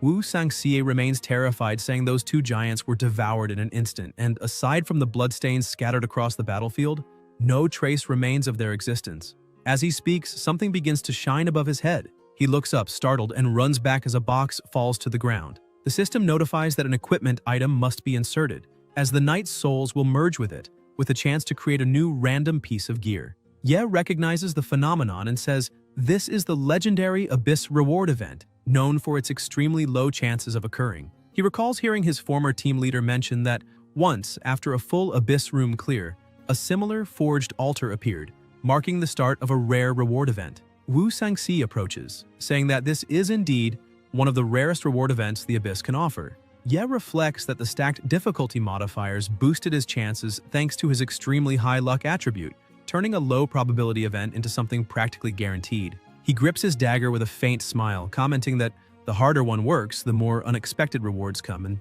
decides to test the ritual with that old starter dagger. Wu Sangxie immediately scolds him, saying he should use his best gear, and asks if he at least owns any purple-grade weapon or armor. Ye replies that the only weapon he can use right now is exactly that starter one, since he usually sells any equipment that requires a level higher than one. Wu Sangxie is left speechless, realizing he had momentarily forgotten the most important detail. The protagonist is still only level 1. That means he fought all those overwhelmingly powerful enemies without even possessing any high-level equipment. Ye then offers the dagger to the altar, saying he has no other choice and that he'll strengthen that weapon anyway. The dagger begins to be enchanted, and the system notifies that there are chances of failure depending on luck attribute and the weapon's base level. Condition detected. Level 1.0, weapon type, dagger. Estimated success rate, 200%. Ye's eyes widen, unable to believe it's possible to exceed 100% like that. Another notification appears asking if he wants to execute the enchanted transformation command with the knight's soul, informing him that the weapon type will change to longsword. He confirms. The system announces the enchantment was successful and congratulates him, saying his weapon has been upgraded to legendary grade. Ya looks at his new weapon in awe until the notification displays the name Trash Sword. He laughs, saying the appearance and quality are so good that it must indeed be legendary. The attribute screen appears. Trash Sword, durability 50 out of 50, attack 30. A shining sword but impractical, incredibly disappointing. Yet its uniqueness lies in being a one-of-a-kind, legendary trash item, required level 1. Right after, another sword appears. Trash Sword, durability 50 out of 50, attack 30. A replica of the original, equally useless but also a unique legendary trash item of required level 1. Ye holds both swords and smiles, saying it's not bad at all. In fact, he likes them. Wu Sangxie watches in disbelief, asking if that really counts as trash. He starts laughing, saying the stats are ridiculous, and that even luck-based things have bad days. The protagonist replies that it may be trash for him, but for someone who knows how to use it, they're perfect. Wu Sangxie, unconvinced, asks if he has really never seen god-grade equipment. Ye doesn't answer, instead throwing one of the swords forward and with a gesture commands it to return. The void swallows it and places it back into his hand. Smiling, Ye calmly asks whether weapons that can be retrieved infinitely aren't basically god-grade equipment that only he can use. Wu Sangxi is completely bewildered, wondering if Ye's skill is precisely to use trash swords to grow stronger. He notes that the protagonist doesn't seem to care at all about the concept of god-grade and concludes, half-shocked, that maybe Ye is actually the god of trash himself. The protagonist walks up to the altar again and remarks that even the altar of a master forger should be considered precious residue worth keeping. With a faint smile, he orders the void to reclaim it. Within seconds, the altar is swallowed, and the system notifies that recovery was successful. A new card appears in his hand. Master Forger's Altar. He can now summon the altar at any time. Yi celebrates, saying this is perfect since the reward event is now reusable. He plans to enhance his trash swords as soon as he gets new materials, adding that even if one fails or breaks, he can simply recover it using his skill, what he calls the most broken part of trash swords. Laughing, he comments that he was tired of his old daggers and that it's time to try new weapons. Wu Sanxie watches, increasingly stunned, realizing the protagonist intends to fight wielding 2 longswords at once. He approaches and tries to warn him, explaining that using 2 weapons he doesn't master comes with huge penalties. Attack speed drops, accuracy decreases, and damage is severely reduced. That's precisely why most players specialize in a single combat style when changing class. Still, he thinks that if Ye truly masters this method and raises his proficiency, he might have a chance to overturn any battle. Ye opens the weapon panel and the system displays a notification. When wielding 2 weapons, attack speed and accuracy are reduced by 50%. The system then asks if he wants to spend 10 BP points to evolve dual-wield proficiency to grade D. Ye widens his eyes, surprised to discover it's possible to spend BP to accelerate skill learning. He quickly realizes that BP obtained from trash equipment isn't only for repairs but also for raising proficiency, an extremely advantageous discovery. Calculating, he sees he can spend 10 points for grade D, 20 for C, 30 for B, and 40 for A. Taking a deep breath, he decides to go straight to the top, evolving everything at once. Wu Sanxie watches in shock as the system begins showing a sequence of notifications. Dual wielding increased to grade C, to grade B, to grade A, to grade S. Yes smiles with satisfaction, holding both swords and declaring that his beginner's practice in dual wielding will already start at S proficiency. Wu Sanxie can't believe what he's seeing. Then the two start walking again through the abyss, and Ye calmly comments that the challenges of that room are all complete, so a new portal should appear any moment. Wu Sanxie looks at Ye and with a weary sigh says he's just decided. He's giving up on this run. He turns and starts walking toward the exit, muttering that if he had known it would be this hard, he would never have put in so much effort for such a high-difficulty abyss. He insists he still has plenty of money outside and doesn't need to risk himself here, where any mistake could mean death. As he walks away, the environment begins to shake and the system issues a red alert. Extreme danger warning. Combat mode activated. Ye feels his body chill and immediately senses something wrong with the mist spreading across the hall. Once he realizes what's about to happen, he shouts desperately for Wu Sanxie to get out immediately, saying it's far too dangerous. At the last second, the protagonist tries to pull him away but laments being one step too late. One of Wu Sanxie's arms is struck by the mist and instantly disintegrates. Ye analyzes the situation coldly, wondering if this was a trap. After all, Wu Sanxie's defenses, which even the Guardian Knights couldn't break, were sliced like paper. He concludes that the portal's approval was only an appetizer, and the true boss wasn't the 2 knights, but rather what they had been desperately guarding.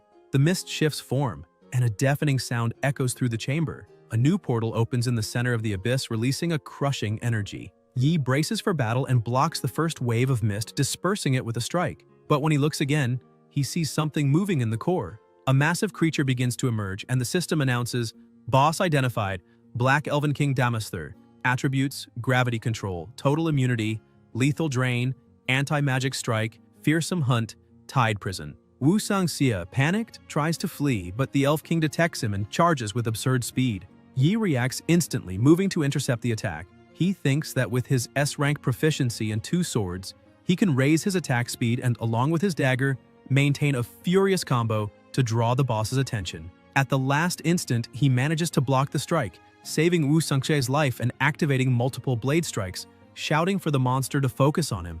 But the system displays a new message. Ineffective attack. Target is in locked focus state. Damage can only be dealt by the current target.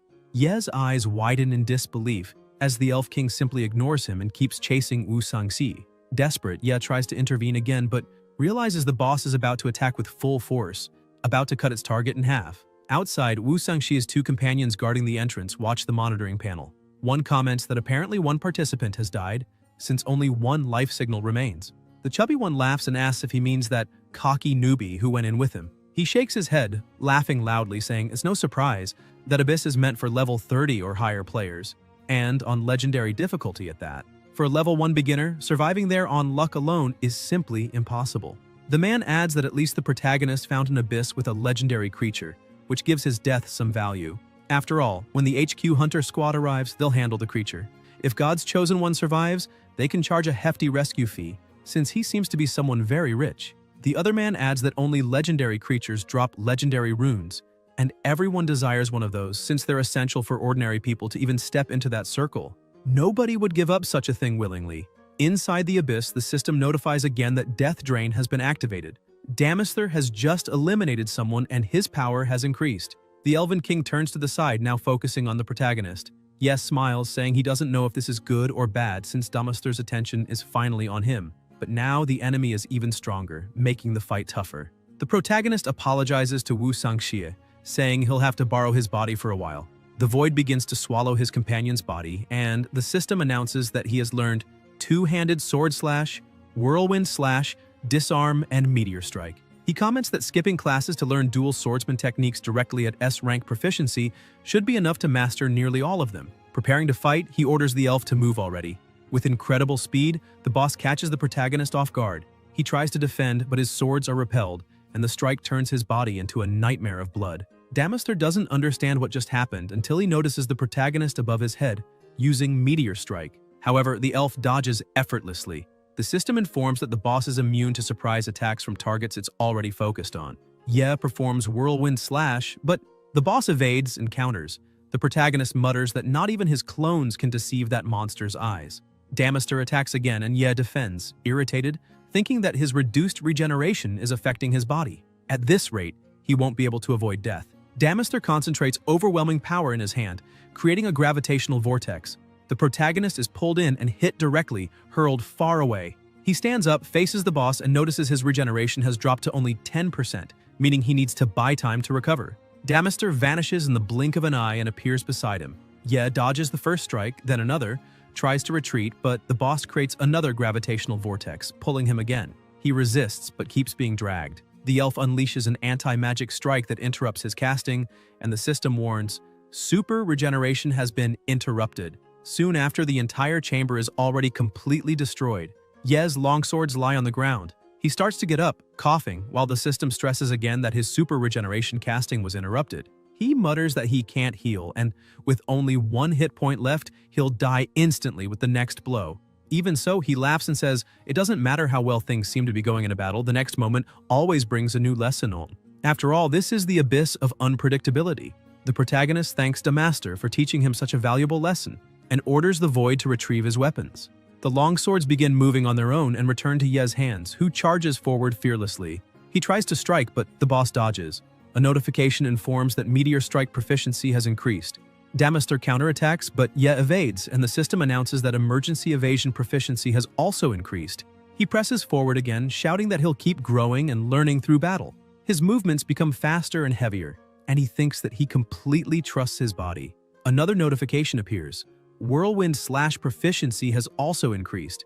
Ye keeps attacking non-stop, feeling his body visibly becoming stronger. The Elf King, who once dodged with ease, now struggles to keep up. Multiple blade strikes proficiency rises, and the protagonist cuts off one of the enemy's horns. Even so, he doesn't relent, thinking he must act even faster. The boss, now alarmed, tries to attack, while Ye reflects that he must become unbreakable. The system notifies that two-handed sword parry proficiency has also gone up. Ye's strikes finally land on the boss, who, furious, attempts a counter.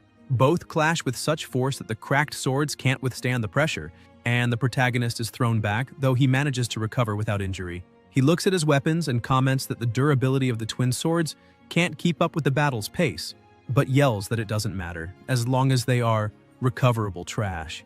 Opening a void portal behind him, he says he has unlimited chances to restart. He throws the swords inside and orders the void to reforge them. Instantly, new blades appear in his hands. He raises them against the boss, and this time, his flurry of strikes lands cleanly, making Damaster's health drop visibly. The elf falls to his knees, and Yes smiles upon seeing the health bar finally appear. With a determined look, he declares that Damaster is now nothing, and that there's no reason to fear anymore. However, the system warns that the boss's rage has increased, and a crushing pressure begins to engulf the abyss. Meanwhile, in another abyss, Zhou Tong completes his own trial and starts leaving with his team. One companion comments that thanks to him, the final Dispel spell was cast perfectly, and that he never imagined seeing someone fight in melee while casting spells at the same time. Zhou Tong smiles and replies that they truly had fun. but he must thank the group's strongest damage dealer, and after all, she alone dealt 90% of the total damage. The woman keeps boasting, saying the two of them are nothing but weak and unforgivable. Looking to the side, she notices a crowd gathered in front of the Abyss boss gate and asks why they are there. Another man approaches and asks what's going on. One of the hunters responds that the last confirmed life signal has just vanished, and apparently no one survived inside the Abyss. He adds that this is only a common incident, not an accident, and as long as they clear the Abyss before nightfall and secure the drop from the legendary monster, there will be no issue. Another group of Awakened arrives, saying that makes sense, and that they could take over the cleanup. Tong steps forward, shouting, asking what they just said and if there are truly no survivors. One guard tries to stop him from approaching, but Tong insists, begging them to at least try to recover the bodies. The man, irritated, asks why he should bother rescuing trash with no money. On the other hand, if God's chosen one sends a rescue signal, then it would be worth it since he seems to use expensive equipment. He asks again why they'd waste time saving someone who doesn't even seem to want to live. Tong snaps, furious, saying his boss is not trash, and if he promised to come out of the Abyss, then he will, because he always keeps his word. The leader orders the new group of Awakened to ignore that lunatic, and if they find the two test subjects dead inside, just bury them where they are. He commands the team to proceed carefully, and they all begin advancing toward the portal until a voice from inside echoes, saying there's no need. Everyone freezes. Ye emerges from the shadows, his clothes completely torn, and an intimidating aura surrounding his body. He asks if retrieving the items counts as completing the trial. Tong, moved to tears, shouts that he knew he would make it. Ye approaches calmly, saying he managed to get the token and that it should count as a pass. The examiner, shocked, says that's impossible and asks how someone could walk out of a legendary abyss alive on his own. He stares at the protagonist, astonished, and questions if he is truly the level 1 scavenger. The moment he sees the stone in Ye's hand, he realizes it's golden and asks how he got something like that.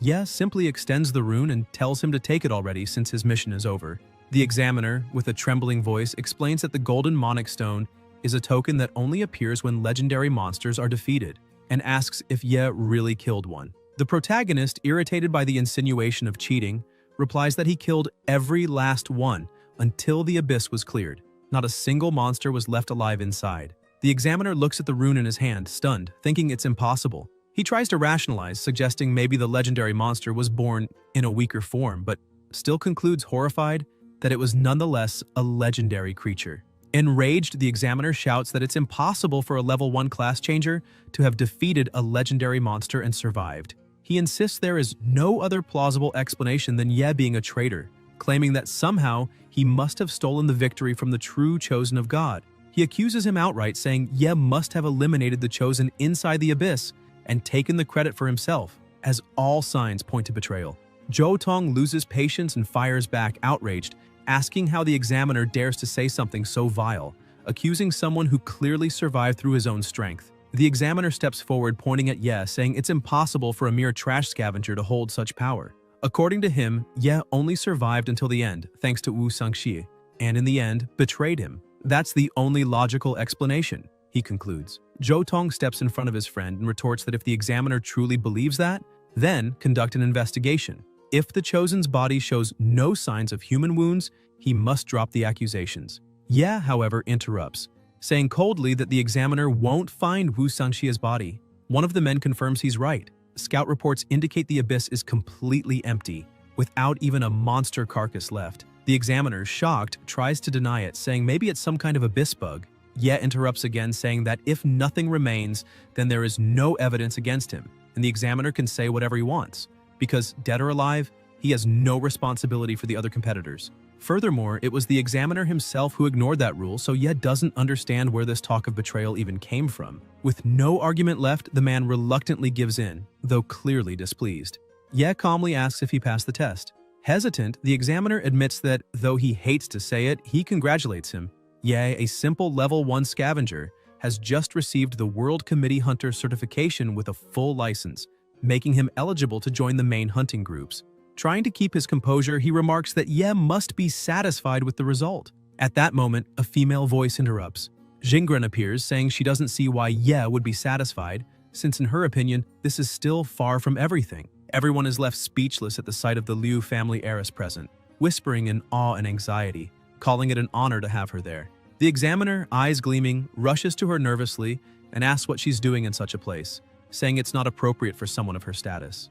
Xingren stares at him coldly and asks if those who obtain the golden unique stone have the right to apply for an independent hunting group.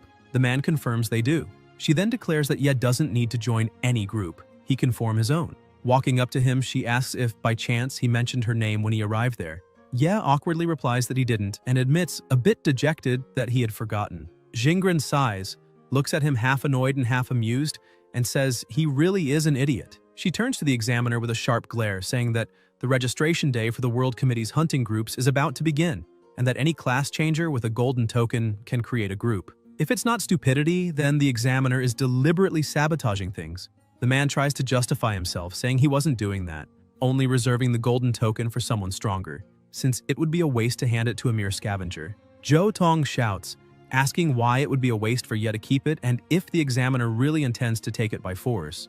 The awakened who had arrived to help with the abyss cleanup begin to turn on the examiner, saying that the rules imposed by supervisors were nothing but a form of theft, and that the whole arrangement had been wrong from the start. They complained that if not for the forced orders, they wouldn't have even come, questioning why they must work for people like him and still have their gear and belongings confiscated. The examiner yells for everyone to shut up and claims that even if the protagonist kept the golden token, people would believe he stole it, since everyone knows that to form a hunting group, the leader needs at least rank B strength. He goes on saying Ye's combat rating before entering the abyss was D, since the energy stone doesn't lie, and if he dared present that before the committee elders, they would laugh instantly. As he speaks, another examiner looks at the numbers and notices something strange, stating that the stone is detecting massive fluctuations in attributes. He says the first reading reached rank A, but the second surpassed it, and the third already hit rank S. The meter begins to overload until it simply explodes in their hands. The protagonist slowly approaches, glaring at the examiner, who retreats in fear and begging him not to come closer. The other men are also confused, saying no one even touched the stone, and yet the numbers kept rising endlessly, and clearly something was off. Ye begins releasing his aura, saying that everyone there treats him like trash and surely has their reasons. But he's heard enough and doesn't want to argue anymore. He's only there to get his certificate and doesn't wish to cause trouble. The examiner, trembling, thinks this can only be an illusion, because even outside the abyss he feels a crushing pressure radiating from deep within Ye's body. Still trying to maintain face, he asks what Ye intends to do, warning that attacking examiners would take tremendous courage. The protagonist raises his hand, forming a gravitational vortex, and coldly replies that he's only taking back what's rightfully his. He directs the vortex at the token and instantly retrieves it. The examiners, desperate, shout that the device must have malfunctioned earlier and shown false numbers, so they'll use a measuring crystal to confirm. However, when they see the result, they are left dumbstruck, exclaiming that it's impossible. The crystal is unstable, trembling, and about to explode. Ye continues to release his power and, with a firm voice, says that if they no longer doubt his value, they can end the test right there. The pressure around him rises so intensely, it throws the examiner back, shattering the crystal in midair since the final reading had already surpassed S rank. He then turns and starts walking toward the exit, telling the examiners to change their measuring method before embarrassing themselves again. The chief examiner, still dazed, mutters in disbelief, asking if Ye could have hidden his true power, something that seemed impossible to him. Xingren steps up smiling and gives Ye a light slap on the back, saying she knew he would pass the test easily, and that if he had mentioned her name from the start, no one would have dared put him through all that trouble. The chief examiner remains confused, thinking that if Ye truly has ties to the heiress of the loyal family, maybe he's not just a simple scavenger as he claimed. Xingren comments that the supervisors would have treated him better if they had used more decent equipment. Ye replies asking how he could have used her name, saying that when it comes to convincing people, it's far more satisfying to make them believe through brute force. She laughs and agrees with him. Zhou Tong, relieved the chaos is over, excitedly remarks that the woman beside him must be the famous Xingren, saying it's an honor to meet her. Ye explains that Zhou Tong is his friend and that he's also there to take the test. Xingren watches him closely and asks if they've met before. He smiles and says yes, recalling that he attended her birthday party as one of the performers, and asks if she remembers. Xingren stares at him and, with a teasing tone, asks if he means that disastrous banquet ruined by a horrible rap performance, questioning if he was one of the performers. Zhou Tong's eyes well up with tears upon hearing this, and she quickly cuts off the subject, saying that since they're talking about parties, they should celebrate Ye's new hunter certification. She proposes holding the celebration at his place. Ye, confused, asks why at his house, until he suddenly remembers what it looks like. He crouches down embarrassed, thinking his home is just a tiny, rented, ground-level apartment, and that someone as wealthy as her would probably laugh at the ridiculously small living room. Jo Tong, meanwhile, is devastated, brooding over the comment about the terrible performance she mentioned. Shingren, not understanding the strange mood, asks what's wrong, trying to change the subject by saying that if the idea isn't convenient, they could think of another place. The protagonist quickly interrupts, insisting there's no problem at all, though inside he thinks he can never let her discover the truth. Proudly, he says there will definitely be a place and an amazing performance, and looking at his friend, he adds that he'd very much like him to come too. Shingren still doesn't quite understand why Ye is acting so stiff, but decides not to press and asks if they can set it for the next night. Ye agrees, saying it's fine. She smiles satisfied, commenting that now that he passed the hunter certification, she can finally rest assured and look forward to tomorrow night. She promises to bring some gifts and leaves with a smile. As soon as she departs, Ye thinks he needs to find a way to change his appearance before the meeting. That evening, he returns home, only to be greeted by his sister, who immediately scolds him, asking if he hadn't said he was going on a date. He replies that maybe what just happened could be considered one. Seeing the state he's in, she glares indignantly and asks if that date was with goblins or ogres, because by the looks of him, the place must have been some abyss. Xiaozhou loses patience, yelling that he lied again and went somewhere extremely dangerous. Ye tries to calm her, saying the fact he's alive and in one piece should be enough, since all his arms and legs are still attached. She insists he can't say he's fine with so many injuries and demands he go to the hospital immediately. The protagonist opens the bathroom door and runs inside, saying he doesn't need that, they're just scratches. He locks himself in while his furious sister keeps yelling from outside. He turns on the shower, water flowing down mixed with the blood from his open wounds. His body is covered in scars, marks left by the intense battle against the Elf King. The hot water slides over him, and his health bar shows a critical level, almost at 0. Ye thinks he was lucky his sister didn't see his true condition. Wounded, exhausted, barely able to stand. The new and old injuries he suffered in the abyss had turned into permanent damage that wouldn't heal, and his fear now was that it might take months to fully recover. He opens the system, remembering that after defeating the Elf King, he had received something strange. A new message appears on the screen. Reincarnate. He recalls that, still inside the abyss, after defeating the boss, 3 cards had appeared alongside this notification, confirming his victory over the Elf King. With a relieved smile, he says he did his best and managed to kill the Elf King without taking a single hit. Then he asks the Void to recycle the item, and a new message appears, informing him that he received Gravitational Vortex. Ye grins even wider, thrilled, saying that was Damaster's exclusive ability, and that he had truly pulled a big prize this time. The system notifies that he also gained 100 attribute points, bringing his total to 140. He orders the system to distribute them evenly, as he always did, but quickly notices something odd. The plus signs are grayed out after allocating 512 points. He tries to keep adding, but the system warns that his attributes have reached the limit and cannot be increased further. Confused, Ye insists, until a new message appears. Reincarnation condition fulfilled. Reincarnation option unlocked. The text explains that if he accepts, his level will immediately reset to 0, allowing a second awakening. The level cap will rise to 5 and maximum attributes will grow proportionally. He deduces that for level 1 scavengers, whose attribute limit is 512, the only way to surpass this barrier is to return to level 0, lose everything, and awaken again. Only then can they break through their limitation. Ye considers the risks of restarting inside the abyss, but now that he's safe, he realizes there's no reason to hesitate. It was the perfect time to test reincarnation. The examiner's words echo in his mind. Cheater, traitor, trash. The same insults he had heard all his life. With a stern face under the water streaming down like rain, he murmurs that he always fought to grow stronger, to give his sister a decent life and protect her from abuse. His goal is still far, but he refuses to accept the limit imposed by the system. He raises his head and starts shouting that he won't accept any limits, that he will overcome this obstacle and become even stronger than before. Outside, his sister, sipping juice absent-mindedly, nearly chokes on the screams coming from the bathroom. A new message appears before him. Reincarnation successful. Class reset. Growth scale elevated. Ye's body begins to regenerate rapidly. The pain vanishes and his wounds close. He watches in shock, murmuring that he can't believe everything was restored. Looking at himself, he notices all his scars had completely disappeared. At that moment, the bathroom door bursts open. Xiaozhou storms in furiously, telling him to stop lying because if he isn't hurt, then where did all that blood on his clothes come from? Ye looks at his sister, and the instant she realizes what she just did, a small explosion occurs. Startled, she covers her eyes, and when the smoke clears, she has reverted to her teddy bear form. With a trembling voice, she says it looks like she won't be able to change back anytime soon.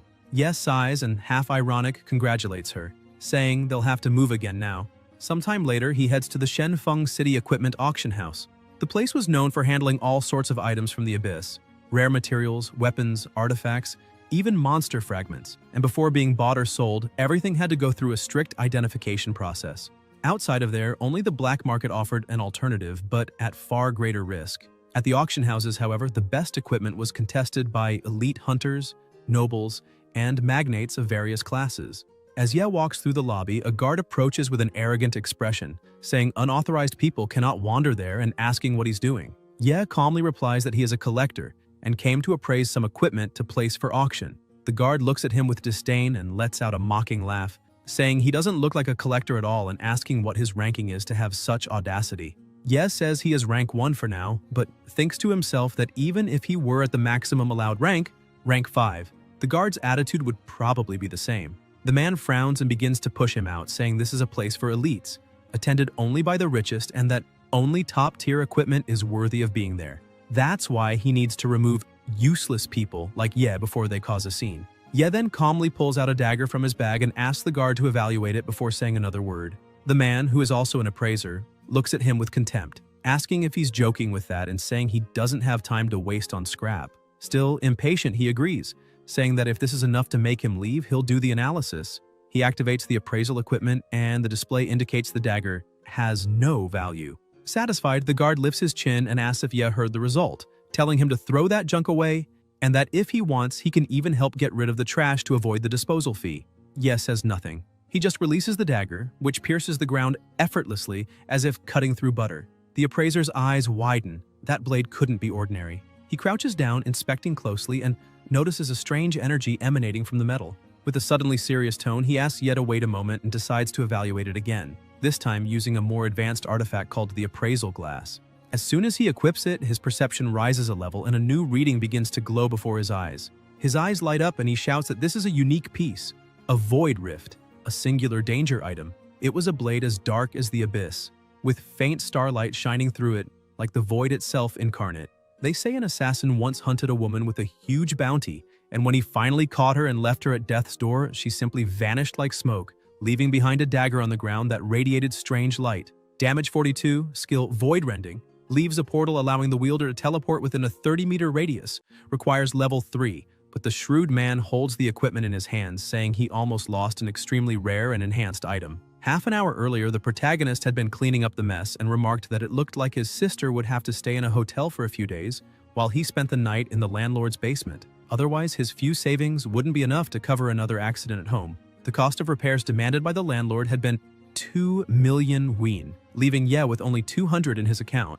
He opens the system and tells himself he needs to find a way to redeem the equipment he bought, since he needs money immediately. However, he knows the market is flooded with high-quality gear, though not top-tier. After all, most workers buy replicas to secure jobs and rarely replace them. To the rich, equipment like that is nothing but trash, hard to sell, of little use, and cheap. Even so, he thinks that if he selects a few good ones, he might sell them for a few 100,000 yuan. While scanning the system, he notices a forge icon. He quickly clicks it, wondering if the abyss facilities could be used outside. A portal opens at his side, and upon hearing the sound, he looks up, realizing a box is about to fall on him. He dodges at the last second and stares at the forge, surprised it actually appeared. A forging altar had emerged out of nowhere, in such a small space that it nearly hit his face. The system sends a warning message. Unidentified forge has appeared. Equipment forging capacity unlocked. Low-quality equipment can now be upgraded to a higher category. Reading this, he smiles, grabs his longsword, and comments that if equipment quality can be improved, then rare weapons can be raised to precious, then epic, and finally, legendary. From what he's heard, the value of equipment can increase more than tenfold with each upgrade level. He analyzes the stats of his hunter's longsword, a rare one-handed sword. With it, he had slain many beasts that threatened the village, but in the end, both he and the beasts ended up in a dragon's maw. Damage 48, level requirement 17, causes 3% additional damage against beast-type monsters. He tosses the sword into the forge, saying it isn't first-rate, worth only about 10,000 on the black market, so either way, since he can't use it, it's just a piece of trash that will serve for practice. The system informs that 30 attribute points were injected as the forging cost, and the protagonist comments that at least that equals double the weapon's value.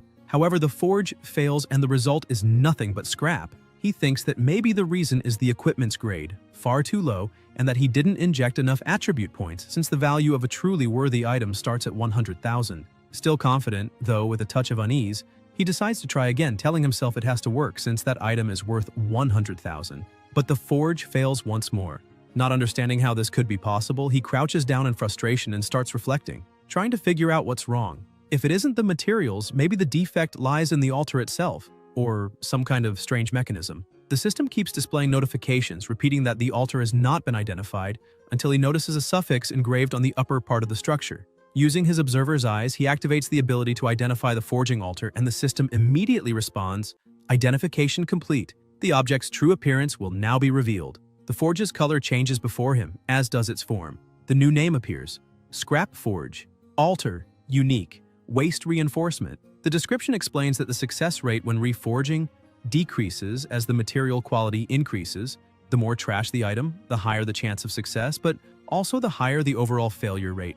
The protagonist lets out a bitter laugh and comments that apparently this altar was tailor-made for trash, almost like a curse from the god of trash himself, since everything he's received from the very beginning has been nothing but useless rewards from start to finish. In the basement of his house, Manhwa watches as the forge displays the hammer, while a notification appears saying, "Reforging exclusive scraps." The success rate of reforging decreases as the material's quality increases.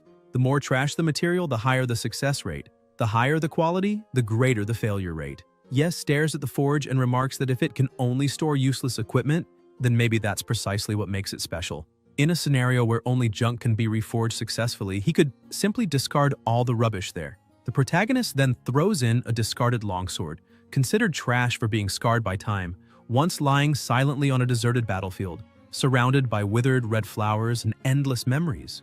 Required level 1. He raises the hammer with his void magic, and upon breaking the sword, the reforging message appears, declaring the process successful and transforming it into a new weapon.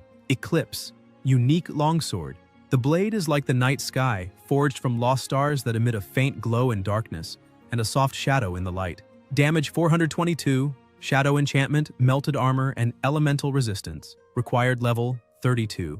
You can't believe he managed to get a unique collector's equipment piece, the only one of its kind in the entire world, forged from a mere scrap. This makes him conclude that the scrap forging altar is definitely a divine artifact, and this time he was truly lucky to obtain such a treasure. With so much junk gear in his inventory, it was like having a money printing machine. Excited, he continues his work and reforges another scrap, obtaining a bow called Song of the Night. The bow, unique, is shaped like a magnificent harp, with a string as soft as silk, able to play a moving melody in the night. When the young hunter draws the string, the music sounds like the whisper of the stars, awakening nature's power. Damage 397. Strings of the Whispering Heart. This bow fires invisible magic arrows that cause sonic damage. Required level 29. Next, he reforges again and obtains the mantra, a unique staff made of ancient tree roots with a sturdy crystal on top. The wooden shaft is engraved with the wisdom of the ancients and the prophecies of ogre ancestors.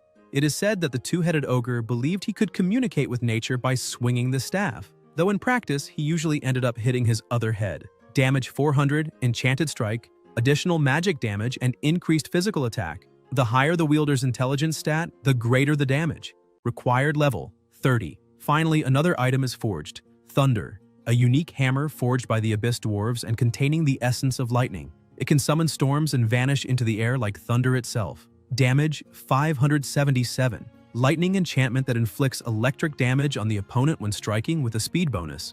Required level 41. The protagonist keeps forging for hours, creating countless new weapons. Exhausted, he sits on a crate and comments that all his useless gear has already run out, and the ones that still had some value were converted into attribute points. Even so, what he had was enough to create an impressive amount of unique equipment. As a result, he reached Scavenger level 1, since even without killing monsters, he could still gain experience points just by forging. In just a few hours, he overcame the initial stage, the hardest part of becoming a true role holder. With a smile on his face, he states that all this is great, and now all that's left is to figure out how to turn all that equipment into money using his new hunter's license. In the present, the appraiser who once treated him with disdain now receives him completely differently. The two sit on a couch to talk, and the appraiser asks where the equipment he had analyzed came from. Ye replies that he already said before and insists that he's just a collector, since even at level 1 he can still collect high-quality items. He thinks that if he said he had forged it all, it would only create unnecessary trouble. The appraiser says there's nothing wrong with collecting items after all. Collectors aren't divided by levels, but by taste. And the fact that Ye possesses such a powerful collection is simply a reflection of his own strength. The protagonist then opens a small void portal saying he still has some pieces, and that if the auction price is satisfactory, the appraiser could receive a good commission. He begins to spill the items onto the floor. The man goes crazy seeing all that and rushes to tell the others to prepare the highest category VIP room and also immediate platinum VIP induction. Ye heads toward the VIP class holding the card, thinking that the platinum access is only valid for that registration. On the way, he bumps into a man who asks what an idiot like him is doing there. The protagonist apologizes, saying he wasn't paying attention. The man looks him over from head to toe, finding it odd that someone dressed so simply could be in such a high-class place, and asks how he dares block his path, demanding to know the name of the hunting group he belongs to. Ye calmly replies that he is a free hunter. The man says no wonder he looks like a beggar since he's just an independent hunter. He presents his emblem and identifies himself as Lang Xiaofeng, member of the A+ hunter group Tattoos, nicknamed Mad Vlad Tattoos. Ye thinks that the Tattoos are known for being war maniacs, a group that only recruits brutal berserkers and values nothing but strength. He knows this because he has cleaned up battlefields they left behind many times, and some of those occasions ended very badly. That's why he decides this time it's better not to provoke any unnecessary confrontation. He just turns around and starts to leave, apologizing again, while Xiaofeng grows irritated and draws his sword, pointing it at the protagonist and demanding if he really thinks he can just apologize and walk away, calling him a bastard with an irrelevant surname, and declaring that, judging by his clothes, he obviously snuck in. Xiaofeng says he'll remind him that this is a members-only entrance, and that only high-ranking hunting group officers can use it, declaring that scum like the protagonist should go through the line reserved for scum. Ye pushes the sword aside and replies that this is a place under the jurisdiction of the World Guild, and if anyone uses a weapon inside, they'll be in serious trouble. Xiaofeng, consumed by rage, says that Ye himself is very lucky and asks if he really believes a piece of trash like him has the qualifications to walk the same path. Then he begins to make a scene, calling the guards and demanding, as a senior member of Tattoos, that the protagonist be expelled and have his identity carefully verified. The appraiser, watching everything from the other side, thought he had truly struck gold, but nearly has a heart attack when he sees the guards trying to forcefully remove the protagonist. He rushes over and asks Ye why he went to the members' entrance, since he should have entered through the platinum entrance. Xiaofeng grabs the protagonist by the collar and questions the appraiser, asking if he's sure he's dealing with the right person. The appraiser, irritated, orders the guards to detain Xiaofeng. The guards shove him against the wall and he keeps ranting, saying that a free hunter like Ye, without the backing of any hunting group, could never afford the high fee for platinum VIP access. The appraiser bows repeatedly, apologizing for the incident, while Xiaofeng keeps shouting, demanding that the guards not touch him, since he's a senior member of Tattoos and shouldn't be treated that way. One of the guards then coldly replies that this auction house is under the direct jurisdiction of the World Guild, and if he insists on causing trouble, they will notify the supervisor and cancel his membership immediately. The appraiser, trying to smooth things over, turns back to Ye, explaining that if he wants to take a look around the auction floor, he can also enter through there, though he shows some concern that the environment might be of a lower tier and not have equipment worthy of his interest. Ye turns and starts walking, glancing back and commenting that this isn't necessarily true because his perception is a bit different from others, and maybe he can find a treasure hidden among what everyone else considers trash. The appraiser laughs, agreeing with him, and directs the way to another room where several people are already gathered around a table. One of the men remarks that he heard the auction house had put several exclusive items on the market and that as soon as they were listed, they were immediately snapped up by extremely wealthy people, with starting prices from 1 million. The most impressive, according to him, was a pair of boots sold to Yunding, whose final price reached tens of millions.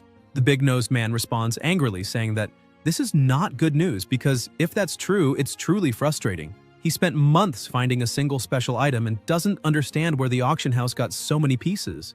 The old man beside him comments that he heard rumors a collector showed up there and sold his entire stock all at once. The big-nosed man keeps complaining, saying that in the presence of true professionals, people like them can only compete for scraps, since top hunters have the financial power of their groups behind them. Ye watches from a distance, attentive, until the auction system announces that the Thunder Hammer was sold for 3,175,000 yuan, while the meteorite shield reached 2,810,000. Ye smiles in satisfaction, telling himself that the equipment was just as popular as he expected and that if he ever runs out of money in the future, all he'll need to do is put a few of his creations up for auction. Soon after, the robust-looking announcer steps onto the stage and begins to announce the rules of the blind auction. He explains that all Abyss equipment put up for sale will be in an unidentified state, meaning they could be either high-quality or low-quality items. For that reason, returns or exchanges will not be accepted, and no one can refuse to pay the bid amount for any reason. As soon as he finishes the explanation, the blind auction begins. The first item presented is an unidentified ring with a starting bid of 500,000. Ye uses his observer's eye to analyze it further and concludes that the first item usually serves as a warm-up piece, while the true treasures tend to appear later, meaning the early lots are often traps. Even so, noticing no one stepping forward, he decides to stir the mood and places a bid of 1 million. Xiao Feng, who is also participating in the auction, immediately gets irritated, calling the protagonist an arrogant bastard for pretending to be rich, claiming that the shabby ring wasn't even worth half the price. The auctioneer is surprised to see someone offering such a high bid and asks if anyone wishes to top it. The other buyers, sitting at the surrounding tables, murmur among themselves, noting that the Platinum VIP had made his first move and that anyone in that seat must be absurdly wealthy. Slowly, the atmosphere shifts. Some start to wonder if the ring could indeed be a hidden treasure.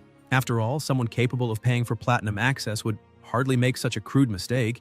Everyone begins competing for the item, raising the bids until it reaches 1,400,000. Ye raises it again to 2,500,000, leaving the entire room surprised. Buyers murmur, saying this is an extremely high offer, and if the Platinum VIP raised his hand again, then the ring must surely be an invaluable treasure. Xiao Feng grows more irritated, saying the protagonist is just trying to show off in front of everyone and that he can't just stand by. He stands up, slams the table, and declares a bid of 3 million, proclaiming it unbeatable and certain that at that price the item would be his. But Ye raises it again, offering 4 million. His current bank balance is 79 million, so he feels at ease. Xiao Feng grows even angrier, claiming that the protagonist is mocking him again. One of his companions tries to stop him, pointing out that paying 4 million for an unidentified ring is already absurd. Still, Xiao Feng cuts him off, saying that Bastard's past is significant and that he had underestimated him before. If Ye wants the ring so badly, it must be high quality, and that's exactly why he cannot let him win. He then shouts, raising the bid to 5 million. One of the sellers, surprised, comments that such a price range is normally reserved only for exclusive gear. A mage at a nearby table adds that spending so much on an unidentified ring would be enough to bankrupt a small hunting group. Xiao Feng walks up to Ye, points at him, and mocks him for being just a free hunter with a net worth of only a few million, daring to compete against a Tatus member backed by sponsors and wealth. Ye stares at him silently and without showing emotion, raises the bid to 10 million. The hall bursts into chaos. Xiao Feng is stunned, asking if he heard correctly because it couldn't be possible. How could a mere free hunter casually bid 10 million when that sum was enough to found a mid-sized hunting group? Desperate, he demands the auctioneer verify Ye's bank balance, claiming the protagonist is making false bids and disrupting the order of the event. He insists that even a Platinum VIP must follow the rules, and otherwise he should be expelled immediately. The auctioneer contacts the administration via communicator and, after a few seconds, announces to everyone that the 10 million bid has been confirmed and is fully valid. The people are impressed to learn that the Platinum VIP truly possesses wealth above that amount. Realizing none of them can compete, Xiao Feng, consumed by rage, thinks he will never allow himself to be humiliated in front of everyone, for he is Tatus Xiao Feng of the A+ Hunter Group, a high-ranking representative of a major hunting group, and cannot accept being crushed by a mere free hunter. With a trembling voice, he slowly raises his paddle and bids 10,500,000. Ye stands up, smirks, and provocatively raises the bid to 100 million. Xiao Feng falls back, utterly disbelieving what he just heard. The protagonist sits down, looking down and reflecting that it doesn't matter if he spends all his money on a piece of trash there, because tomorrow he can simply produce exclusive equipment of the same value. Ye looks at Xiao Feng and asks if that's really all he's got, reminding him not to let a free hunter look down on him. The auctioneer announces the current bid of 100 million and starts counting down. Xiao Feng is confused, not understanding how the protagonist could act with such determination, offering 100 million without the slightest hesitation. This attitude makes him question whether the ring is actually a super treasure, something 1 in a million. He recalls Ye telling the appraiser that his perception differs from others, and that he might find treasures hidden among what everyone else considers trash. With that thought, Xiao Feng feels a surge of conviction, believing he is facing a true expert. He concludes the ring must be a heaven-defying item, something that could become the emblem of his hunting group. To him, it would be impossible for anyone to bid 100 million without a real reason. Convinced, he decides he must surpass it. As the auctioneer prepares to close the round, Xiao Feng shouts, "Bidding 200 million." Everyone in the room is shocked, certain he has lost his mind since even a top-tier group would rarely risk such an exorbitant sum. Xiao Feng, carried away by arrogance, begins provoking Ye, asking if he isn't as rich as he claims, challenging him to keep shouting, declaring he will show everyone who the real wealthy are. Ye simply takes a deep breath and calmly replies that he has been outbid, declaring that the treasure now belongs to Xiao Feng.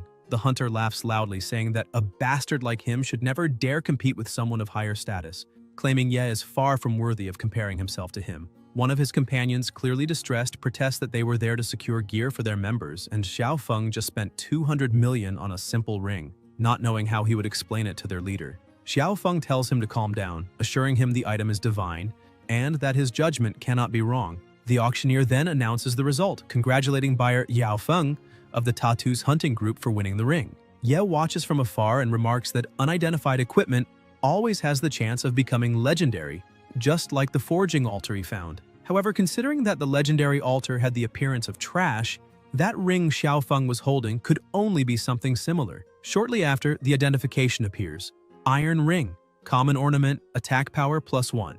Ye thinks to himself that his observer's eyes didn't deceive him, since he had already anticipated the outcome. Xiao Feng holds the ring in his hands, lifting it high before everyone, and shouting for it to become a divine item that would make the others regret dropping out of the bid. But seconds pass and nothing happens. He starts to sweat, his eyes widen, and in despair he screams as he realizes the bitter truth. The ring was nothing more than a simple, ordinary iron ring. Xiao Feng begins to lose his temper, shouting and pointing at the protagonist, saying it's all that damned kid's fault, since Ye made him lose his mind and therefore he demands a refund. He then faces the auctioneer with a forced smile and claims he was just joking when he placed the bid of 200 million, asking them to treat it as a mistake and wondering what the auctioneer thinks. The auctioneer, maintaining a professional posture, replies that, according to the rules, Xiao Feng is an internal president of a prestigious hunting group, and once the transaction is completed, they will officially notify the group within 24 hours and charge the corresponding fees. If Xiao Feng fails to pay the full amount, both he and the hunting group will be severely punished by the World Guild, possibly even disqualified or dissolved. In addition, the auctioneer emphasizes that Xiao Feng could be accused of auction fraud and sentenced to a labor camp for waste collection. With a snap of his fingers, two security guards appear and grab Xiao Feng by the arms.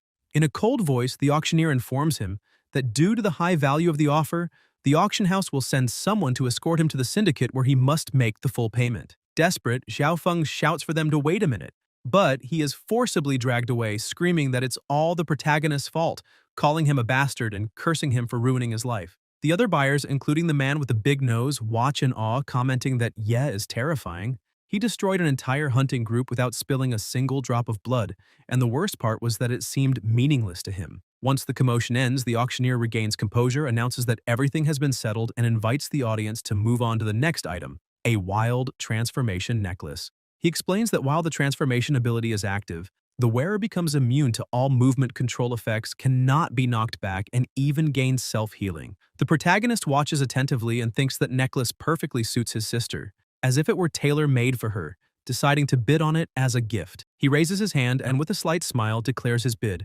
1 yuan. The man with the big nose comments curiously that Mr. Platinum is about to act again, and his companion agrees, saying the boy is repeating the same trick as before to fool fools, since if even Xiao Feng, a top-tier hunter, was forced to spend 200 million on a piece of junk, then no one in their right mind should compete with that kid. They both conclude that anyone who dares to raise the bid would be a complete idiot. The auctioneer notices the situation and becomes irritated, but the buyers remain hesitant, whispering that Platinum must be some mercenary working for the auction house itself. Trembling with frustration, the auctioneer asks if anyone else wishes to bid, but silence dominates, as everyone believes it's such an obvious scam that only a fool would fall for it.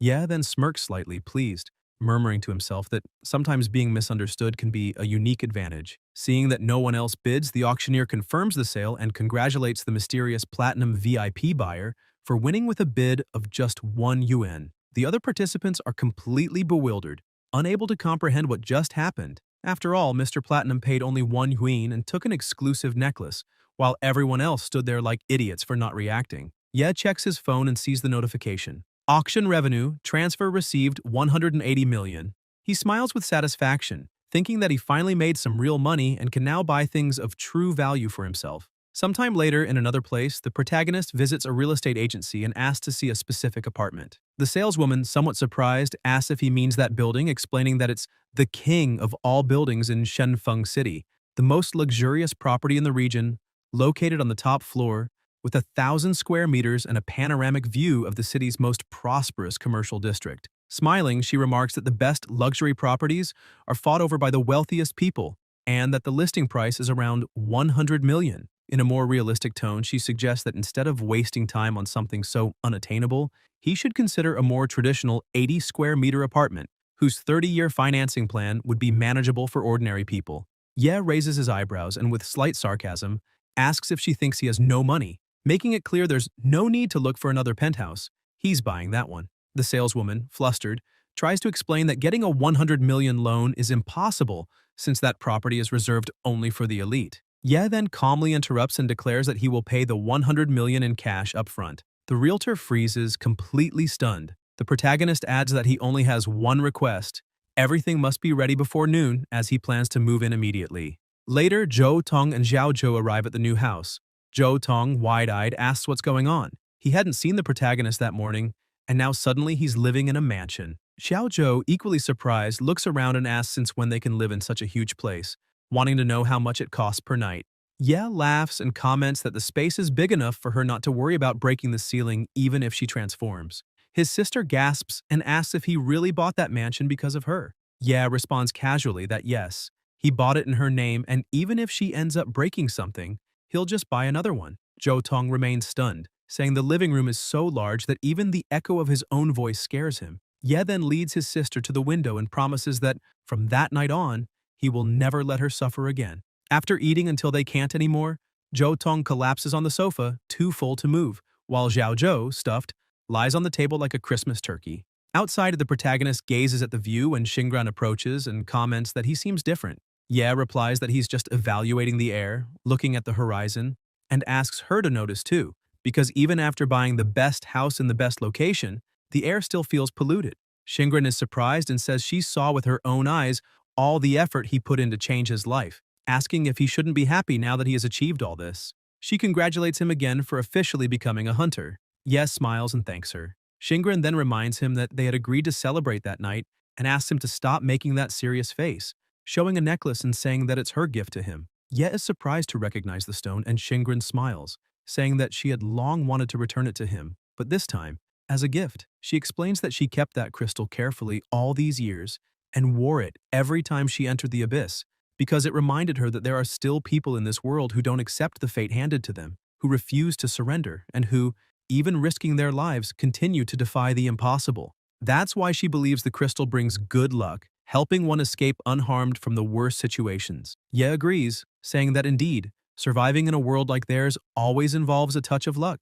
Xingran smiles and recalls that when he once said that instead of trying to convince others with words, it was better to make them believe through strength. She realized that surviving something unscathed is not a matter of luck, and never will be. Ye replies with a faint smile, saying that he has always believed direct action is more effective than persuasion, because only by staying alive in front of others can one prove their worth without wasting a single word. Xingran agrees and says that's exactly what she likes most about him.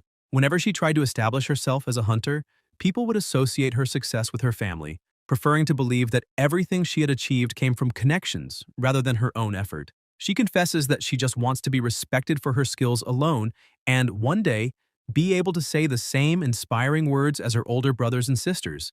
That's why she's grateful to him. From a financial standpoint, that crystal has no value at all. But Ye's worth, like the crystals, cannot be measured by money. That's why she says that it doesn't matter if he lives in a mansion, a rented house, a luxury car, or a shared bike. She will always like him because, in the end, The man she truly loves is still the same strong guy who once collected trash. Ye laughs and says it's true. Getting rich suddenly isn't as fun as it seems, and even with expensive wine and fancy buffets, he still prefers the good old street barbecue with beer. Then, in a softer tone, he adds that the real reason he needs so much money is something she herself once said. Looking at Shingren, he recalls that she once mentioned that if he had more money, he could form his own hunting group. Surprised, Shingren nods, saying that's true, since creating a hunting group requires a lot of resources and structure. Ye then smiles with determination and declares that this is exactly his goal, to form his own group and head toward the most dangerous zones of the abyss because, as she herself said, no one becomes truly strong by being alone.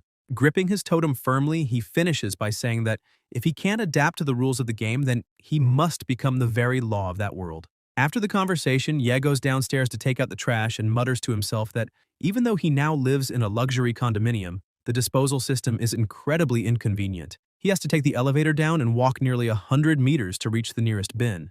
Grumbling, he wonders aloud whether rich people don't produce garbage.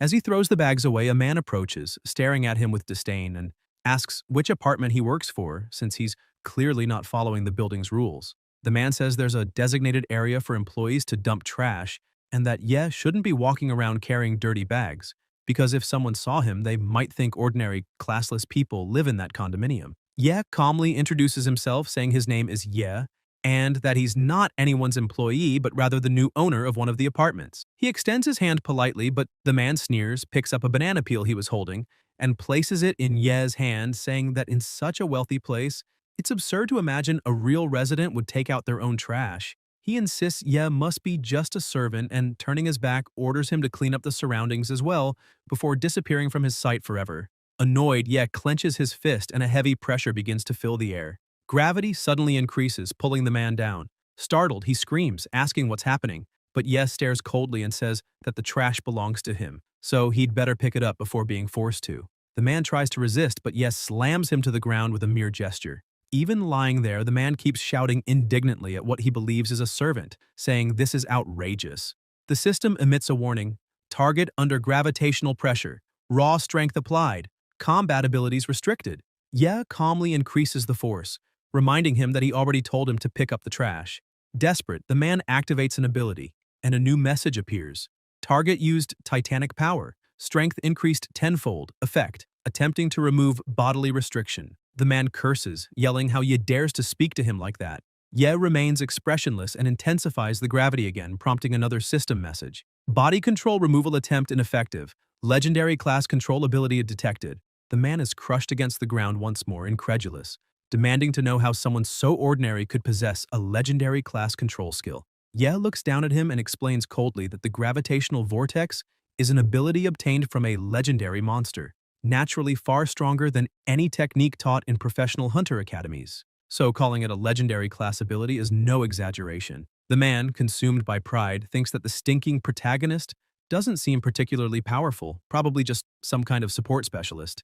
With arrogance, he says he only lost because he was caught off guard by a copycat janitor. Ye begins to lose patience and asks if he understood what he said, ordering him again to pick up the trash while further increasing the pressure, nearly crushing him completely. The man screams, conceding, saying fine, he'll pick it up. As soon as he admits it, Ye hurls him forcefully into the trash cans, knocking him unconscious among the garbage. Then he turns around and starts walking away, commenting that even in a rich neighborhood, problems still exist. Suddenly, his phone rings. It's Xiaoju, asking where he is since the house is so big she can't find him anywhere. The protagonist answers that he just went down to take out the trash but remembered he needs to go back to their old house to take care of something, so he's heading there now. His sister asks if the landlord hadn't already repossessed the old place, and he explains that he forgot some things there. The next morning, Ye is relaxed in the kitchen of the old house. He remarks that just as an old stone is more valuable, the same goes for a house. The older it is, the more comfortable it feels to live in. The landlord approaches and explains that, unfortunately, he can't rent the house to Ye anymore, even if he can afford it, because the property no longer belongs to him. Someone bought the entire lot, paying the equivalent of 50 years' rent up front. Ye smiles and reveals that the buyer was him, and now that piece of land belongs to him. Inside the Parliament building of the World Association residence, two people are talking. One asks if Tatus was swindled out of 200 million by another bidder at the auction. The man in the hat replies that Tatus shifted all responsibility onto Xiao Feng, claiming illegal bidding for personal reasons, and that the group has now completely absolved itself of blame. The big guy observes that Tatus is a support hunter group, and they don't want them causing trouble right now, asking if the man in the top hat has already discovered the identity of the other buyer. The man explains that this buyer once appeared at the hunter qualification exam and was promoted to a full licensed hunter. According to the records, he kept a close relationship with a now-destroyed hunting group, the Blood Oath. He adds that they analyzed the protagonist's magical fluctuation during the stone test and compared it with the magic traces left where Caesar died. The similarities were incredibly consistent. The big man stares at the protagonist's photo and asks whether he might be the bearer of a special profession. The man in the top hat replies that a special profession not appearing on the official list of jobs has a high probability of destroying the entire existing class hierarchy and may soon introduce an unknown chaos into the rules of the game they themselves created.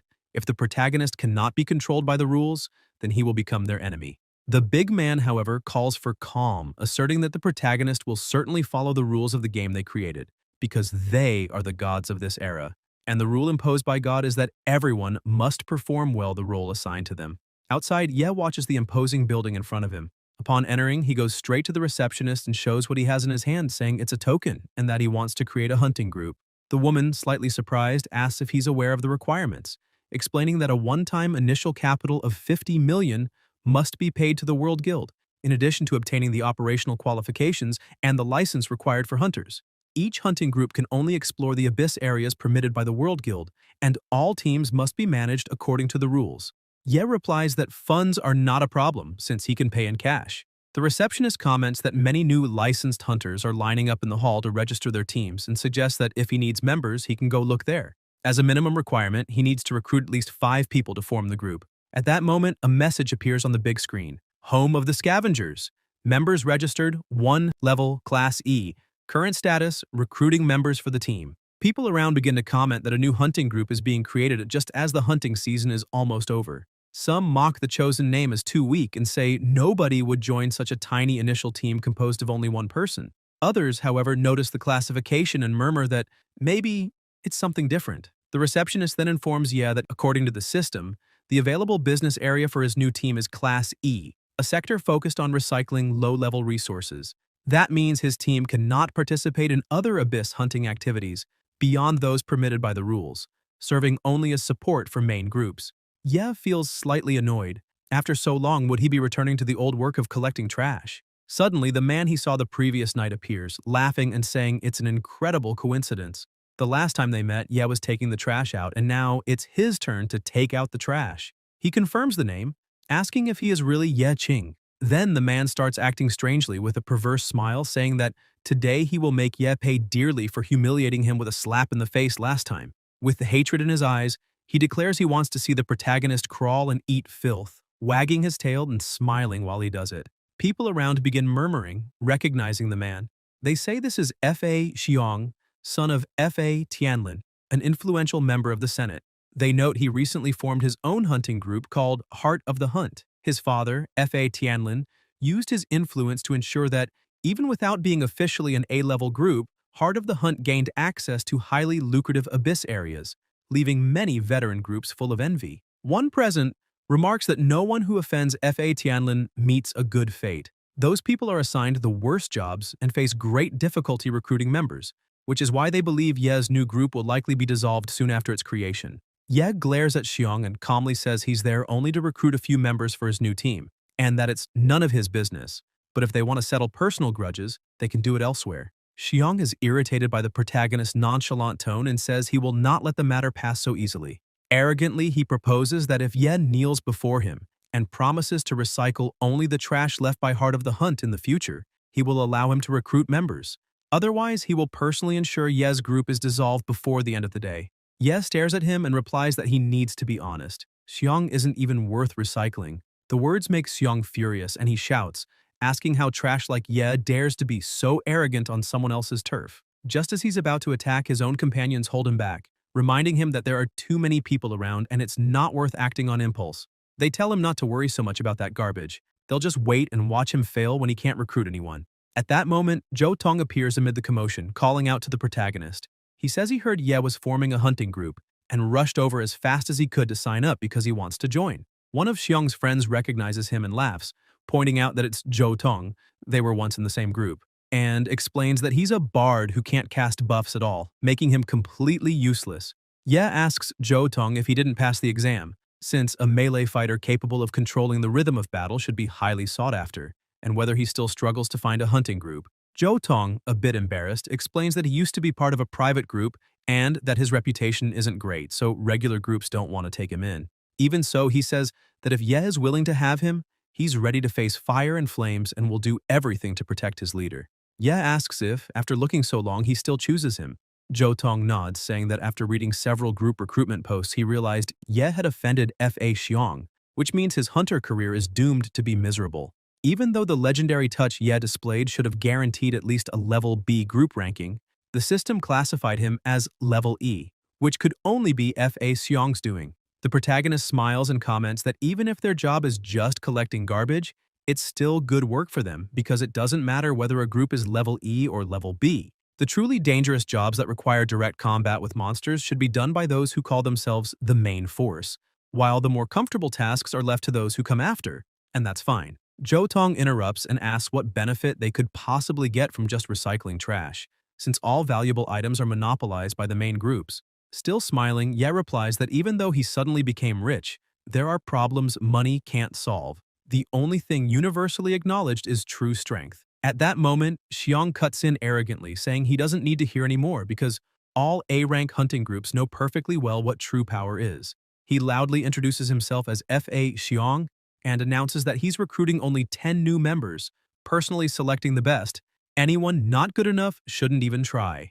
Immediately, several experienced hunters express interest in applying, praising the prestige of Heart of the Hunt. Zhou Tong, annoyed, mutters that all those men just want to take advantage of Xiong's father's influence, since he's the manager in charge of all the groups there, and that those nearing level 50 are just sucking up for benefits. They're no newbies. Xiong retorts that at least they have common sense, unlike certain trash who don't know their place.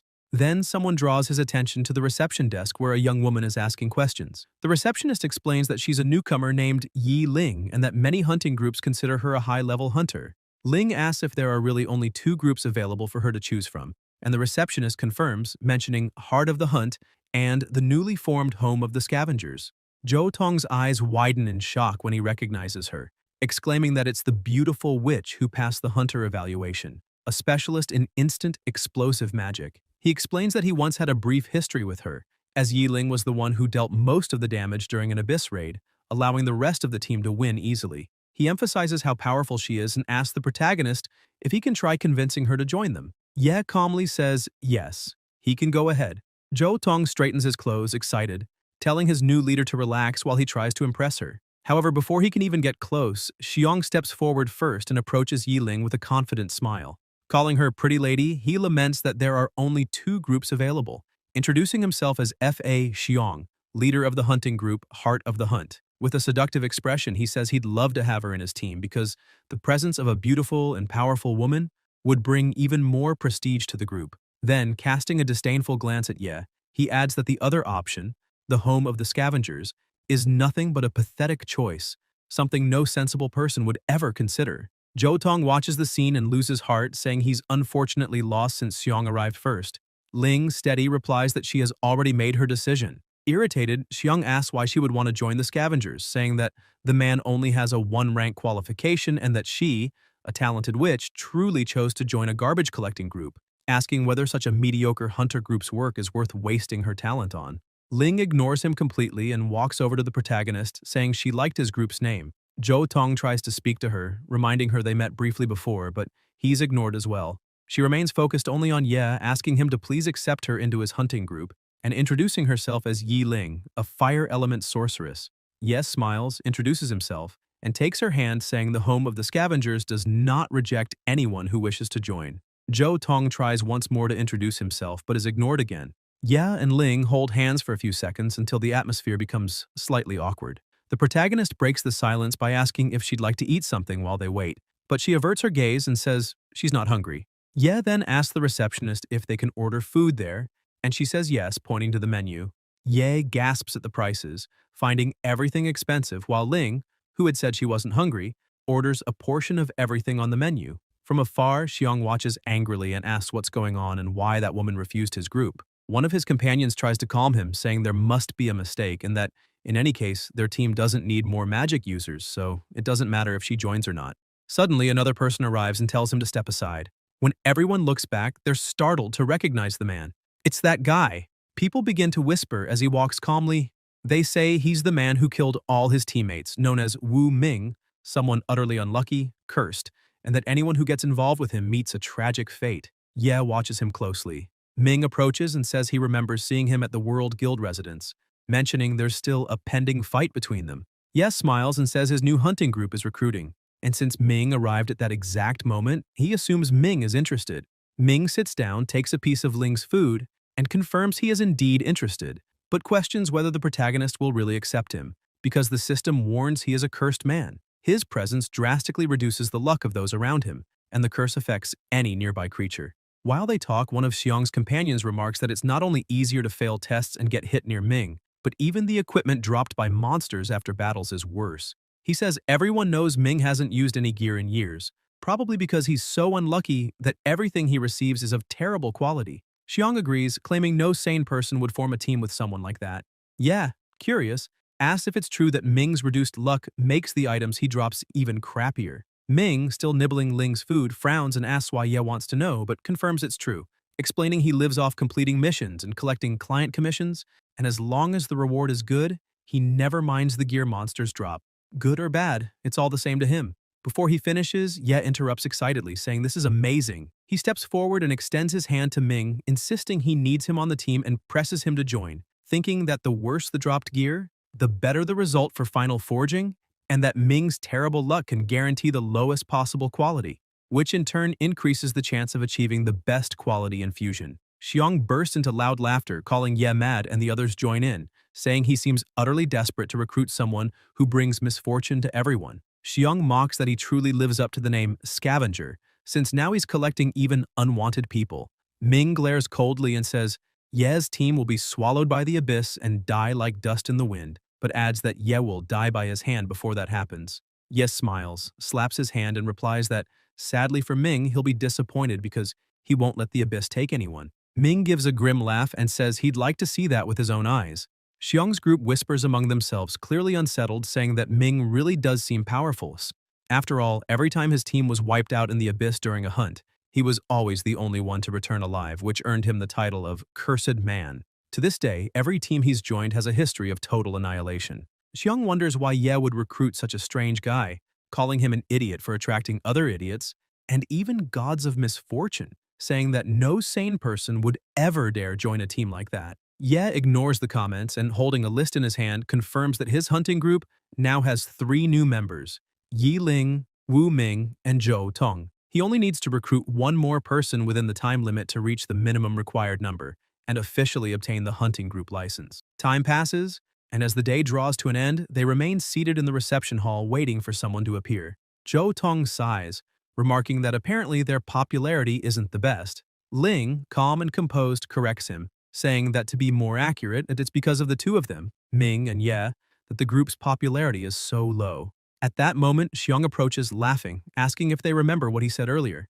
The time limit is almost up. He mocks that if the protagonist fails to recruit enough members, his registration will be invalidated, and even worse, he himself will report it to the review team so that any new applications are rejected, citing reasons such as personality defects, lack of qualification, or failures in previous hunts. From that day on, even if Ye obtains his hunter license, he will never be allowed to lead a group again. He ends his speech with a smug grin and asks if Ye regrets anything. Ye, calm as ever, replies that his hunting group already has the required number of members.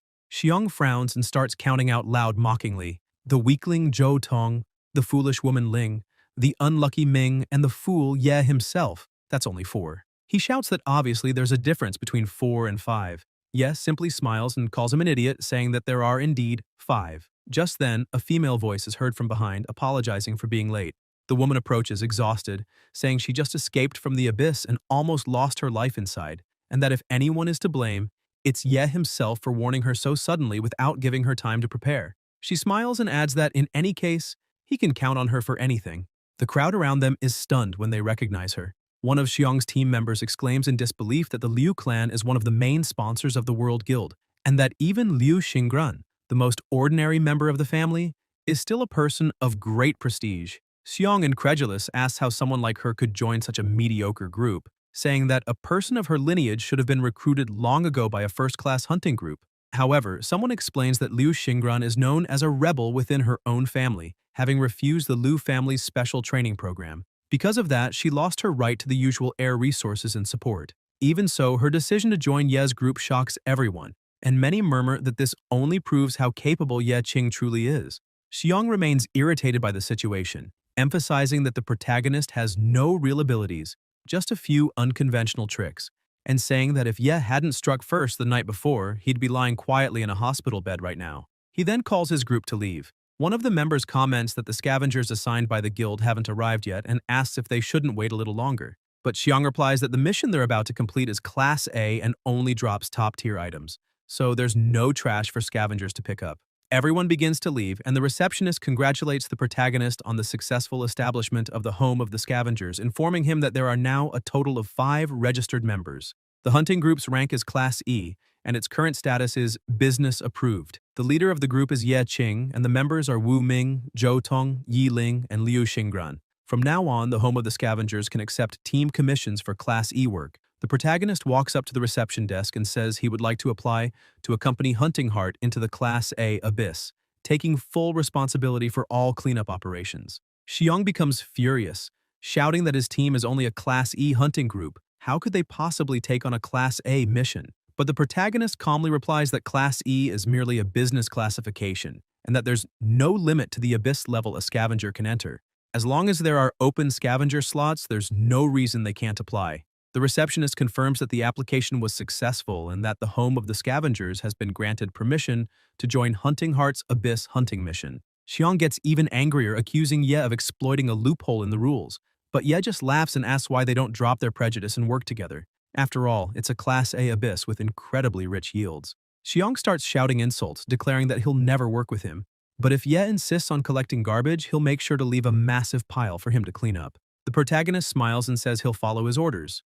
After settling things, Ye returns to his team, and Zhou Tong asks if he's really agreeing to be that guy's slave. Ye answers no, explaining that he's simply obtaining scavenger status so they can participate in any level of Abyss missions without restrictions. Even with the lowest qualifications, they'll have the chance to enter high-level abysses as auxiliary staff, which is a major advantage.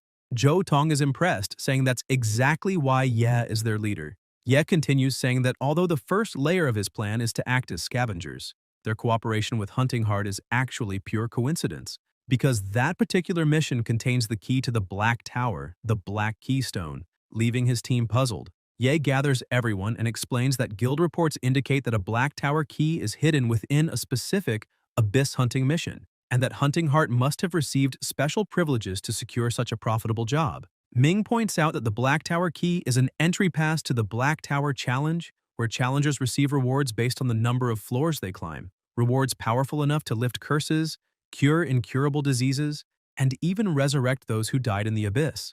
Ling adds that she knows of countless hunter groups that have searched every Abyss gate in the world for a Black Tower key, yet only a handful have ever found one and entered the tower. Xingran notes a small problem. Without exception, everyone who's ever obtained one is now among the world's most powerful beings, just like her older brothers and sisters. Zhou Tong cuts in, saying that apparently everyone there knows what this Black Tower key is except him, so he asks if it can turn him into an instant superstar. Everyone answers in unison that it can only be achieved through real strength. Zhou Tong groans in disappointment, muttering that it looks like he'll have to get stronger on his own if he wants everyone to shut up. The protagonist keeps smiling and says that an opportunity to obtain the key has appeared right before them, and if they're lucky, they might find it before anyone else.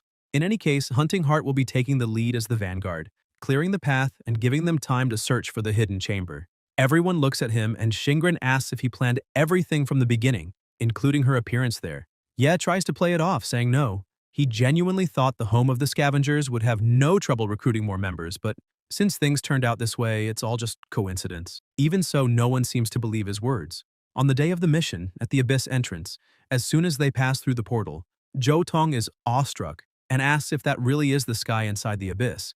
celebrating that it's incredible and admitting he always pictured the abyss as a closed space like a dungeon. Ye explains that sometimes there are open-world abysses with no concept of rooms or directional markers.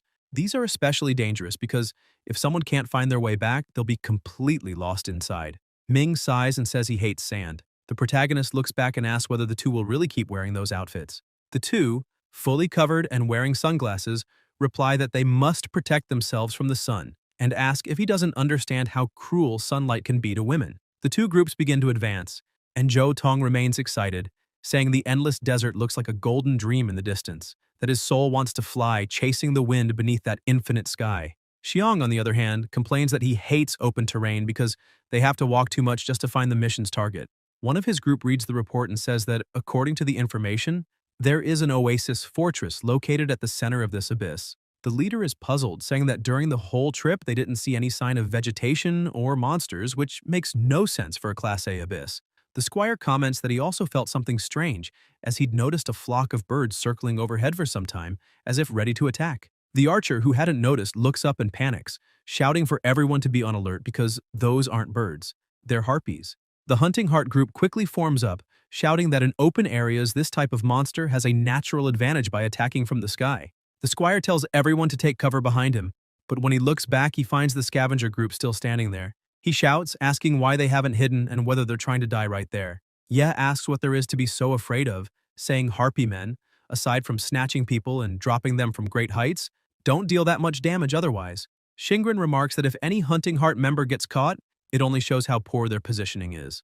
The squire fumes, saying that they're only auxiliaries and yet have the nerve to mock the main force, stressing that the leader letting them collect trash is already a great favor, and asks who she thinks she is to be so arrogant. At that moment, the harpies begin their attack and a fierce battle breaks out between the main group and the monsters. The archer is grabbed and carried into the air, screaming for help, while the squire leaps trying to reach him but can't get there in time. Ling simply casts a glance and activates her instant explosion skill, destroying the harpy midair and sending the archer crashing violently to the ground. She walks up calmly, stands before a stone, and, looking at the trembling archer, comments that all this time she believed the main force members were truly elite, but it seems some are there merely to fill spots.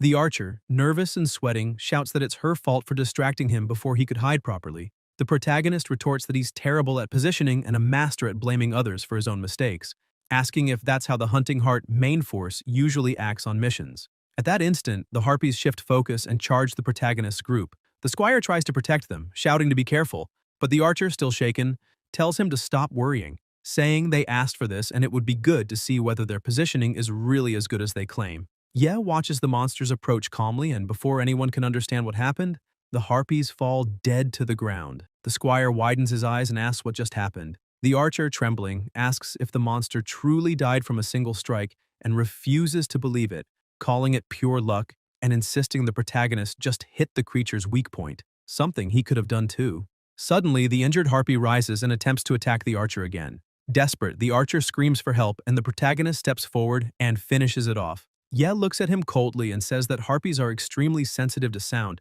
so if he doesn't want to attract more of them and ruin the mission, he'd better stay quiet and keep moving. The main group continues fighting, wiping out several harpies, but the noise from spells and strikes draws even more monsters. Xiang looks back furiously and asks who thought recruiting that archer and that warrior was a good idea, calling them a perfect combination of uselessness and saying that once the mission ends, both must be expelled because Hunting Heart has no room for incompetence. Zhou Tong stares at the absurd number of monsters approaching and asks if it's still safe to stay there. Ye answers that since the archer made so much noise, it's likely the enemies were attracted by him. Shingren explains that although those creatures aren't especially strong, they tend to prioritize attacking classes that rely heavily on voice, like mages and bards who need to chant spells. Zhou Tong turns pale and asks if that means the monsters see him as a direct target, and Shingren continues, saying that this kind of enemy can easily break through the tank's defensive line and reach the rear, putting fragile professions in great danger. Zhou Tong gulps and promises to stay completely silent. Suddenly, the harpies change direction and begin to retreat. The main group's mage laughs, saying they must be afraid of them, but his expression quickly changes as the ground begins to shake. Shingren analyzes the situation and says the harpies didn't flee out of fear. It's because something far stronger is approaching. A loud rumble echoes in the distance, followed by a cloud of dust, and soon dozens of massive creatures appear charging forward, a horde of ogres. Xiong realizes it and shouts orders, healers to the rear, tanks forward with him to hold the line, while mages and archers provide cover fire. Turning to Ye and the others, he arrogantly declares that he's a professional commander, capable of leading over 20 men, and that this time he'll show the scavenger team the true power of a main force. Without hesitation, he activates his skill and charges ahead, smashing through the first ogres with powerful strikes, his team following behind as a fierce battle begins. Ye just watches and comments that, judging by their attack patterns, the ogres don't seem too powerful, so the Hunting Heart squad should be able to keep them at bay. Ling asks if they're not going to join the fight, and Zhou Tong, still shaken, says there are too many and that he wants to go home. The protagonist looks at them and reminds Zhou Tong that he said he wanted to become stronger, but adds that Xiong is trying to put on a show with all his might, so they should just let him. After all, their job is only to clean up the mess. Suddenly, one of the main group's members is thrown near them, gets up screaming, and then an explosion goes off on his back, killing him instantly. Ye frowns and mutters that the idiot did that on purpose. Xiong laughs, glances their way, and asks if they're still alive, ordering them to get closer and start collecting trash since that's what they're there for. The items left behind are an absolute horror show. The protagonist observes that it's total junk and that the luck attribute has been significantly reduced because of Ming. Zhou Tong looks at the shield in his hand and says that Hunting Heart is probably going to complain about this since he's heard they only get purple quality gear or higher. And those were so bad they didn't even reach white quality. They were all gray. Meanwhile, the protagonist's eyes shine as he says that the target of their scavenging is precisely those gray quality items, as they're extremely useful to him. The main group starts grumbling that not a single blue or higher quality item dropped, and that they can't land critical hits either. Everything's garbage. Xiong complains that none of those items are worth opening, and the mage confirms that it's really abnormal.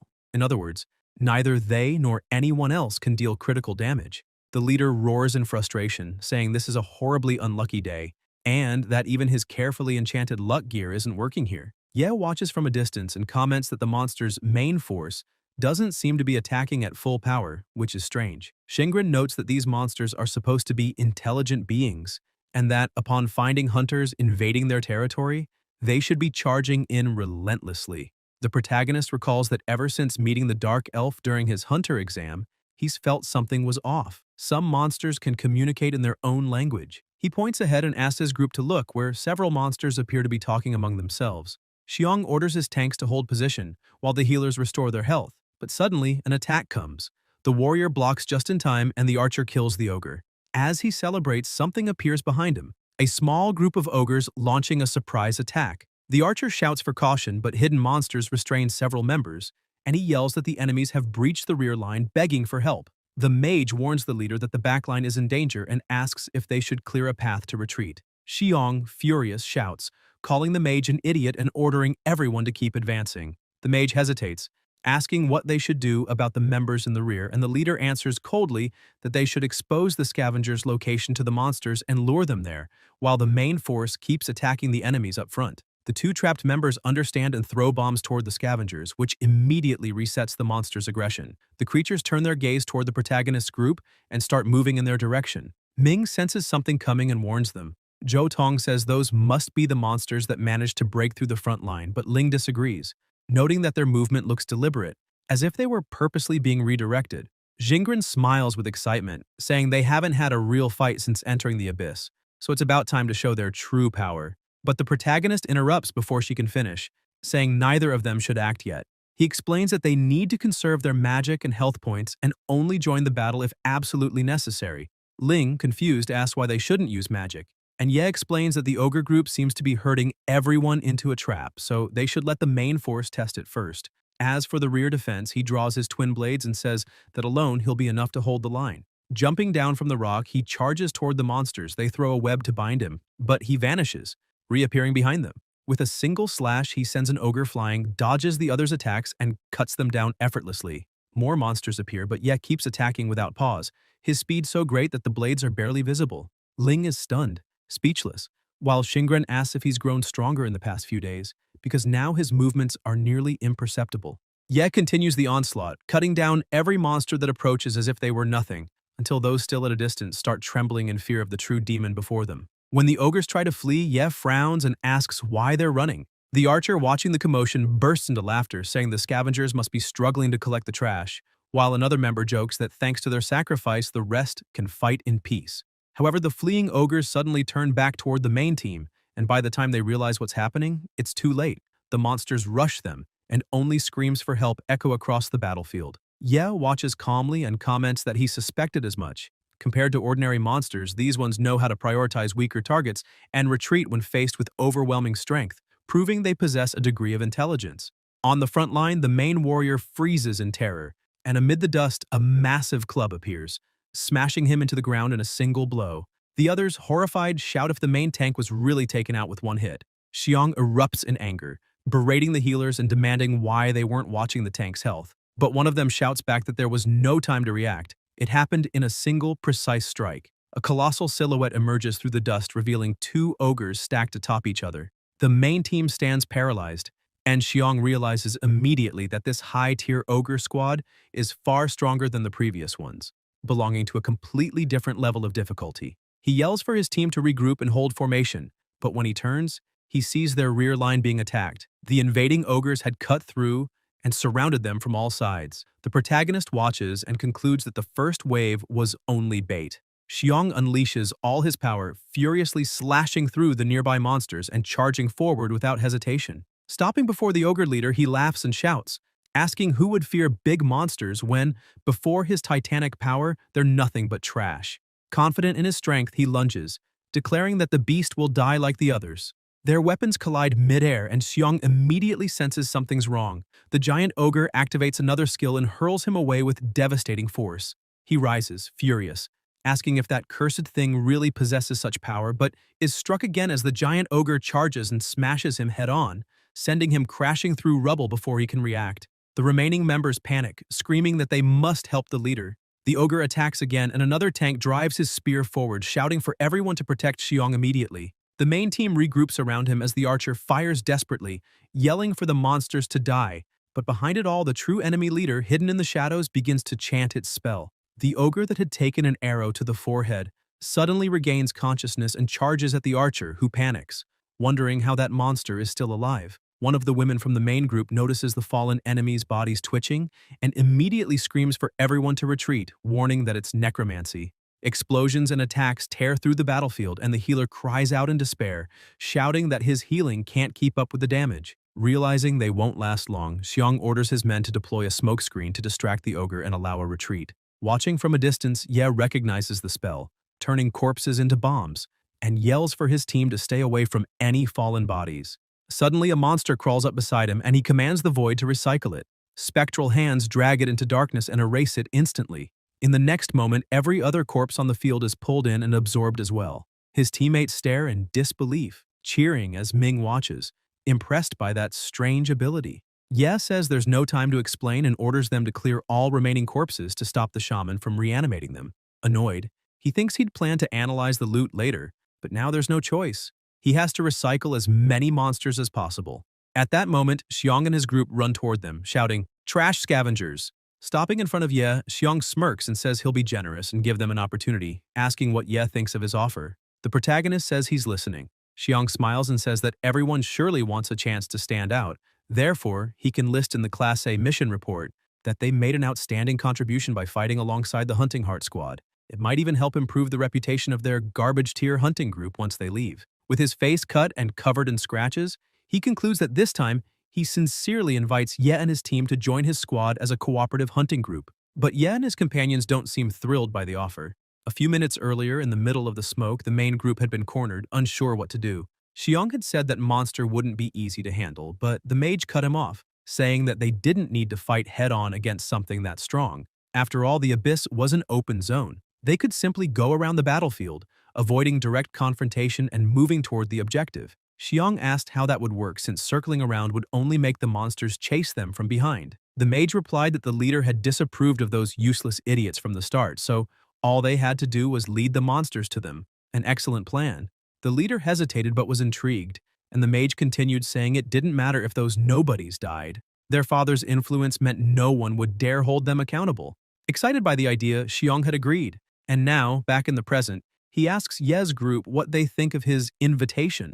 Zhou Tong mutters that those guys just want to use them as cannon fodder and treat them like fools. Ming points out that the main team was nearly wiped out despite their strength, so it's obviously a trap. Xingren, on the other hand, starts to get excited, saying that if there are strong monsters to fight, it's a perfect training opportunity, urging Ye not to let it slip away. Xiong keeps pressing, saying that they'll treat Ye's team as a Class A hunting group and even reserve an extra share of the final rewards for them. Ye replies that they agree.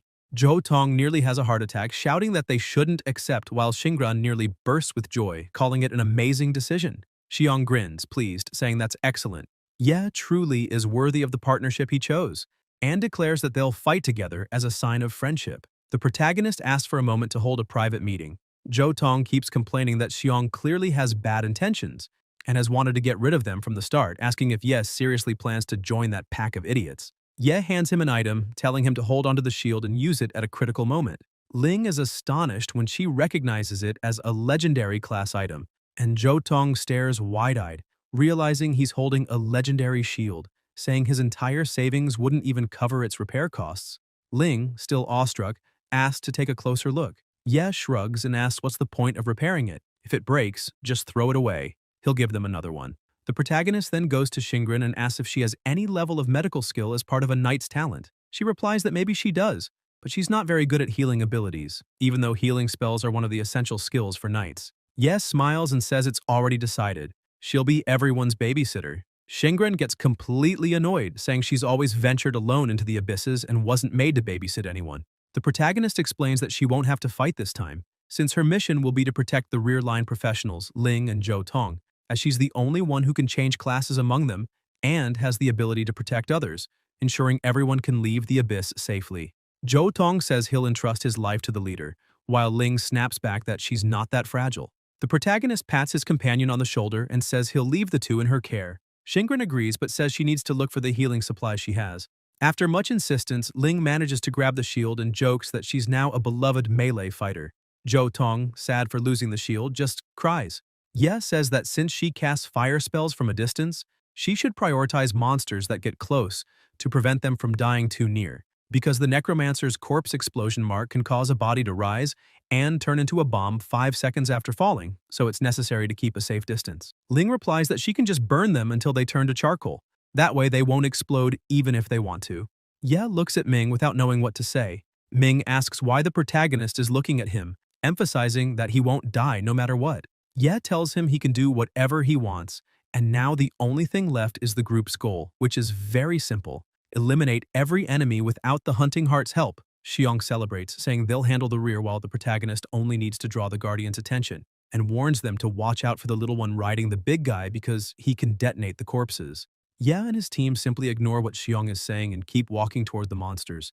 The leader of Hunting Heart asks if those people are stupid, since they just showed up without even getting a buff or any kind of power. He turns and orders his group to leave immediately because otherwise when the protagonist's squad is wiped out, the gold will fall on them again. On the other side of the smoke, Ye calls the others' attention and they rush forward, causing an explosion, but they're instantly defeated while the shaman keeps coordinating everyone. The protagonist gets annoyed for not understanding what that monster is saying and orders the system to analyze the language. A message appears saying, "If you succeeded in the intelligence test, you now understand the monster's language." The shaman was shouting that the protagonist was a fool because they are the clan appointed by the heavens to guard the valley where the emperor rests, and anyone who dares to pass must die and explode in their own blood. He starts controlling the monsters again. Zhou Tong says that seems to be mind control, a high-level control spell, and that the shaman must be the strategist of the entire squad. Once he's killed, the rest won't pose much of a threat. While he's explaining, some bring a massive cleaver onto the battlefield and hand it to the giant ogre. The system says that ogre has health regeneration, slowly recovering life points. Its huge body resists control techniques and weakens them. Zhou Tong, still terrified, says that with that amount of health and thick armor, plus the collector axe, one hit would definitely wipe him out. He suggests they stop what they're doing and wait for the Hunting Heart squad to arrive for backup. But when he looks back, he screams upon seeing that they really use their whole group as cannon fodder. Ming asks what they should do now. The protagonist says the undead shaman also plans to create cannon fodder, which can not only block them, but also turn into material for corpse bombs and continue causing massive damage even after dying. Ye emphasizes that he'll handle the decapitation while Ming just needs to clear the area. While he's explaining, Ming ignores him and charges ahead. The protagonist shouts that he hasn't finished speaking, but then turns with a grin and, loud enough for everyone to hear, orders his group not to leave a single one alive. Shingren draws her sword, saying she can hold the rear line. Ling begins unleashing her flames, laughing and saying she'll turn them all to ash. Ming is already in the middle of the fight, and Zhou Tong keeps hiding behind a rock, saying he'll try his best. The others charge forward. Ming wipes them all out, but another attacks him from behind, and Yes slices it in half, saying he'll leave the small ones to him. The protagonist ignores the smaller monsters and heads straight for the boss. The two stare each other down for a moment, while further back the other three stand still. Ling, annoyed, comments that they could at least let a few pass so she could do something. Shingren complains that she wants to have some fun too, and Zhou Tong just celebrates not having to do anything. Suddenly, he hears a noise behind him and, startled, realizes that more monsters have appeared. He quickly unleashes his chains, ordering them to dance like snakes and bind his enemies' fates.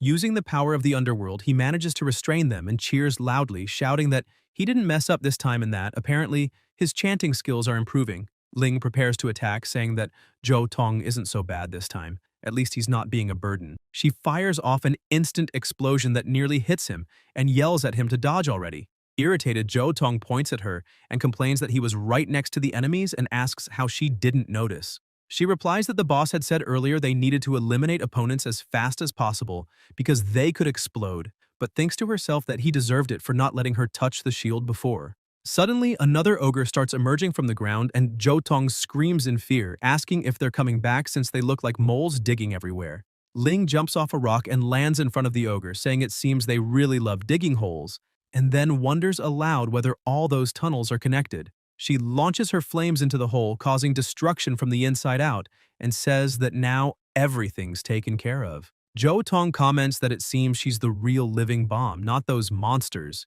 Shingren looks at them with a smile and says they did a great job, asking them to stay behind her as much as possible, assuring them she'll help block the monsters and can heal them if they get hurt. While she's talking, a few enemies approach from behind. The two shout for her to look out. Shingren snaps her fingers, laughing, and says that if they're frozen, they shouldn't explode. And in an instant, both monsters are completely frozen solid. The two are amazed by her powers, saying she's incredibly strong. A little worried, Shingren turns and asks where the protagonist is.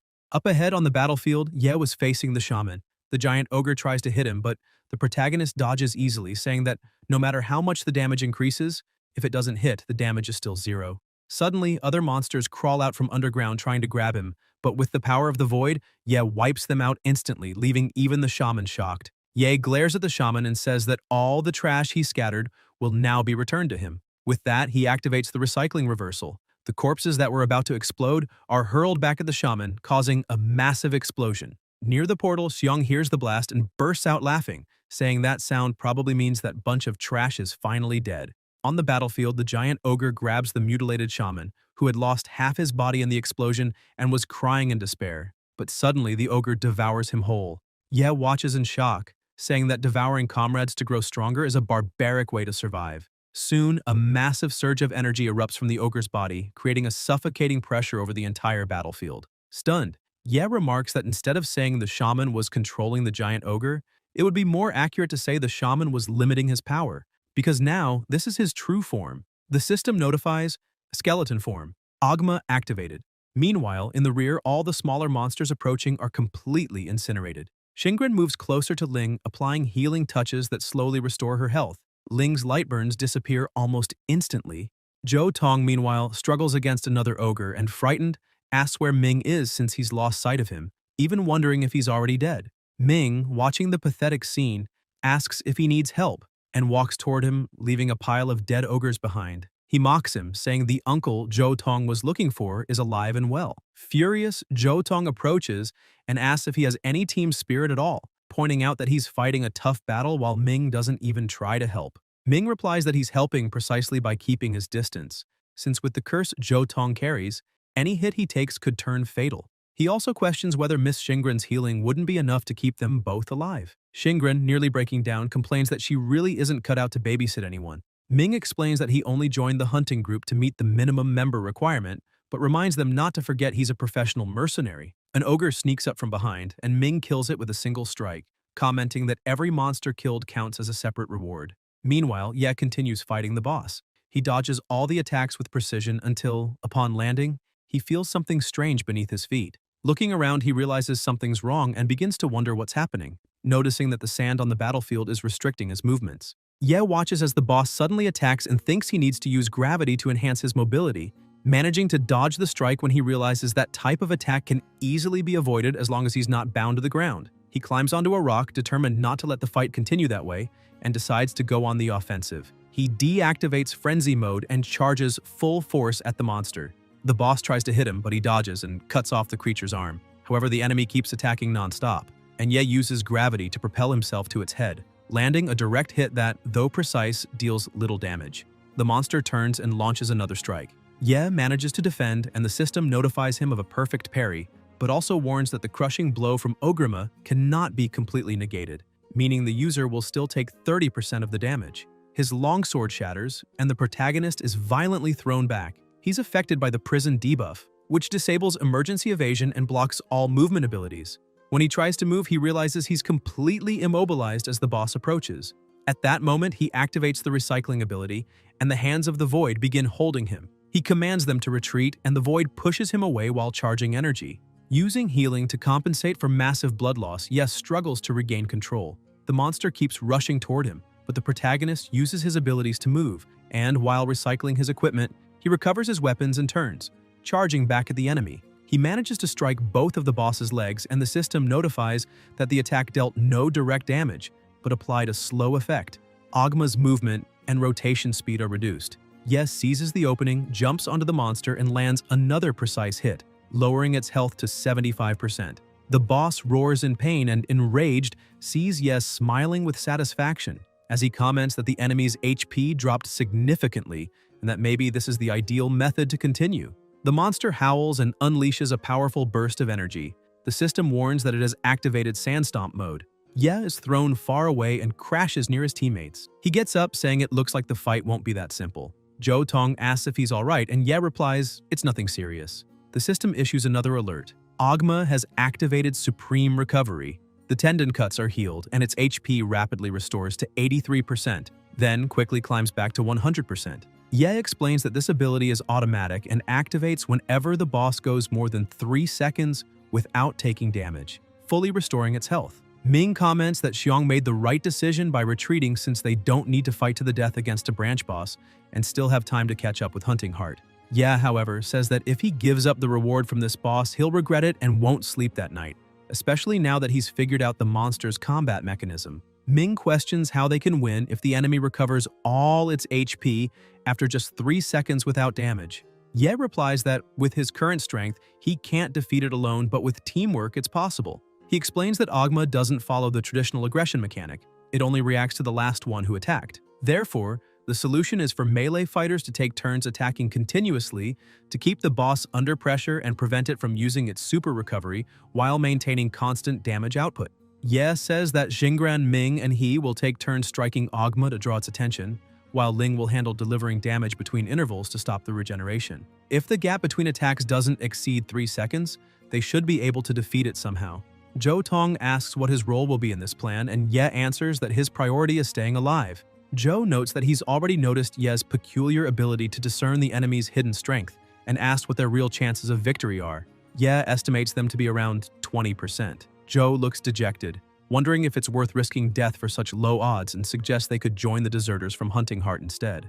Ling steps forward and says 20% is surprisingly high. Ye stresses that they only have one shot, and if the monster fully recovers its HP, they must retreat immediately. If that happens, he'll take the front line to hold Ogma back and ensure everyone's safety, even if it means risking his own life. Xingran starts healing him and says she believes in him, promising to give her all and never back down. Jo Tong gets fired up and says that if his older brother said that, then he believes in him completely and won't run away either. Ling says she still has plenty of mana left and that they can count on her. Ming, on the other hand, grumbles that they're just a bunch of idiots looking for death. While being healed, Ye realizes that Xingran's healing spell can be combined with his natural regeneration, compensating for the double bleeding effect. Xingran is happy to be of help, but Ye tells her it's more than that.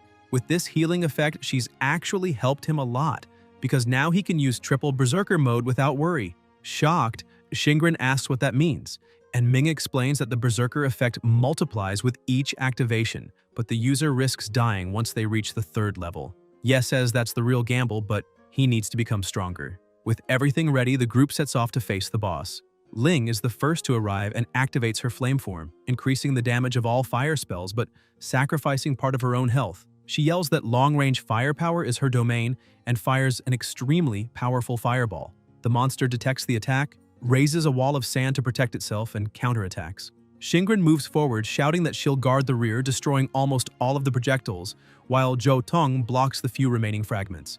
Ye rushes past and asks Shingren to use her ice attribute to reinforce the ground since he'll advance to relieve pressure on the backline. She creates an ice path and he quickly sprints across it. The boss tries to target him, but Ling's fireballs draw its attention again. She laughs and says she's got plenty more where that came from. The monster gets hit and Ye takes the opening to leap forward. Unsure of whom to focus on, the enemy suddenly attacks Shingren. Frightened, she raises an ice wall to defend herself, but the blow is so strong that the barrier starts to crack completely. Shingren screams for everyone to fall back because she won't hold for long. The system reports that aggression has shifted, and Ming touches her shoulder, telling her to move aside. He then unleashes a strike so powerful that it shatters both her defense and the monster's attack. He says he'll always have her back and that there's no problem at all, emphasizing that she can go ahead since she's faster. Shingren charges toward the monster, which notices her approach and tries to hit her, but she dodges swiftly, and Ye takes the opportunity to land a clean hit. The monster changes focus and turns its aggression toward him, but Shingren freezes the creature's arm, and the system indicates the accumulated freeze value has reached 15%. Ye tells her to fall back, and Shingren begins retreating, saying she understands. He then launches another strike and orders Ling to attack. She, who had been restoring her mana, confirms the command and fires multiple fireballs, causing a massive explosion. The monster retaliates, but she dodges at the last second. Ye keeps slashing relentlessly, reducing the boss's health further and keeping it under control. At that moment, Ming appears and severs the monster's arm. Ye thanks him and says that for now, everything is perfect, since the interval between attacks is 2 seconds, preventing the enemy's regeneration. With that, it's only a matter of time before they win. He shouts for everyone to keep attacking. Ming responds that he understands. Shingren says she'll further restrict the monster's movements, and Ling drinks another mana recovery elixir before attacking again, creating another explosion of flames. Annoyed, she yells at the monster to stop screaming so much, saying the noise is unbearable. The system warns that aggression has transferred to her. Furious, Ogma throws its axe at her. Ye orders Shingren to block, and she raises an ice wall but realizes it won't be enough to withstand the impact. At that moment, Zhou Tong remembers the entire plan and Ye's words, that his role was to survive and that their chances of victory were only 20%. Without hesitation, he jumps in front of Ling and uses his shield to intercept the attack, shouting that the shield must hold. In that instant, Zhou Tong finds himself trapped within his own memories, thinking that he once wanted to earn more money, chasing the impossible dream of becoming a celebrity, but admits to himself that he was never worthy of it, that he's always been just trash. He sees himself before a microphone, remembering that even when he tried to sing, his tongue was clumsy and his pitch completely off. As he grips the microphone, he feels another presence holding it too, himself but with a different aura, and hears his own voice saying he doesn't have the profile for that. Zhou lowers his gaze and agrees, while his other self begins to fade away, saying he could never be a musician or even a supporting role because anyone who steps onto the stage must know how to shine under the spotlight, and the same goes for the battlefield. She asks him if he understands what a true spotlight moment is. Zhou keeps holding the microphone and says he's heard that phrase before, that those under the spotlight are the real stars and heroes of a story, but he always wondered what the spotlight truly illuminates: talent, dreams, courage, or just an enlarged shadow. He recalls that he used to believe that stepping on stage and holding a microphone would make the spotlight choose him, but the truth is, voices from the past echo in his mind, people saying he was never meant for that he was just trash. Zhou grows angry, admitting he doesn't have the talent to ignite a crowd with a single note, but still refuses to accept that fate. A beam of light appears before him and Zhou begins walking toward it, saying he's no longer willing to stand by and watch others shine from afar while he himself isn't even qualified to approach the spotlight. He wishes, even if just once, to get close to the center of the stage and feel the lights for himself. Yet dark thoughts start dragging him back, questioning why he's struggling so much and saying that garbage should stay among garbage. Zhou Tong fights against his own mind, saying that even if it's only for a moment, it's enough. He reaches out toward the light and declares that it doesn't matter if he can never be a rap star dazzling under the stage lights, at least on the battlefield. he can be the true protagonist. For the first time, he steps out of the darkness and into the scene, declaring that he no longer cares about anything else. At the height of his courage, he shouts that this is his moment to shine, a moment that belongs only to him. Even though he manages to save his companion, he is gravely injured and thrown far away. Ye witnesses it and, consumed by rage, uses Gravity Vortex, grabbing the axe and hurling it back at the boss. The monster tries to dodge but gets hit and goes berserk. Ye activates triple berserker mode. The energy around him shifts completely, and the pressure in the air intensifies. He glares at the enemy and shouts that he'll crush its bones into dust. Shingrun begins healing Zhou Tong, but when she looks at Ye, she realizes that what surrounds him isn't made of crystals, but of glass formed from sand melted at extreme temperature. Now she can truly see how strong he is. Ye charges at the monster, dodging its attacks and catching one of its projectiles, shouting that he'll aim straight for the creature's face. He then throws the attack and lands a direct hit on its forehead. Shingrun cheers, and Ming takes the opening to slice off the enemy's other arm, bringing its health down to 40%. Shingrun rushes in and freezes the boss's lower body, dropping its HP further to 30%. Ling keeps launching fireballs, cutting the health bar to 20%. Ye drives his weapon into the monster's forehead, reducing it to 10%, and gathering all his remaining strength, pierces straight through its head. He then creates another gravity vortex and launches it inside the creature's body, declaring that it's time to be completely crushed.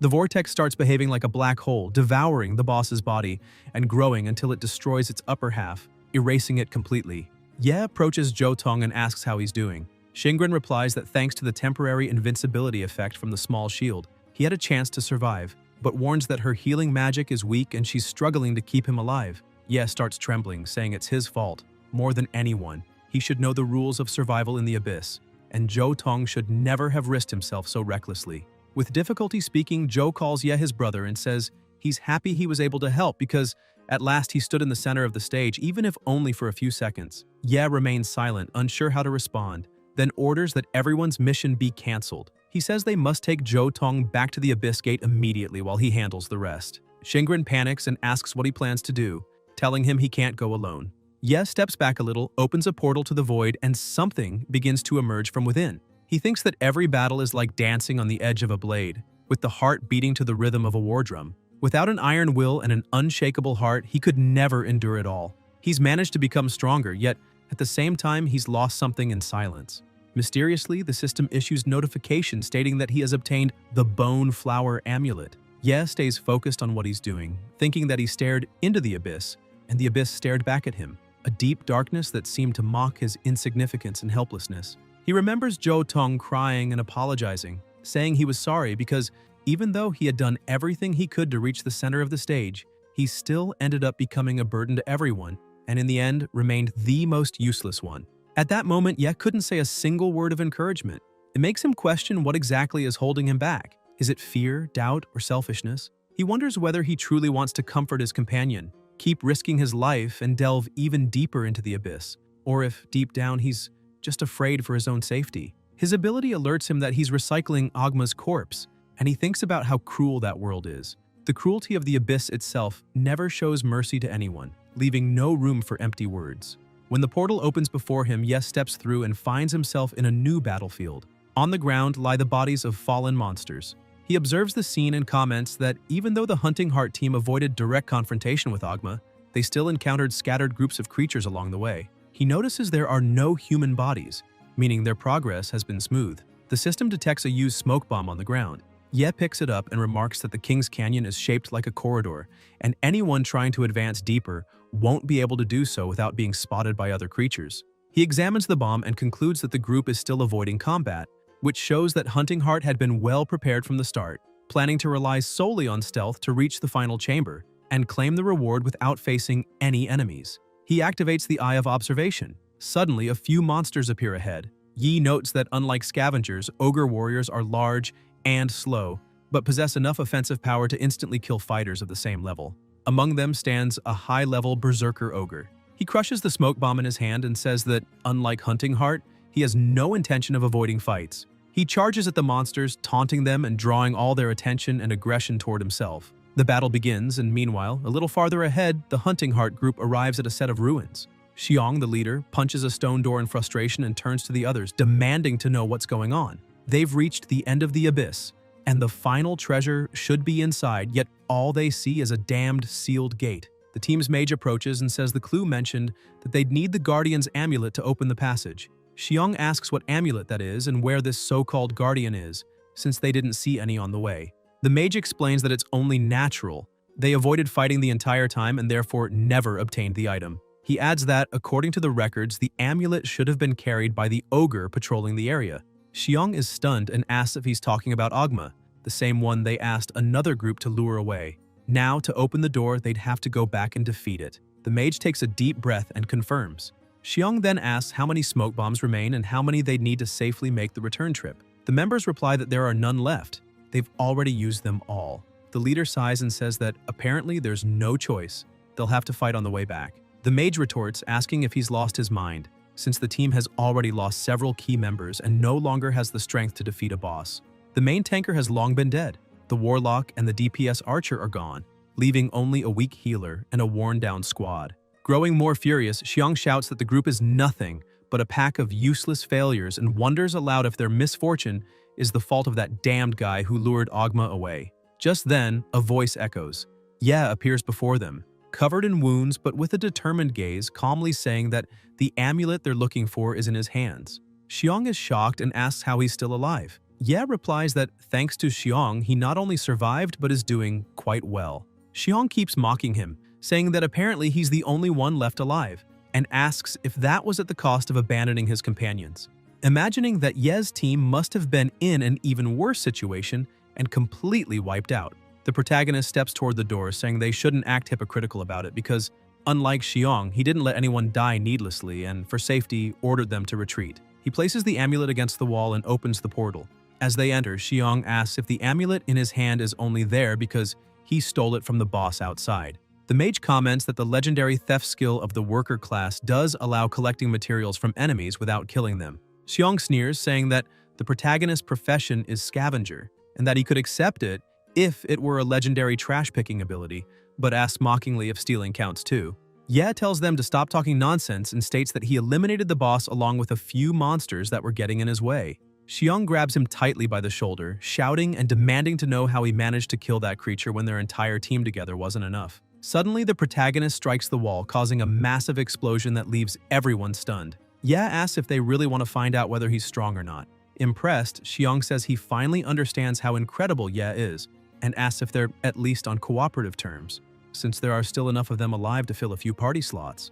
And if the final chamber requires multiple people to solve a puzzle, they'll have to work together. The protagonist replies that Xiong can do whatever he wants. Xiong remarks that in the abyss, the strong like Ye give the orders, but once they leave, Ye will still need his influence to pull some strings and raise the hunting group's rank. He adds that they're practically equals here, and that by tradition, the final treasure of the abyss is divided equally based on team size. The hunting heart group has 5 people, while the scavengers have only 1, so the split will be 5-1. Suddenly, he steps on a trap, and Ye shouts for everyone to scatter, but the healer can't move in time and is instantly killed. The others are horrified, and Ye comments that now the split is 4-1. Sometime later, the hunting heart group is exhausted, saying they're finally safe because the traps were terrifying, but there don't seem to be any more ahead. However, the protagonist is startled when the system warns that countless other traps lie ahead. He remarks that apparently those didn't require any money and punches one of the pillars, activating all the traps at once. The hunting heart group panics while Ye says he'd like to try this out. He uses his void ability to shield everyone and block the arrows, destroying all the traps. Then he tells them they can move forward now. Xiong, amazed, asks if all of Ye's attributes are focused on strength, while the mage, shocked, wants to know what kind of ability that was, since he's never seen anything like it. As they walk, Xiong mutters about what kind of monster that guy is, destroying all the traps with a single punch and still looking completely calm. The mage tells him to shut up, saying they might need the protagonist's help again. Xiong glares at him with disdain and asks what he's so afraid of. After all, the protagonist is just one person, while they are 5. The mage corrects him, saying they're 4 now. At that moment, Xiong notices Ye has stopped walking and asks if something's wrong. But when he approaches, he freezes at the sight before him, an immense chamber overflowing with treasure. He rushes forward, saying he's never seen anything like it, and as he holds some of the crystals in his hands, he marvels at their purity. The mage comments that with all this, they'll never have to scavenge trash again.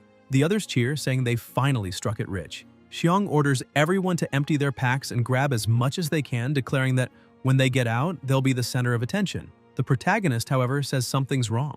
He examines one of the treasure piles and suddenly notices something strange, his eyes widening in shock. The system alerts him of a dragon's presence. Yi shouts that dragons are extremely rare creatures in the abyss, recorded only in S-level worlds, and there have been no more than 5 sightings in all of history. Horns begin to emerge from the mound of gold, and a woman rises from the pile of treasure saying that someone has disturbed her sleep. Xiong is startled to see that it's a woman. She calls them inferior beings and orders them to remove their equipment, store it properly, and leave respectfully, saying she'll pretend she never saw them before lying down again to return to sleep. The group stands frozen, confused about what just happened. Xiong asks if he heard correctly, unable to believe that a demonic beast spoke the human language. Suddenly, she stirs again, saying she almost fell back asleep, but the group yells that she actually had.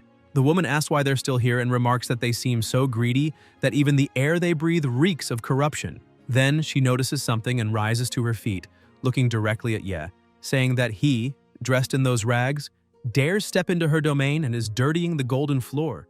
Disrespectfully, Xiong says that she's just a rare humanoid monster recorded in the monster database, and that besides being gorgeous, it's only fair to slay her and display her as a trophy. The mage, terrified, begs his leader to listen to the woman, saying she doesn't seem like an ordinary being and could very well be a boss. Xiong snaps back, asking what the mage is so afraid of, saying she's just a pretty monster guarding treasure and that with the 4 of them together, there's nothing to fear. Besides, he believes her aggression is locked onto the Scavenger, so they could make a sneak attack. Suddenly, the woman unleashes a powerful attack that makes the leader scream in terror, but the strike halts midway as she leaps forward, landing right in front of the protagonist. She stares at him and asks if he has any gold coins, crystals, or anything shiny he can offer her. Confused, Xiong mutters if that monster is actually some kind of greedy ghost. The woman then notices something in Ye's pocket and with a swift motion begins pulling at the crystal. The protagonist grips it tightly, shouting for her not to touch his belongings. The dragon woman says it's just a piece of trash and asks why he treats it like a treasure, then smiles and says he's truly adorable. Ye thinks that since she's a monster, she must have a weakness, and even a dragon can be defeated if its life core is exposed. He activates the Eye of Observation, but she senses it instantly and in a blink tears out his eye. Holding the eyeball in her hand, she tells him he defiled her with that probing technique and that his eyes will now serve as an offering. She then starts eating the eye right in front of him. Consumed by rage, Ye activates Double Frenzy and after stabilizing, evolves into Triple Frenzy, releasing an overwhelming surge of energy. He charges at her with everything he has, but the dragon woman blocks his strike with just 2 fingers and flicks him away effortlessly. Ye is stunned, saying that her power is immeasurable and she truly looks like a goddess. Xiong is equally horrified, admitting that she's definitely not the kind of monster they can log as a bounty. Panicking, he grabs one of his last smoke bombs and throws it, shouting for everyone to grab whatever they can and run. The smoke spreads rapidly and the dragon woman grows even angrier. Xiong yells at the mage, demanding how he plans to move something so huge and orders everyone to hurry. But in the midst of the haze, the woman begins to transform, and a devastating attack cuts through the smoke, obliterating most of the group in an instant. Xiong, somehow still alive, looks around in horror at what remains and admits that his team really was just a bunch of idiots, saying they should have just taken whatever they could carry and run as fast as possible. Trembling, he spots a crystal on the ground and desperately crawls toward it, muttering that taking just that one would be enough. But suddenly, the smoke before him starts to shift in a strange way. A colossal shadow forms, and the dragon emerges from the mist, glaring at him with disdain and asking how he dares to steal her secret treasure, saying that apparently he's far braver than he looks.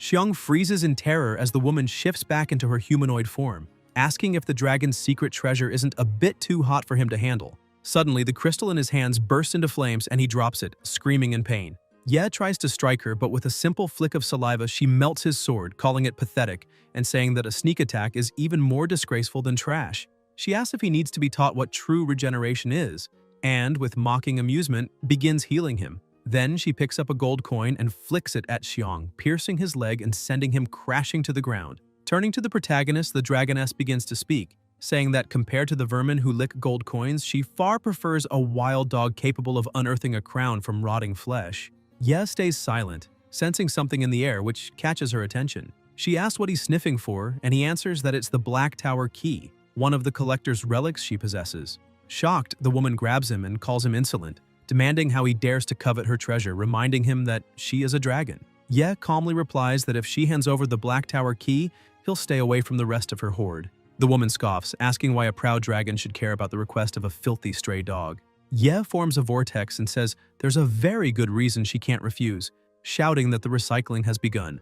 The hands of the void materialize and start seizing the treasures, dragging them into the portal. The dragoness panics, screaming for him to stop and biting at the spectral hands, cursing them furiously, but to no effect. Ye starts laughing, saying that even if she kills him, she can't stop the void's devouring power. The woman cries and curses him as he threatens that unless she gives in, she'll watch 10,000 years of treasures turn to garbage. He then tosses one of the relics into the void, erasing it completely. The dragon roars, calling him a despicable mutt, but Ye just keeps laughing. The system announces that the permafrost crystal coffin has been successfully recovered. She tries to reach him, shouting that it was a full moon gift meant for her 1,352nd dragon descendant. The immortal fire seed begins to get pulled toward the portal, and the system warns that the item holds no recovery value. It's already extinguished at the edge of the void. The spectral hands continue dragging ancient scrolls, and she desperately tries to grab them, only to notice that sapphire-encrusted boxes are also being taken. Screaming, she begs him not to touch those, explaining they hold her baby teeth and the lance whose banner she wove herself with dragon scales shed over centuries. The dragoness collapses to the floor, weeping and pleading for him to return everything. Ye watches her and asks if she'll trade it all for the Black Tower key, betting she won't want to see the reverse scale of the first Snow Dragon King turn to waste. Desperate, the woman agrees, saying she'll hand over the key since it's nothing but a stupid trinket anyway. After striking the deal, she leads him to another chamber, explaining that this is the dragon's treasury of knowledge, for dragons not only amass wealth, but also collect wisdom. She opens a door and remarks that no one has entered in 300 years, and that it should have been cleaned at least a century ago. The room is coated in dust, but when the candles ignite, the light reveals a massive library. Ye asks if it's really wise to light so many candles among ancient scrolls, wondering if she's not afraid they'll all catch fire. The dragoness simply tells him to sit, but he refuses.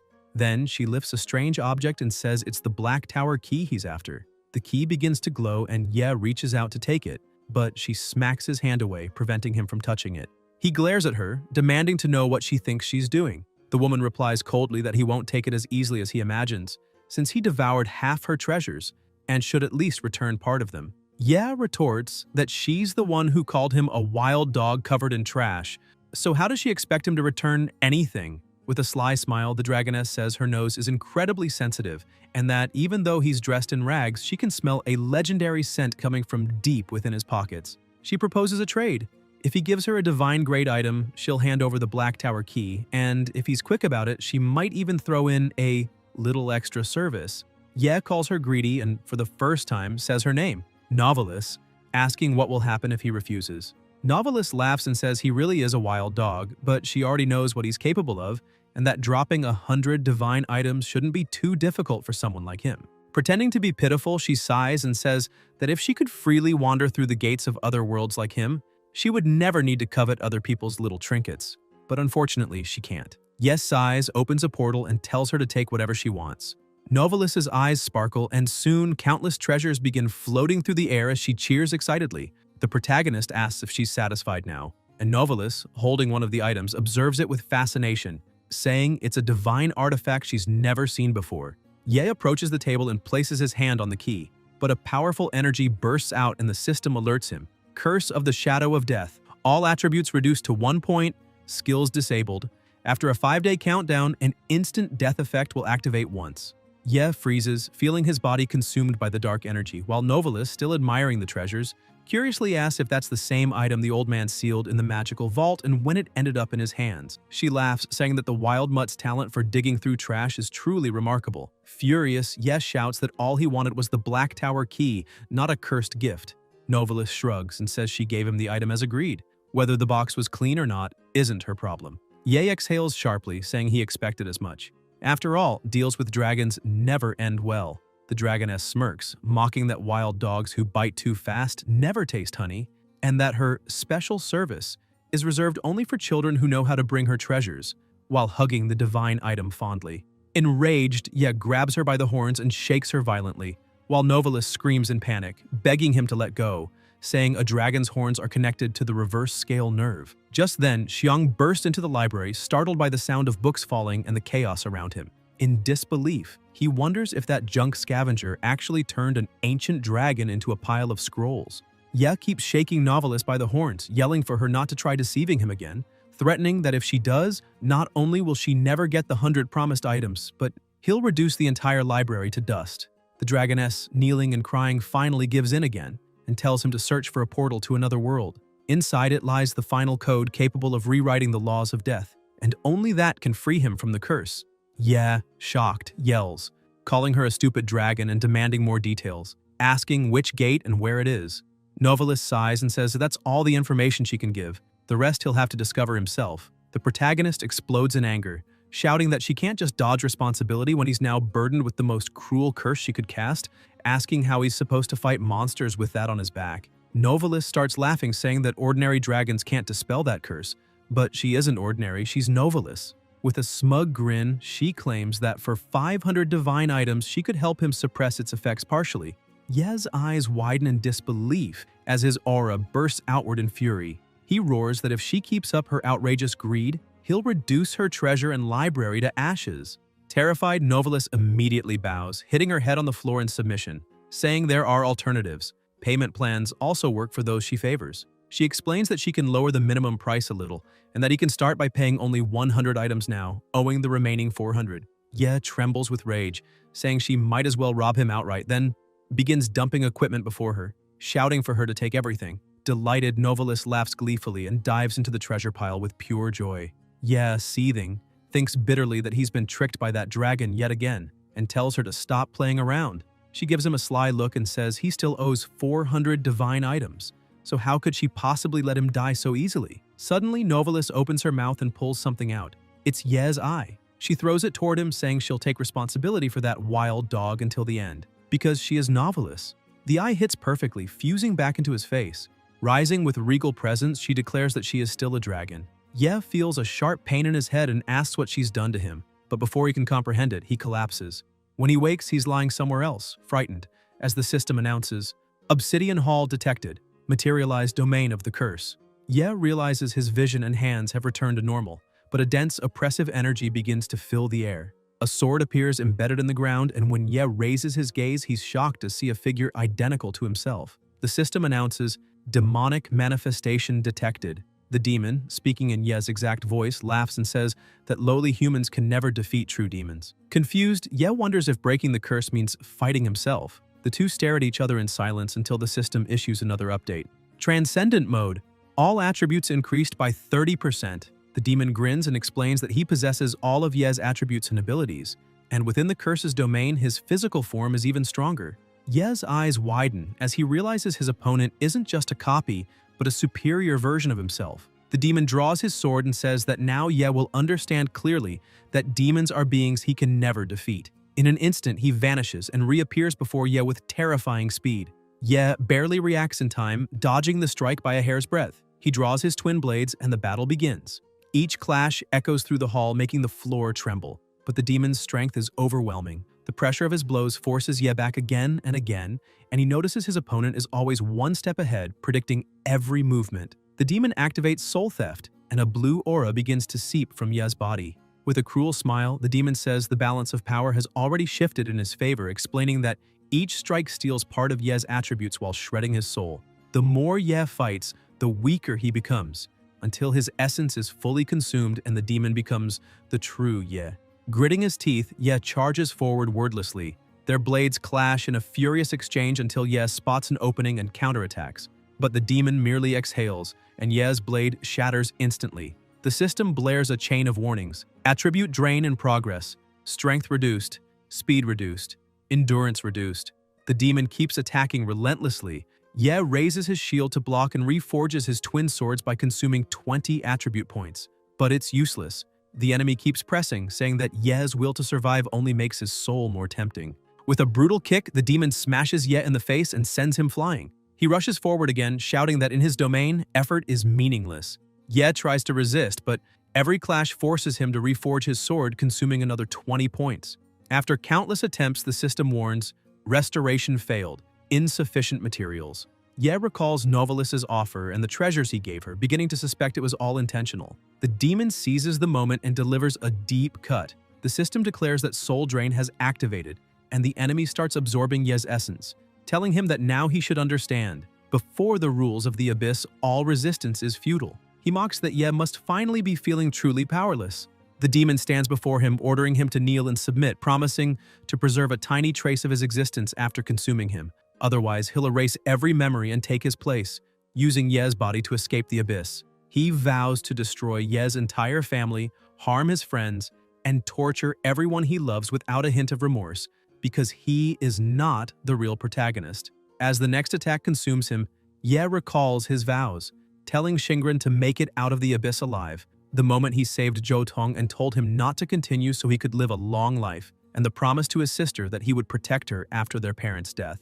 As his soul is drained, Ye whispers a promise. The demon smirks, finding it amusing, and says he's changed his mind. He'll preserve a fragment of Ye's consciousness, leaving one eye so he can witness everything that's about to happen. Then he begins speaking in Ye's voice, saying that his mission was to break the curse, but instead he accelerated it, becoming useless before gods, demons, and the unknown, a pitifully weak being. The demon smiles with satisfaction, telling Ye to abandon everything and merge with him, to surrender all he cherishes and allow himself to be replaced completely. Suddenly, a massive explosion erupts. Just seconds earlier, inside Ye's own consciousness, the same conversation was unfolding, the demon demanding his surrender. And in that instant, within his soul, the spirit of Novelis appears, saying he still owes her 400 divine artifacts, so how could she let him die now? And from the looks of it, he truly has nothing left to lose. The demon raises his sword for the final strike, shouting that he'll finally replace Ye completely. But Ye grabs the blade with his bare hand, forcing the demon to recoil in shock and demand what just happened. Ye opens his eyes, now glowing with the activated Rinnegan, and calmly tells him that his sword is Ye's sword, and Ye's sword is also his. The demon, startled and confused, shouts, asking what the hell that lunatic is talking about. Ye continues, declaring that his power is the demon's power and the demon's power is his as well. The demon yells, not understanding, asking why he's spouting nonsense, and, more importantly, why he's still alive. Ye roars that he will never submit to anyone and will never become the demon, because no one can replace him. Only he can be the substitute. In that instant, he remembers Novelis's words when she returned his eye, promising she would take responsibility for that wild dog until the end. Ye declares that he is the dragon. The aura of Novelis bursts from his body, radiating power that makes the demon step back in fear. Suddenly, her draconic energy overwhelms the entire area, and Ye activates triple blood frenzy of the dragon. The demon trembles violently. Consumed by fury and wrapped in blazing fire, Ye steps forward, shouting that even if his flesh and blood are torn apart, it doesn't matter. Even if his bones shatter, it doesn't matter. Even if his organs turn to pulp, he will devour everything. Horrified, the demon stammers, asking who the real demon is, him or Ye. Ye seizes the enemy's sword, and the demon snarls that no one defies him in his own domain. He declares that even if Ye has taken his weapon, he still possesses all of Ye's power, then hurls massive boulders in his direction. But Ye is now on another level. One swing obliterates everything ahead, striking the demon directly. Yet at the last moment, the demon grins and dissolves into a nightmare of blood, reappearing behind Ye and saying he wants to see him dodge point-blank fire before unleashing a huge explosion. Believing the blast to be fatal, the demon laughs, but when the flames fade, his expression twists in disbelief. Ye hasn't suffered a single scratch. Panic floods his voice as he screams, demanding to know why that trash won't die, releasing even more power. He lifts two massive stones to crush Ye, but Ye shatters them effortlessly and charges, slashing the demon again. The demon tries to escape using the blood nightmare shift once more, but Ye moves at blinding speed, teleporting behind him and delivering a fatal blow. He immediately activates recycling, ordering everything to be repurposed. The demon shouts for him to stay back, and Ye does. The aura surrounding his foe shifts. Dark markings spread across his body, and his power spikes dramatically. He admits he never imagined Ye could trade blows with him, let alone recover stats inside his own domain, calling it remarkable. His form changes into that of a knight clad in black armor. Ye looks at his sword and mutters that weapons only reduce his offensive efficiency. Then, with a chilling grin, he bites into the blade and crushes it between his teeth. The demon gasps, screaming that he's biting his sword. Ye's power surges higher. Demonic markings spread over his face as he glares at his terrified opponent. In a blink, he disappears and reappears right in front of the demon, smashing him upward with a devastating strike. Before the demon can react, Ye follows through with another blow that sends him crashing to the ground, then relentlessly attacks without pause. Desperate, the demon summons chains to restrain him, and the system flashes a warning. Dragon imprisonment formation detected. The sealed entity's power may be absorbed to strengthen the seal. Ye stops mid-attack, glancing at the chains, and says that the more he fights, the harder it will be to break free. Then he begins to unleash his full power, shouting that he's different from those greedy, foolish dragons, because his name is Ye. With sheer brute strength, he shatters the chains, leaving the demon frozen in fear. Smiling, Ye declares that he is now the king, and charges forward, unleashing a violent barrage of blows until the enemy is thrown to the ground. Still, he doesn't stop. He keeps striking over and over until an enormous explosion obliterates the surrounding floor. Holding the demon's heart in his hands, Ye devours it, releasing a new surge of energy that bursts outward in a massive shockwave. Screaming, he declares that now all of the demon's power belongs to him. Meanwhile, outside, Novalis is tending to Ye's unconscious body when a sudden surge of violent energy begins radiating from him. Slightly disappointed, she mutters that she expected this. The ritual failed, and if that wild dog starts turning into a shadow demon, she'll have to eliminate him immediately. As the black marks spread across his body, she lunges forward to strike, but Ye, still lying down, catches the spear and rises to his feet. Stunned, Novalis steps back, eyes wide, and asks in disbelief if he's really come back from the dead. Ye answers coldly that the ritual is complete. All the power has returned. Novalis, still doubtful, narrows her eyes and asks if he truly came back. If that's the case, she wants to know what the demon said, what price he paid for the pact, and whether the demon possessed him, or if he became the demon himself. Then, smirking, she orders him to bark to prove who he really is. Yes simply replies, "I ate that thing." Novalis's eyes widen and she leans forward, half horrified and half intrigued, asking if he truly devoured the demon, and, with a curious gleam and even drooling slightly, wants to know if it tasted good, if such a thing could really be eaten. Ye cuts her off, saying that aside from that, he's uncovered all the tricks she's been trying to pull, that not a single word from her mouth can be trusted. Surprised, Novalis studies him in silence while Ye continues, explaining that the ritual was never meant to break the curse. Her real plan was to free the shadow demon from the dragon's sealing formation, let it possess his body, and then kill him once he became vulnerable. Novalis sighs deeply, then admits that what he said isn't entirely wrong, though it's not the whole truth either.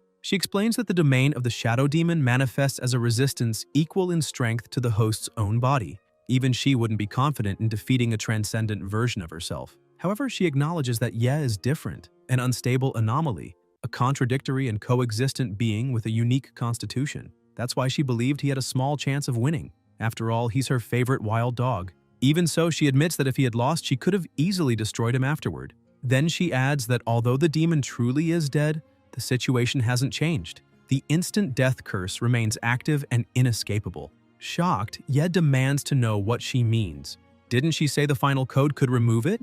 Novalis responds matter-of-factly that with the time elapsed, there's no way he could have found that code. Besides, the final code requires a direct pact with the shadow demon, and since the target of the pact is now dead, there's no way to break the curse. She adds, almost pouting, that she's also lost from all this. With the demon gone, her plan to escape the abyss is impossible now, and just thinking about it gives her a headache. Ye's patience starts to fray. His aura flickers, his form shifting slightly, which makes Novalis take a step back, startled, and ask what's happening to him. Ye glares and asks if anything would change if the shadow demon were still alive. Meanwhile, outside the abyss, two men were waiting. The fat one complains that they've been there for over 15 hours, and aside from a few Scavenger Guild members who came out earlier, there's been no sign of anyone else. The thinner one says it's better to wait calmly and stay alert. The Hunting Heart leader is the son of the guildmaster, Elder F.A. Tianlin, and if anything happens to that man, they'll all be in deep trouble. Another guard mutters that it's always the useless ones who manage to escape, asking if anyone actually saw a Hunting Heart member come out. Suddenly, distant shouts echo. Something's happening. Two figures emerge from the abyss. Ye walks out calmly while Xiong stumbles behind him, half dead. The guards breathe in relief seeing Xiong alive. Ye says flatly that Xiong is their problem now. At that moment, Xingren rushes toward Ye, smiling brightly, and saying she knew he'd find a way to turn a massacre into a payday. Ye, slightly embarrassed, apologizes, admitting he insisted on doing things his own way. But at least the good news is, he got the key. Xingren's expression shifts. She punches him in the stomach so hard he collapses unconscious. Shouting, she calls him an idiot and reminds him that his sister is still at home waiting for him, so he doesn't need her to explain why he shouldn't take such stupid risks. Ye tries to apologize again, but his eyes turn red. Time itself freezes. A crushing pressure bursts out from the abyss, and Novalis appears, smiling with satisfaction, saying she can finally breathe fresh air again. Ye's true body lies motionless on the ground while a clone stands, warning her not to appear at a time like this. She ignores him, wrinkling her nose and remarking that there's a foul stench coming from that trashy necklace. Spotting Shingren, she tilts her head and teasingly asks if she's the intimate partner the protagonist mentioned. Yes snaps, ordering her to revert immediately, saying he doesn't want any trouble outside the abyss. But Novalis refuses, explaining that right now she exists only as an image within his left eye. Her true body is still buried under a pile of gold coins deep in the abyss. Just minutes earlier, she had witnessed Ye's full transformation and, deeply impressed, commented that in that state he might finally be able to use the dragon seal and free her from that cursed place. Right after, Ye returns to his normal form, panting heavily, saying that the transformation consumes even more mana than several frenzy states combined. A little concerned, Novalis asks what his current level is. He raises a single finger and she, puzzled, asks if that means 1,000, 10,000, a million, or 100 million. Ye replies that one finger means level 1. He's just a first-level hunter, with a limit of 5 levels and has only now reached the first. Outraged, Novalis shouts that a level 1 shadow demon is ridiculously weak. Unfazed, Ye states that it doesn't matter how weak he is, he personally defeated a shadow demon. Novalis sighs and says that either way, he's now the second-generation shadow demon, and at the very least should be capable of carrying part of her body. Yes snaps back, demanding that she hand over the key and making it clear he has no intention of taking her out of the abyss. He wants no future ties with her. Suddenly, Novalis steps closer, her tone soft but unsettling, saying that his eyes are dragon sight pupils, the same peculiar eyes she possesses. She explains that his eyes are connected to her nerves, meaning their vision will now be shared. The bond cannot be broken, and this is known as the Dragon Eye Pact. Yeah, confused, asks what the hell that is supposed to mean. Novalis lifts her own eye with a sly smile and says that since he already profaned her with that spying technique, he must now activate that same ability and look directly into her. As soon as their gazes meet, a clone begins to emerge from inside the protagonist's eye, and the same happens with Novalis. She stares at her clone in awe, saying he looks very sexy, and also warns Ye that from now on his observer eye has been upgraded to the dragon sight pupils, and if there is any difference, she herself can interpret the information for him using a dragon's knowledge. She adds that no one can detect her, except of course the protagonist himself. She says that, as a special opening offer, even if he asks a question about a single divine artifact, he already owes 401 pieces. Ye gets annoyed and says he doesn't owe anything. Back to the present, Novalis starts laughing while the protagonist covers his eye, saying she's nothing but a shameless, greedy woman. Shingren stands there watching all of it. Novalis says goodbye to the wild dog, stating that she's leaving. Shingren, who kept observing, begins to cry and grabs the protagonist, apologizing because she's nothing but an incompetent knight who can't even protect the rear line. The protagonist tries to explain that he wasn't talking to her, because in the first place, this is all his fault. He shouldn't have put anyone in danger so recklessly, and before trying to face even stronger existences, they must become stronger themselves. Xiong looks at the guard who was outside and asks his captain what exactly happened in there, and what the team members found. Xiong says it looked like he opened the door to a treasure vault and then a golden light appeared. A man interrupts him asking about that golden light and if there really are many treasures inside. Xiong tries to change the subject, saying that abyss is empty. The only thing there is golden sand and nothing more. The men look a bit confused. The captain approaches the protagonist saying that's right because he remembers him. He emphasizes that Ye really is very strong and he can't quite remember exactly what was said inside the vault, asking if the protagonist remembers. Ye says he vaguely remembers. He said the treasure would be divided equally per person, one for Hunting Heart and another for House of the Scavengers, divided equally, 50% for each. Xiong starts laughing and says that's exactly what they agreed on. Ye asks him to at least thank the scavenger team because thanks to them he could take at least half of the trash. Novalis appears once more, saying that to hide the dragon's treasure inside that abyss, the protagonist mustn't let anyone know of her existence, and asks why he didn't kill that guy. He explains that Xiong being alive is very good for his hunter group because the shadow demon has the ability to read memories, and he can edit Xiong's memories.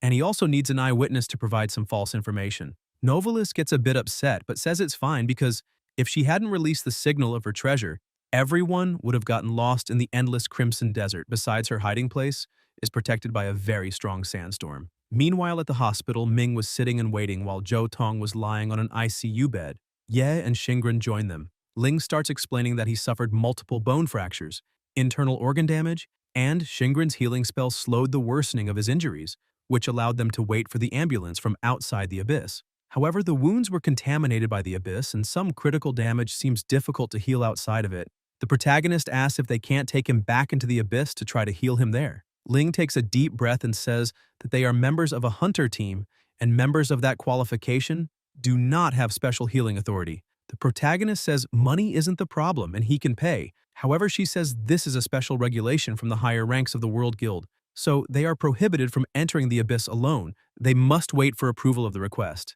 After that hunt in the abyss, the Hunting Heart group was almost completely annihilated while all of them from House of the Scavengers survived. And just because of that, they are already lucky they haven't become targets of a special investigation. She continues saying that if he causes trouble again, Ye interrupts her saying that injuries suffered outside the abyss cannot be treated inside it and injuries inside the abyss are difficult to heal outside, which is ironic. And in that case, he will have to use another trick. He summons a potion that leaves Ling impressed because that is a potion of super recovery, and she has only seen it in the highest level auctions. However, that is an abyss item, and if drunk outside the abyss, it will have no healing effect. The protagonist says that it is a legendary grade potion reinforced with dragon saliva, capable of greatly enhancing someone's physique for a certain period of time. He thinks that he originally planned to give it to his sister, but he should be able to get more in the future. Ling becomes even more impressed and asks her captain where he got it, and he says it's a pity he found it in a pile of trash. Sometime earlier, still inside Novelis's lair, the protagonist said he needed her help with something before leaving, and she asked what kind of help it would be. Ye held the potion in his hand, saying that he heard the entire body of a dragon is a treasure in itself, and that many secret treasures in the vault are made with dragon materials. She agrees, saying that this is indeed a fact. He says he just found a unique recipe in a tale from the library's secret scrolls. And besides a bottle of super healing potion as the solvent, it also requires a single drop of dragon saliva as the main material. She becomes a bit puzzled, asking if he's talking about her drool, because that is not a problem. She grabs the potion and starts gargling it, mixing her saliva with the potion inside her mouth. After gargling for a few seconds, she spits everything back into the bottle. The system appears stating that he has obtained a dragon mouthwash, an enhanced version of the super healing potion, a completely accidental creation, and besides the intended effects, it carries unpredictable chaotic side effects that cannot be evaluated. Only by drinking it will its properties be revealed. Novelist hands it to him, saying it is ready because she wasted a lot of drool while sleeping, and if he wants, he can drink it right now. The protagonist is surprised, saying that according to the recipe, just a single drop of dragon saliva was already enough. Back to the present, he keeps observing his friend saying that he needs a stronger recovery effect, but he's still not sure if the unexpected side effect will cause harm. Suddenly, Zhou Tong starts twisting and says that he already died once, so he is not afraid of death, and even if it's poison, he will drink it to the last drop. He gathers the rest of his strength and stands up, removing the breathing apparatus, asking his older brother to handle this last chance because he wants to become stronger. He also wants to become someone who can stand on his own. They meet in the underground training field for transfers. The protagonist asks how he feels, and Zhou Tong says he feels as if he received a new body because the moment the potion took effect, all those old injuries began to heal. The protagonist keeps observing and says that in the Abyss world, constitution is the main attribute that determines physical resistance, and if constitution is too low, the body can easily suffer permanent injuries when receiving damage. Zhou Tong emphasizes that even if someone is constantly being healed by a healer and their health points never decrease, the permanent damage accumulated over time will gradually reduce their maximum life force and can even reduce it forever, which means his body as a whole became stronger. Ye says that is correct, but not completely. Zhou Tong remains slightly confused with this situation, saying that his attributes increased. That should mean he became stronger. The protagonist says that attribute growth counts only as physical strengthening, but in the Abyss world, fighting monsters does not come down to comparing raw statistics. It also involves thought and awareness. He summons his weapons, saying that every high-level monster in the Abyss has at least one or more mechanisms, and if he cannot solve the riddle of those mechanisms, relying only on attribute advantage will not work, because his arrogance will lead to death without leaving a trace. He moves forward to attack his partner, who gets startled and draws his sword, but he cannot move and asks what the protagonist is doing. Ye says he already suppressed his own attributes to a level slightly lower than his friends by using a trash ring, and with just one move he disarms Jo Tong and stops his blades near his throat, telling Jo Tong to attack him with all his strength because he wants him to have the mentality of killing him. Jo Tong remains confused and asks the protagonist what he is doing, because he said he would teach combat skills, so why does he need to have a killer mindset?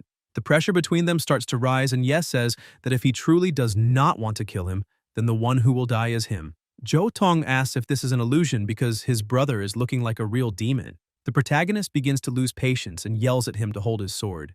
Jo Tong becomes scared and says, "Fine," then runs to grab the sword thinking that he really did become a bit stronger after drinking the potion. The protagonist dashes after him, and the moment Jo Tong manages to grab his sword, he looks back, but his opponent is already beside him. Ye shouts while attacking, saying that even if his agility attributes meet the requirements, that moment of hesitation will make him lose the ideal timing to act. Jo Tong manages to defend, but realizes that even if the protagonist reduces his strength to 1/20th, he still cannot challenge him, and even after becoming a bit stronger, it is nearly impossible to catch up to him no matter what he does.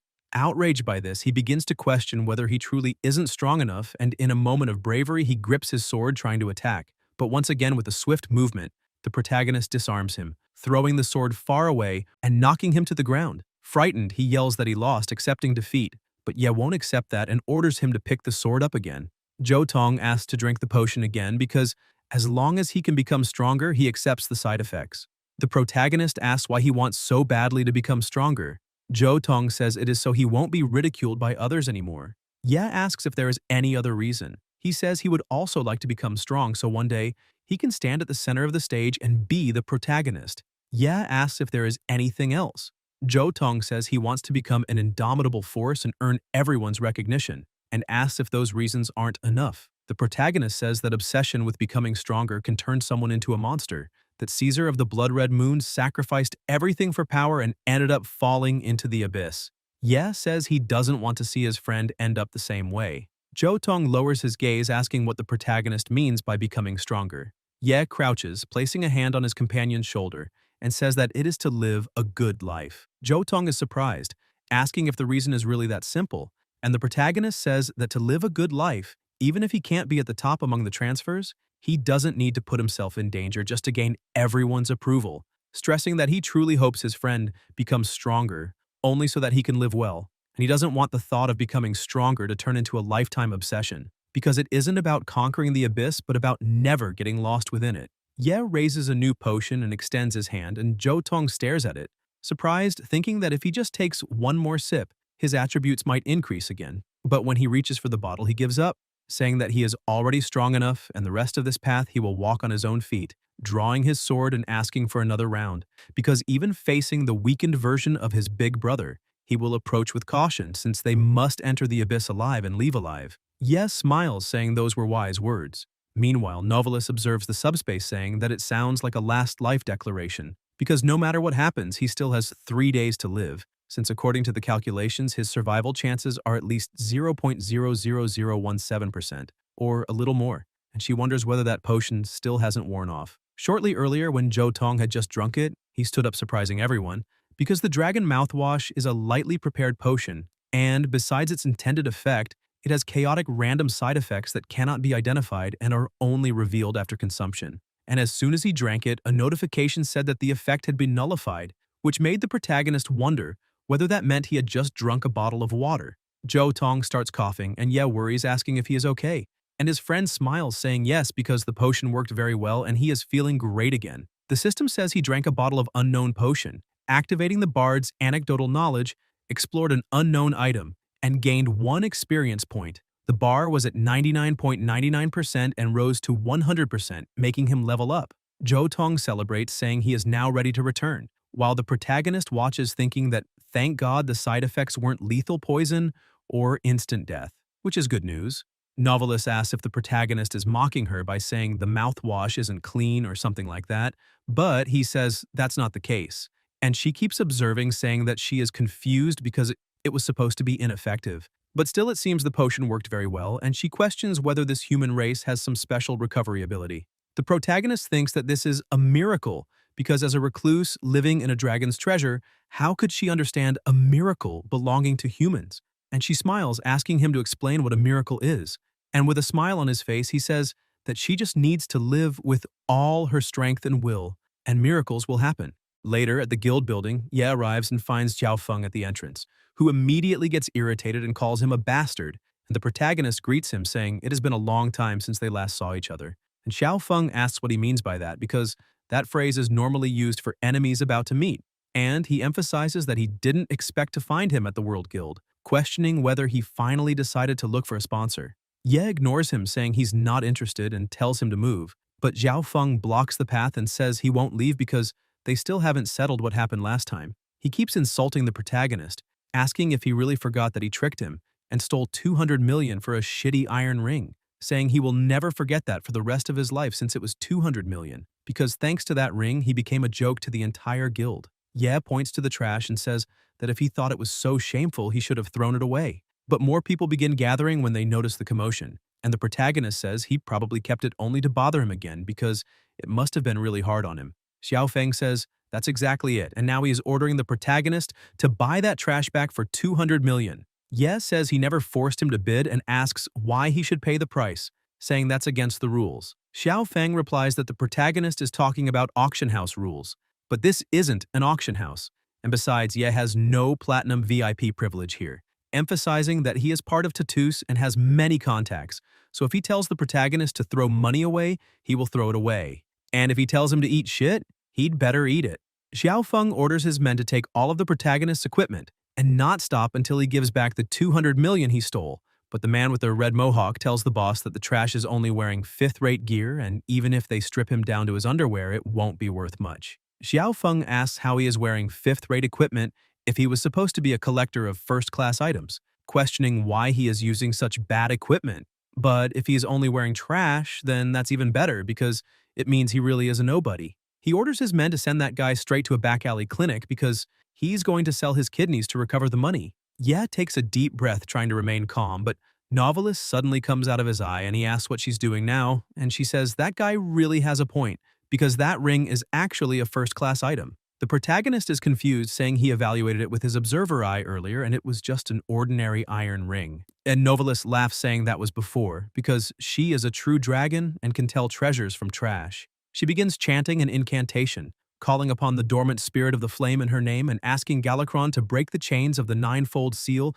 with crimson scales as proof and dragon blood as guide, to let the forgotten true name see the light of day and allow the breath of the sealed dragon to burn once again. Release of the true name. She blows on the card, telling him to pay attention because that is the true form. The system appears revealing. Ring of the flame dragon's breath, ashes of annihilation. An iron ring apparently covered in rust, but actually from the ancient Flame Dragon clan, a secret treasure forged over 1,000 years in the sacred flame by the clan's high priest. Legend says that at the end of the Crimson Flame era, to fight an extraterrestrial flame that fell like a meteor, the Flame Dragon clan compressed the entire breath of their last adult dragon into 3 rings, and this is one of them. Because of the extremely violent power, a 9-layered seal was placed on its surface, making its appearance decay until it looked like ordinary iron, and only those with special discernment can perceive its true value. Ye doesn't believe it, and Novelist starts laughing, saying that a mortal's appraisal ability can only see superficial stats, but the dragon sight pupils are different, and the release of the true name sees through the soul of an equipment. All the power that was sealed, forgotten, or that not even the item itself remembers, she can see. And Xiao Feng keeps acting arrogant, telling the protagonist not to push his luck while he is being kind. Without hesitation, Ye says he will pay 200 million, even surprising Xiao Feng, who asks him to repeat it because he must have misheard, but the protagonist confirms that he will give the 200 million and makes the transfer immediately. Xiao Feng keeps staring at the account on his phone, asking if it was really that easy. After the payment, the protagonist asks for the ring, and Xiao Feng's companions ask why he is hesitating, saying that some idiot is taking that thing off his hands for 200 million, so he should hurry and hand it over, questioning if he already forgot how that cursed ring brought him down, because as soon as he gets that money back, his prestige in the guild will be restored, and he will be able to walk with his head held high again. Xiao Feng tells them to wait a minute and starts checking the numbers to see if it's correct, but the protagonist tells him to hand over the item right away. As Xiao Feng checks the transfer, he hands over the ring with a laugh, saying it really is 200 million, calling the protagonist an even bigger idiot than he imagined and telling him to take that cursed thing already because something like that only belongs to a piece of trash and therefore it's a perfect match. The moment Ye touches the item, the ring begins to transform, and Xiaofeng notices, saying its form changed and now it looks like a first-class item. Ye starts laughing, saying the transition is complete and asks if the deal is now settled, but Xiaofeng grabs his hand saying nothing is settled and orders him to return the ring immediately. His companions begin to panic, saying this is against the rules, and as members of Tatus they cannot be that shameless. But the leader ignores everyone and yells at the protagonist to quit fooling around, saying he will not leave with the money or the ring. Ya asks if he is truly stealing in broad daylight, saying Tatus' infamous reputation is well-deserved, and Xiao Feng releases his power, agreeing that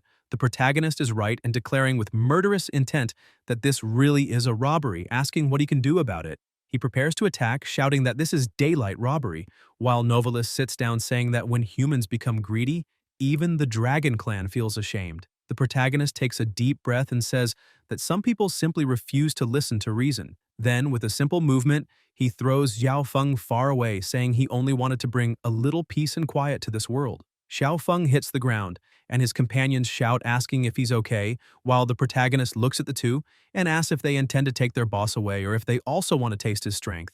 But the two get scared and say they will take the boss away. Suddenly, another person approaches, saying that someone who can casually pull out 200 million and knock Xiao Feng down with a single strike is clearly not normal, remarking that the protagonist's reputation is well-deserved. Leader Ye of the Hunter House Guild. The other members are startled and ask what the boss is doing there. The man is the guild master of Tatus, the Iron Fist arbiter Lei Yushan, and he says that ring probably costs at least 500 million. He steps up to the protagonist saying that a third-rate guild probably couldn't even earn a fraction of that amount, but he is willing to offer 500 million to buy the ring from him. Xiao Feng jumps into the negotiation, telling the boss that even the legendary grade Blood Moon ring only reached 250 million at its highest price on the black market.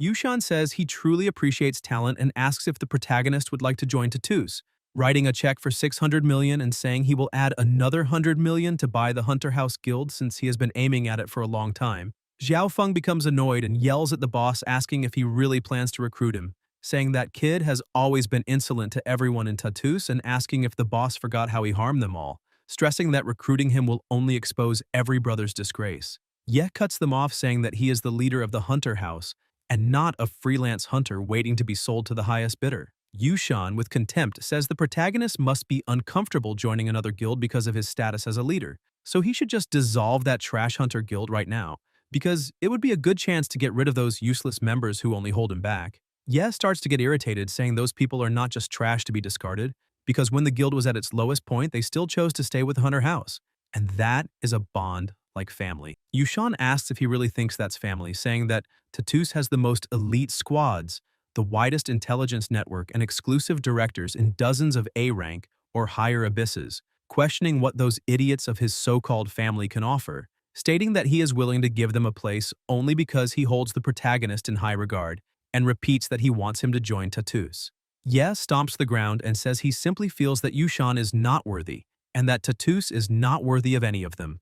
Yushan is taken aback and asks what the protagonist just said, questioning if he is really refusing like this, because no one has ever dared to do so before, since an F-rank hunter guild doesn't even have independent hunting qualifications, and survives only with the help of the major guilds. Ye says that apparently he has forgotten something, because even the leader of the lowest-ranked guild is still a guild leader, and there should be a basic level of respect between two independent hunter guilds, asking what gives Yushan the right to speak that way to the leader of another guild. Yushan gets excited, saying that this is absolutely brilliant and that the elder was full of reason, stating that the protagonist is truly a hard bone to crack. He adds that he forgot to mention that Tianlin has already appointed him as provisional leader of Hunting Heart, since the old man is still dwelling on what happened to his son and apparently intends to put all the blame on the Hunter House. So the protagonist had better get used to what it means to have nothing. Yushan then withdraws his previous offer and says that, as the heads of Tatus and the Hunter House, they can negotiate a brilliant and mutually beneficial deal. Ye asks what they could possibly talk about, and Yushan mentions the final festival, saying the protagonist surely came to the guild hall because of that. Ye looks at him and asks if that information is in his hands, and Yushan begins to laugh, saying it's not just that, because the ownership of that abandoned abyss belongs to Tatus, as it was sealed years ago due to an accident and only he has the authority to reopen it for hunting. Yushan says he has revealed his cards. Now it's the protagonist's turn to make an offer. Sometime later at home, Xiaozhou is surprised and asks her brother if he really agreed to that guy's terms. The protagonist replies that the information is in his hands, so he had no other choice. Xiaozhou says that, in other words, this is another joint hunting mission and the hunter house can only send 2 members, asking whom he plans to take. He takes a deep breath and says that it is a very difficult question, because a haunted abyss, according to the information he received, must be a type of abyss mostly filled with undead creatures. He thinks of Ming, but Ye imagines that Ming would say he himself is an undead creature, and that the protagonist wants him to fight his own kind, saying that whether he believes it or not, Ming would kill him along with them, so it's better to leave that guy out. Zhou Tong ran away for special training again, swearing that he would make the protagonist look at him differently within a month, refusing all guild missions. He lies down on the sofa and says that apparently he really has no choices, because Xingren is an ice attribute knight and Ling a fire attribute mage, and against undead creatures made of magic, elemental damage is indeed more effective than pure physical attacks. His sister looks at him with a strange expression and says he's thinking of 2 girls and only 1 man, and it seems her brother truly knows how to have fun. Ye is startled and asks what she's thinking. Because it's nothing like that, he simply has no one else to choose from. And Xiaozhou asks whose fault it is that her older brother's guild is so empty, he doesn't even have the luxury to select members. She takes a deep breath and says that if she could help him now, it would be great. Ye asks her not to worry and to go slowly because one day she will be even stronger than he is. However, his sister suddenly becomes extremely irritated and yells, asking if he really decided to go on a mission alone with 2 girls. She transforms right in front of him, saying she won't allow that at all. Novalis bursts into laughter, saying that being human truly isn't easy, because how will he explain to his little sister that there's another woman living inside his left eye?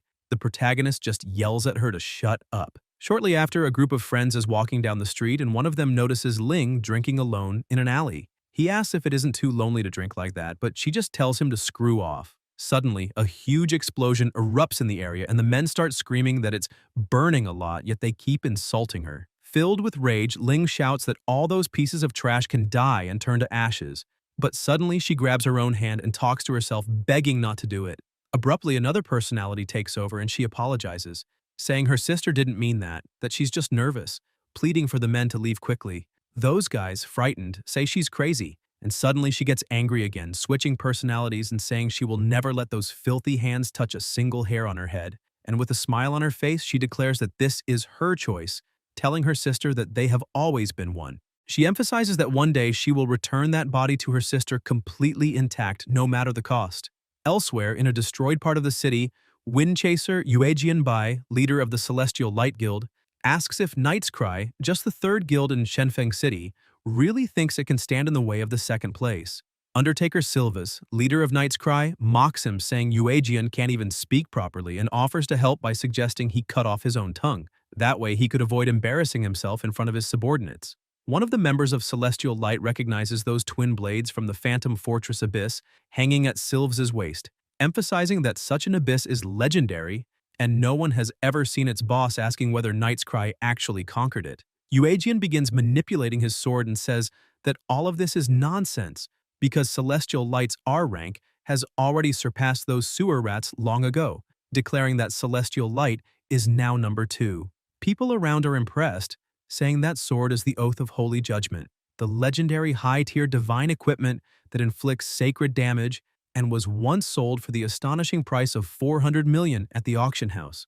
And Yuejian's entire equipment set must be worth more than 1 billion, and that was to be expected, because without family backing, he wouldn't even qualify to compete. Suddenly, a smoke blast occurs next to them, and Yushan says that seeing second-class hunter guilds fighting each other is amusing. However, that is all they will ever achieve, because they still know their place and know who the real boss is. The two simply stop the argument while Yuejian says that an abyss with S-rank anomaly level requires 4 hunter guilds to send their elite members, limited to 3 people per guild, and if it weren't for the requirement of the World Guild, it wouldn't even be their turn to participate. In any case, their guilds are second class. Silves looks at him and says he can't just say that, asking whether he is really saying they are here just to serve as decoration. Yushan says that there is obviously a reason Silves was invited, since he applied to the Elders' Council to schedule the joint hunt, pointing out that Abyss technology will transmit and record everyone's vitals and combat data in real time, which is why all guilds are being treated as observable species. Silvas asks if he is really saying they are being used as test subjects, and Yuejian says he already expected this, because such a generous offer was too good to be true. Yushan asks whether their guilds haven't been stuck at A rank for too long, because if they complete that hunt, they might obtain special approval for S rank qualification from the city branch of the World Guild. Sylv starts trembling, thinking that for 3 years his guild has been trapped in A rank, unable to participate in truly high-level missions and rare resources. Yuejian also becomes emotional, thinking that last week they were publicly humiliated by Cloudtop, the S-rank hunter guild, and he cannot stop thinking about that S-rank mission board in the guild hall, always beyond their reach. Sylv says that if they manage to obtain the S-rank qualification, then his guild will agree. Yuejian says his guild also needs that qualification, but if Tatus dares to tamper with the data, he will not let it slide. Yushan tells them to relax a bit because the name Tatus is as good as gold, and besides the two of them, there is still an honored guest. As soon as the protagonist arrives with his team, people ask what kind of curse that is, because their equipment doesn't match and their clothes are filthy, saying he looks worse than the person who cleans the toilet for Celestial Light. However, they heard that on their last mission, he was the only one from the entire A-ranked team who came back alive. Xiong was the leader, and apparently he went crazy. Someone asks if those team members are, but another person interrupts him and tells him to shut up. Xiaofeng is the first to speak and asks if that is the famous Scavenger house, because he thought the protagonist was too scared to show up. Sylvs takes a deep breath and asks if they really are scavengers, questioning whether they truly need scavengers to take part. Yuejian is also bothered, asking why they are letting a bunch of trash collectors participate in an S-rank mission, wondering if the old men from the guild took the wrong medicine because this is extremely unlucky. He yells, asking how those from Celestial Light could possibly be in the same team as those trash pickers. Shingren lowers her hood and asks if there's any problem with that. When he sees who it is, Yuejian becomes shocked and quickly approaches her, asking if she really is Liu Xingren from the Liu family because they haven't seen each other in a long time. She says it really has been a while and apparently his stuttering problem hasn't improved at all. Yuejian becomes completely furious, screaming at her not to call him a stutterer if she doesn't want to die. He starts insulting her, saying he has no intention of arguing with a rejected dog of the Liu family because her older brother is already leading the clan while she ended up reduced to picking up scraps. And that is hilarious. She tells him to shut up because that path was her choice, and it's none of his business to say what she should or shouldn't do, calling him nothing but a damn stutterer. Yuejian starts trembling again, shouting that he already told her not to call him a stutterer, saying the Liu family always wanted to form a marriage alliance with the Yue family, and it's a shame, because after losing such a valuable bargaining piece like her father and mother must be very disappointed. He emphasizes that if she hadn't torn up their marriage contract back then, by now she would be the center of everyone's attention, a child of destiny reaching for the stars. She flips him off and asks if he's feeling regret, questioning what kind of trash he thinks he is. Sylvs and his group start mocking him, saying that stutterer really suits him. Consumed by rage, Yuejian loses control and draws his sword to strike her, shouting that she clearly doesn't know what's good for her, because how dare she embarrass him in front of his men. Now she needs to believe him. He says her blood will fly over 3 meters right here and now. Ye steps in front of the attack and with his hand breaks his sword. The protagonist says that it was a good sword, but the man who wielded it is 100% garbage. Yuejian starts trembling as he stares at his broken sword. He begins to scream while crying for his divine blade and asks the protagonist what he did to his sacred oath blade. Ye says it was broken in a small accident. Yuejian grabs the protagonist by the collar, yelling that it wasn't an accident, asking if he has any idea of the huge mess he just caused, how he dared to do that to his favorite weapon, stressing if he has any idea how much power and status the Yue family holds. Yushan steps in and says the protagonist already said it was an accident, and besides, they are supposed to be teammates fighting side by side. Drawing blades the moment they meet is not a good start. Yuejian keeps shouting, saying his sword is simply gone, and now he can't fight. So how do they plan to compensate him for this? Yushan looks at Ye and says he indeed broke that guy's weapon, so compensation is fair, asking if the leader of the Scavenger House Guild agrees. The protagonist says they made the first move, so he will compensate him. Shingren says this isn't right because they were attacked, but Ye says it's fine. The protagonist opens the void and reveals his equipment, telling the guild leader of the Yue family's Celestial Light to choose, because any of them is far better than that old sword he had. Yuejian is stunned, asking where he got all of that. Novelist starts getting annoyed, asking how he dares to simply show the dragon's treasure to anyone. Ye asks what she's talking about because that is his pocket. She accepts the argument but says his pocket is only a portion of the treasure that belongs to her, and everything he stores belongs to her. Ye tells her to stop claiming everything in his pocket as if she owns the place, because they agreed he would return the divine equipment he owes her, but he will do that on his own terms.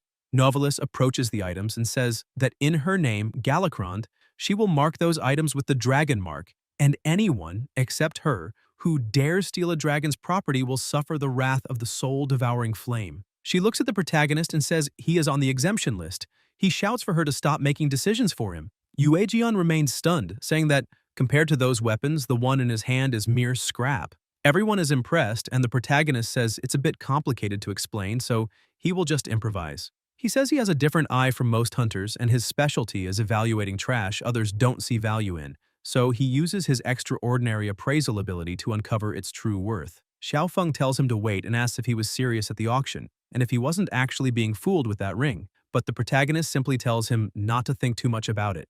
They both ask where he got so much divine equipment, but the protagonist says that is a trade secret and they shouldn't be so nosy. While they talk, Jingren tugs his arm like a child, saying she wants to take that one.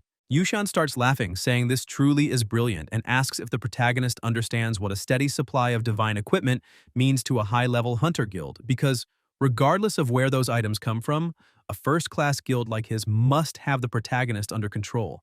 Therefore, he absolutely cannot allow someone with so many divine artifacts to cooperate with any other hunter guild. Ye asks if that was a compliment or a threat, and Yushan says it may be both, because the people of Tatus are willing to buy all the divine equipment in his possession for a price well above market value. What he truly asks is that the protagonist consider the offer, and in addition, he will also find a way to take Ye into the abyss he wishes to enter. Yushan then asks Yuejian if he doesn't know when to stop while he is ahead, because leader Ye is his honored guest, and it would be wise not to be rude to him or to the members of the Scavenger house. Yuejian becomes confused, asking why he suddenly switched sides, but in the end agrees, saying he will let it go this time. And just for the record, he points out that it's not because he is just testing the situation. He chooses a weapon and says that one is enough. Yushan says that now everything is settled and the teams are gathered.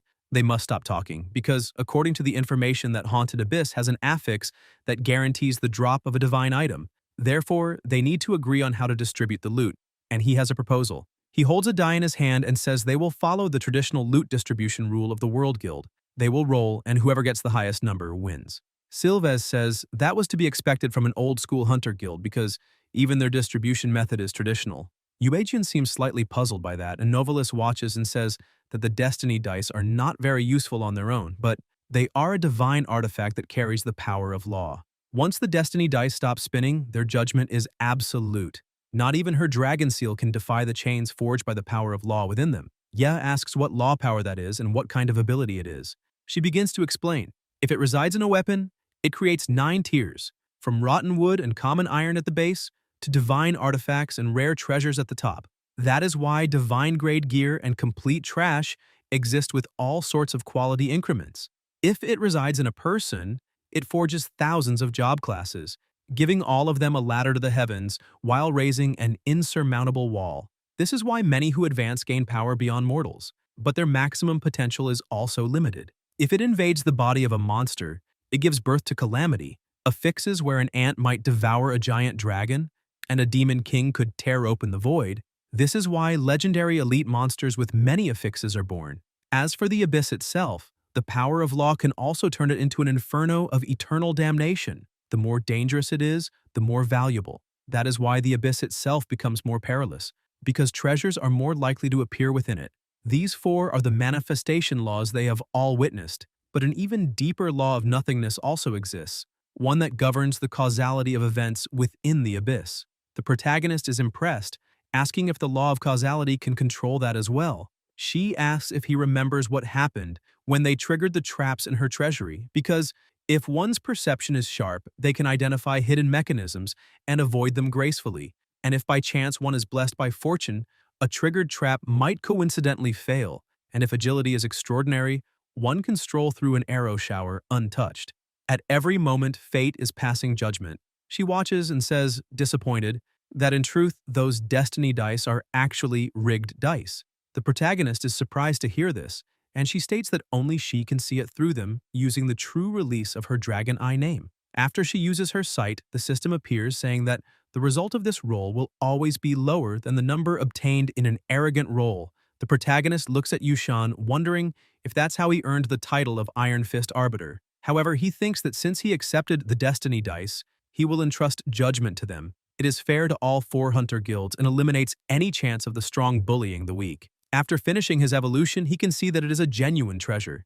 Yushan asks the protagonist what he thinks, since he is an expert with broad experience in treasure appraisal and would like to hear his evaluation. Ye asks if he is being serious as he tosses the die into the air, and as he catches it again, he says he finds it very fair because that place used to be Ashtown, a suburb of Shenfeng City. Over a decade ago, it was a bustling city with a population of over 100,000 people, until the beginning of the Abyss when a portal tore reality open, creating an enormous 5-kilometer radius fissure right at that location. Overnight, the entire city and its 100,000 inhabitants vanished into thin air. 10 years ago, the Tatas Hunter Guild was far smaller than it is today. When the first rescue wave located the source of the city's destruction, the guild leader dispatched an elite squad of 12 to investigate the restricted zone.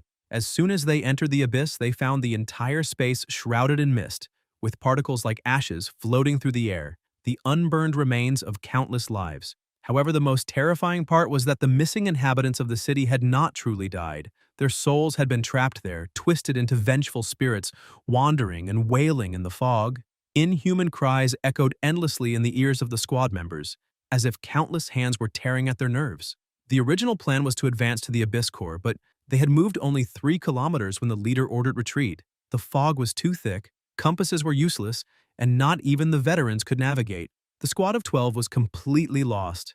In a desperate attempt to survive, they split into 4 teams of 3 to explore different directions, agreeing to leave Ash as a marker at their starting point and regroup every hour. However, one squad, a trio composed of Raven, Grey Falcon, and Lark, was attacked by an unknown monster within the dense mist. Raven remembered hearing the sound of bells in the fog as if coming from a great distance, and immediately after that the shadow of a ruined Gothic cathedral emerged from the darkness. The cathedral tower pierced the thick mist, and dark red vines coiled along the outer walls like blood vessels, drawn inside by an irresistible force.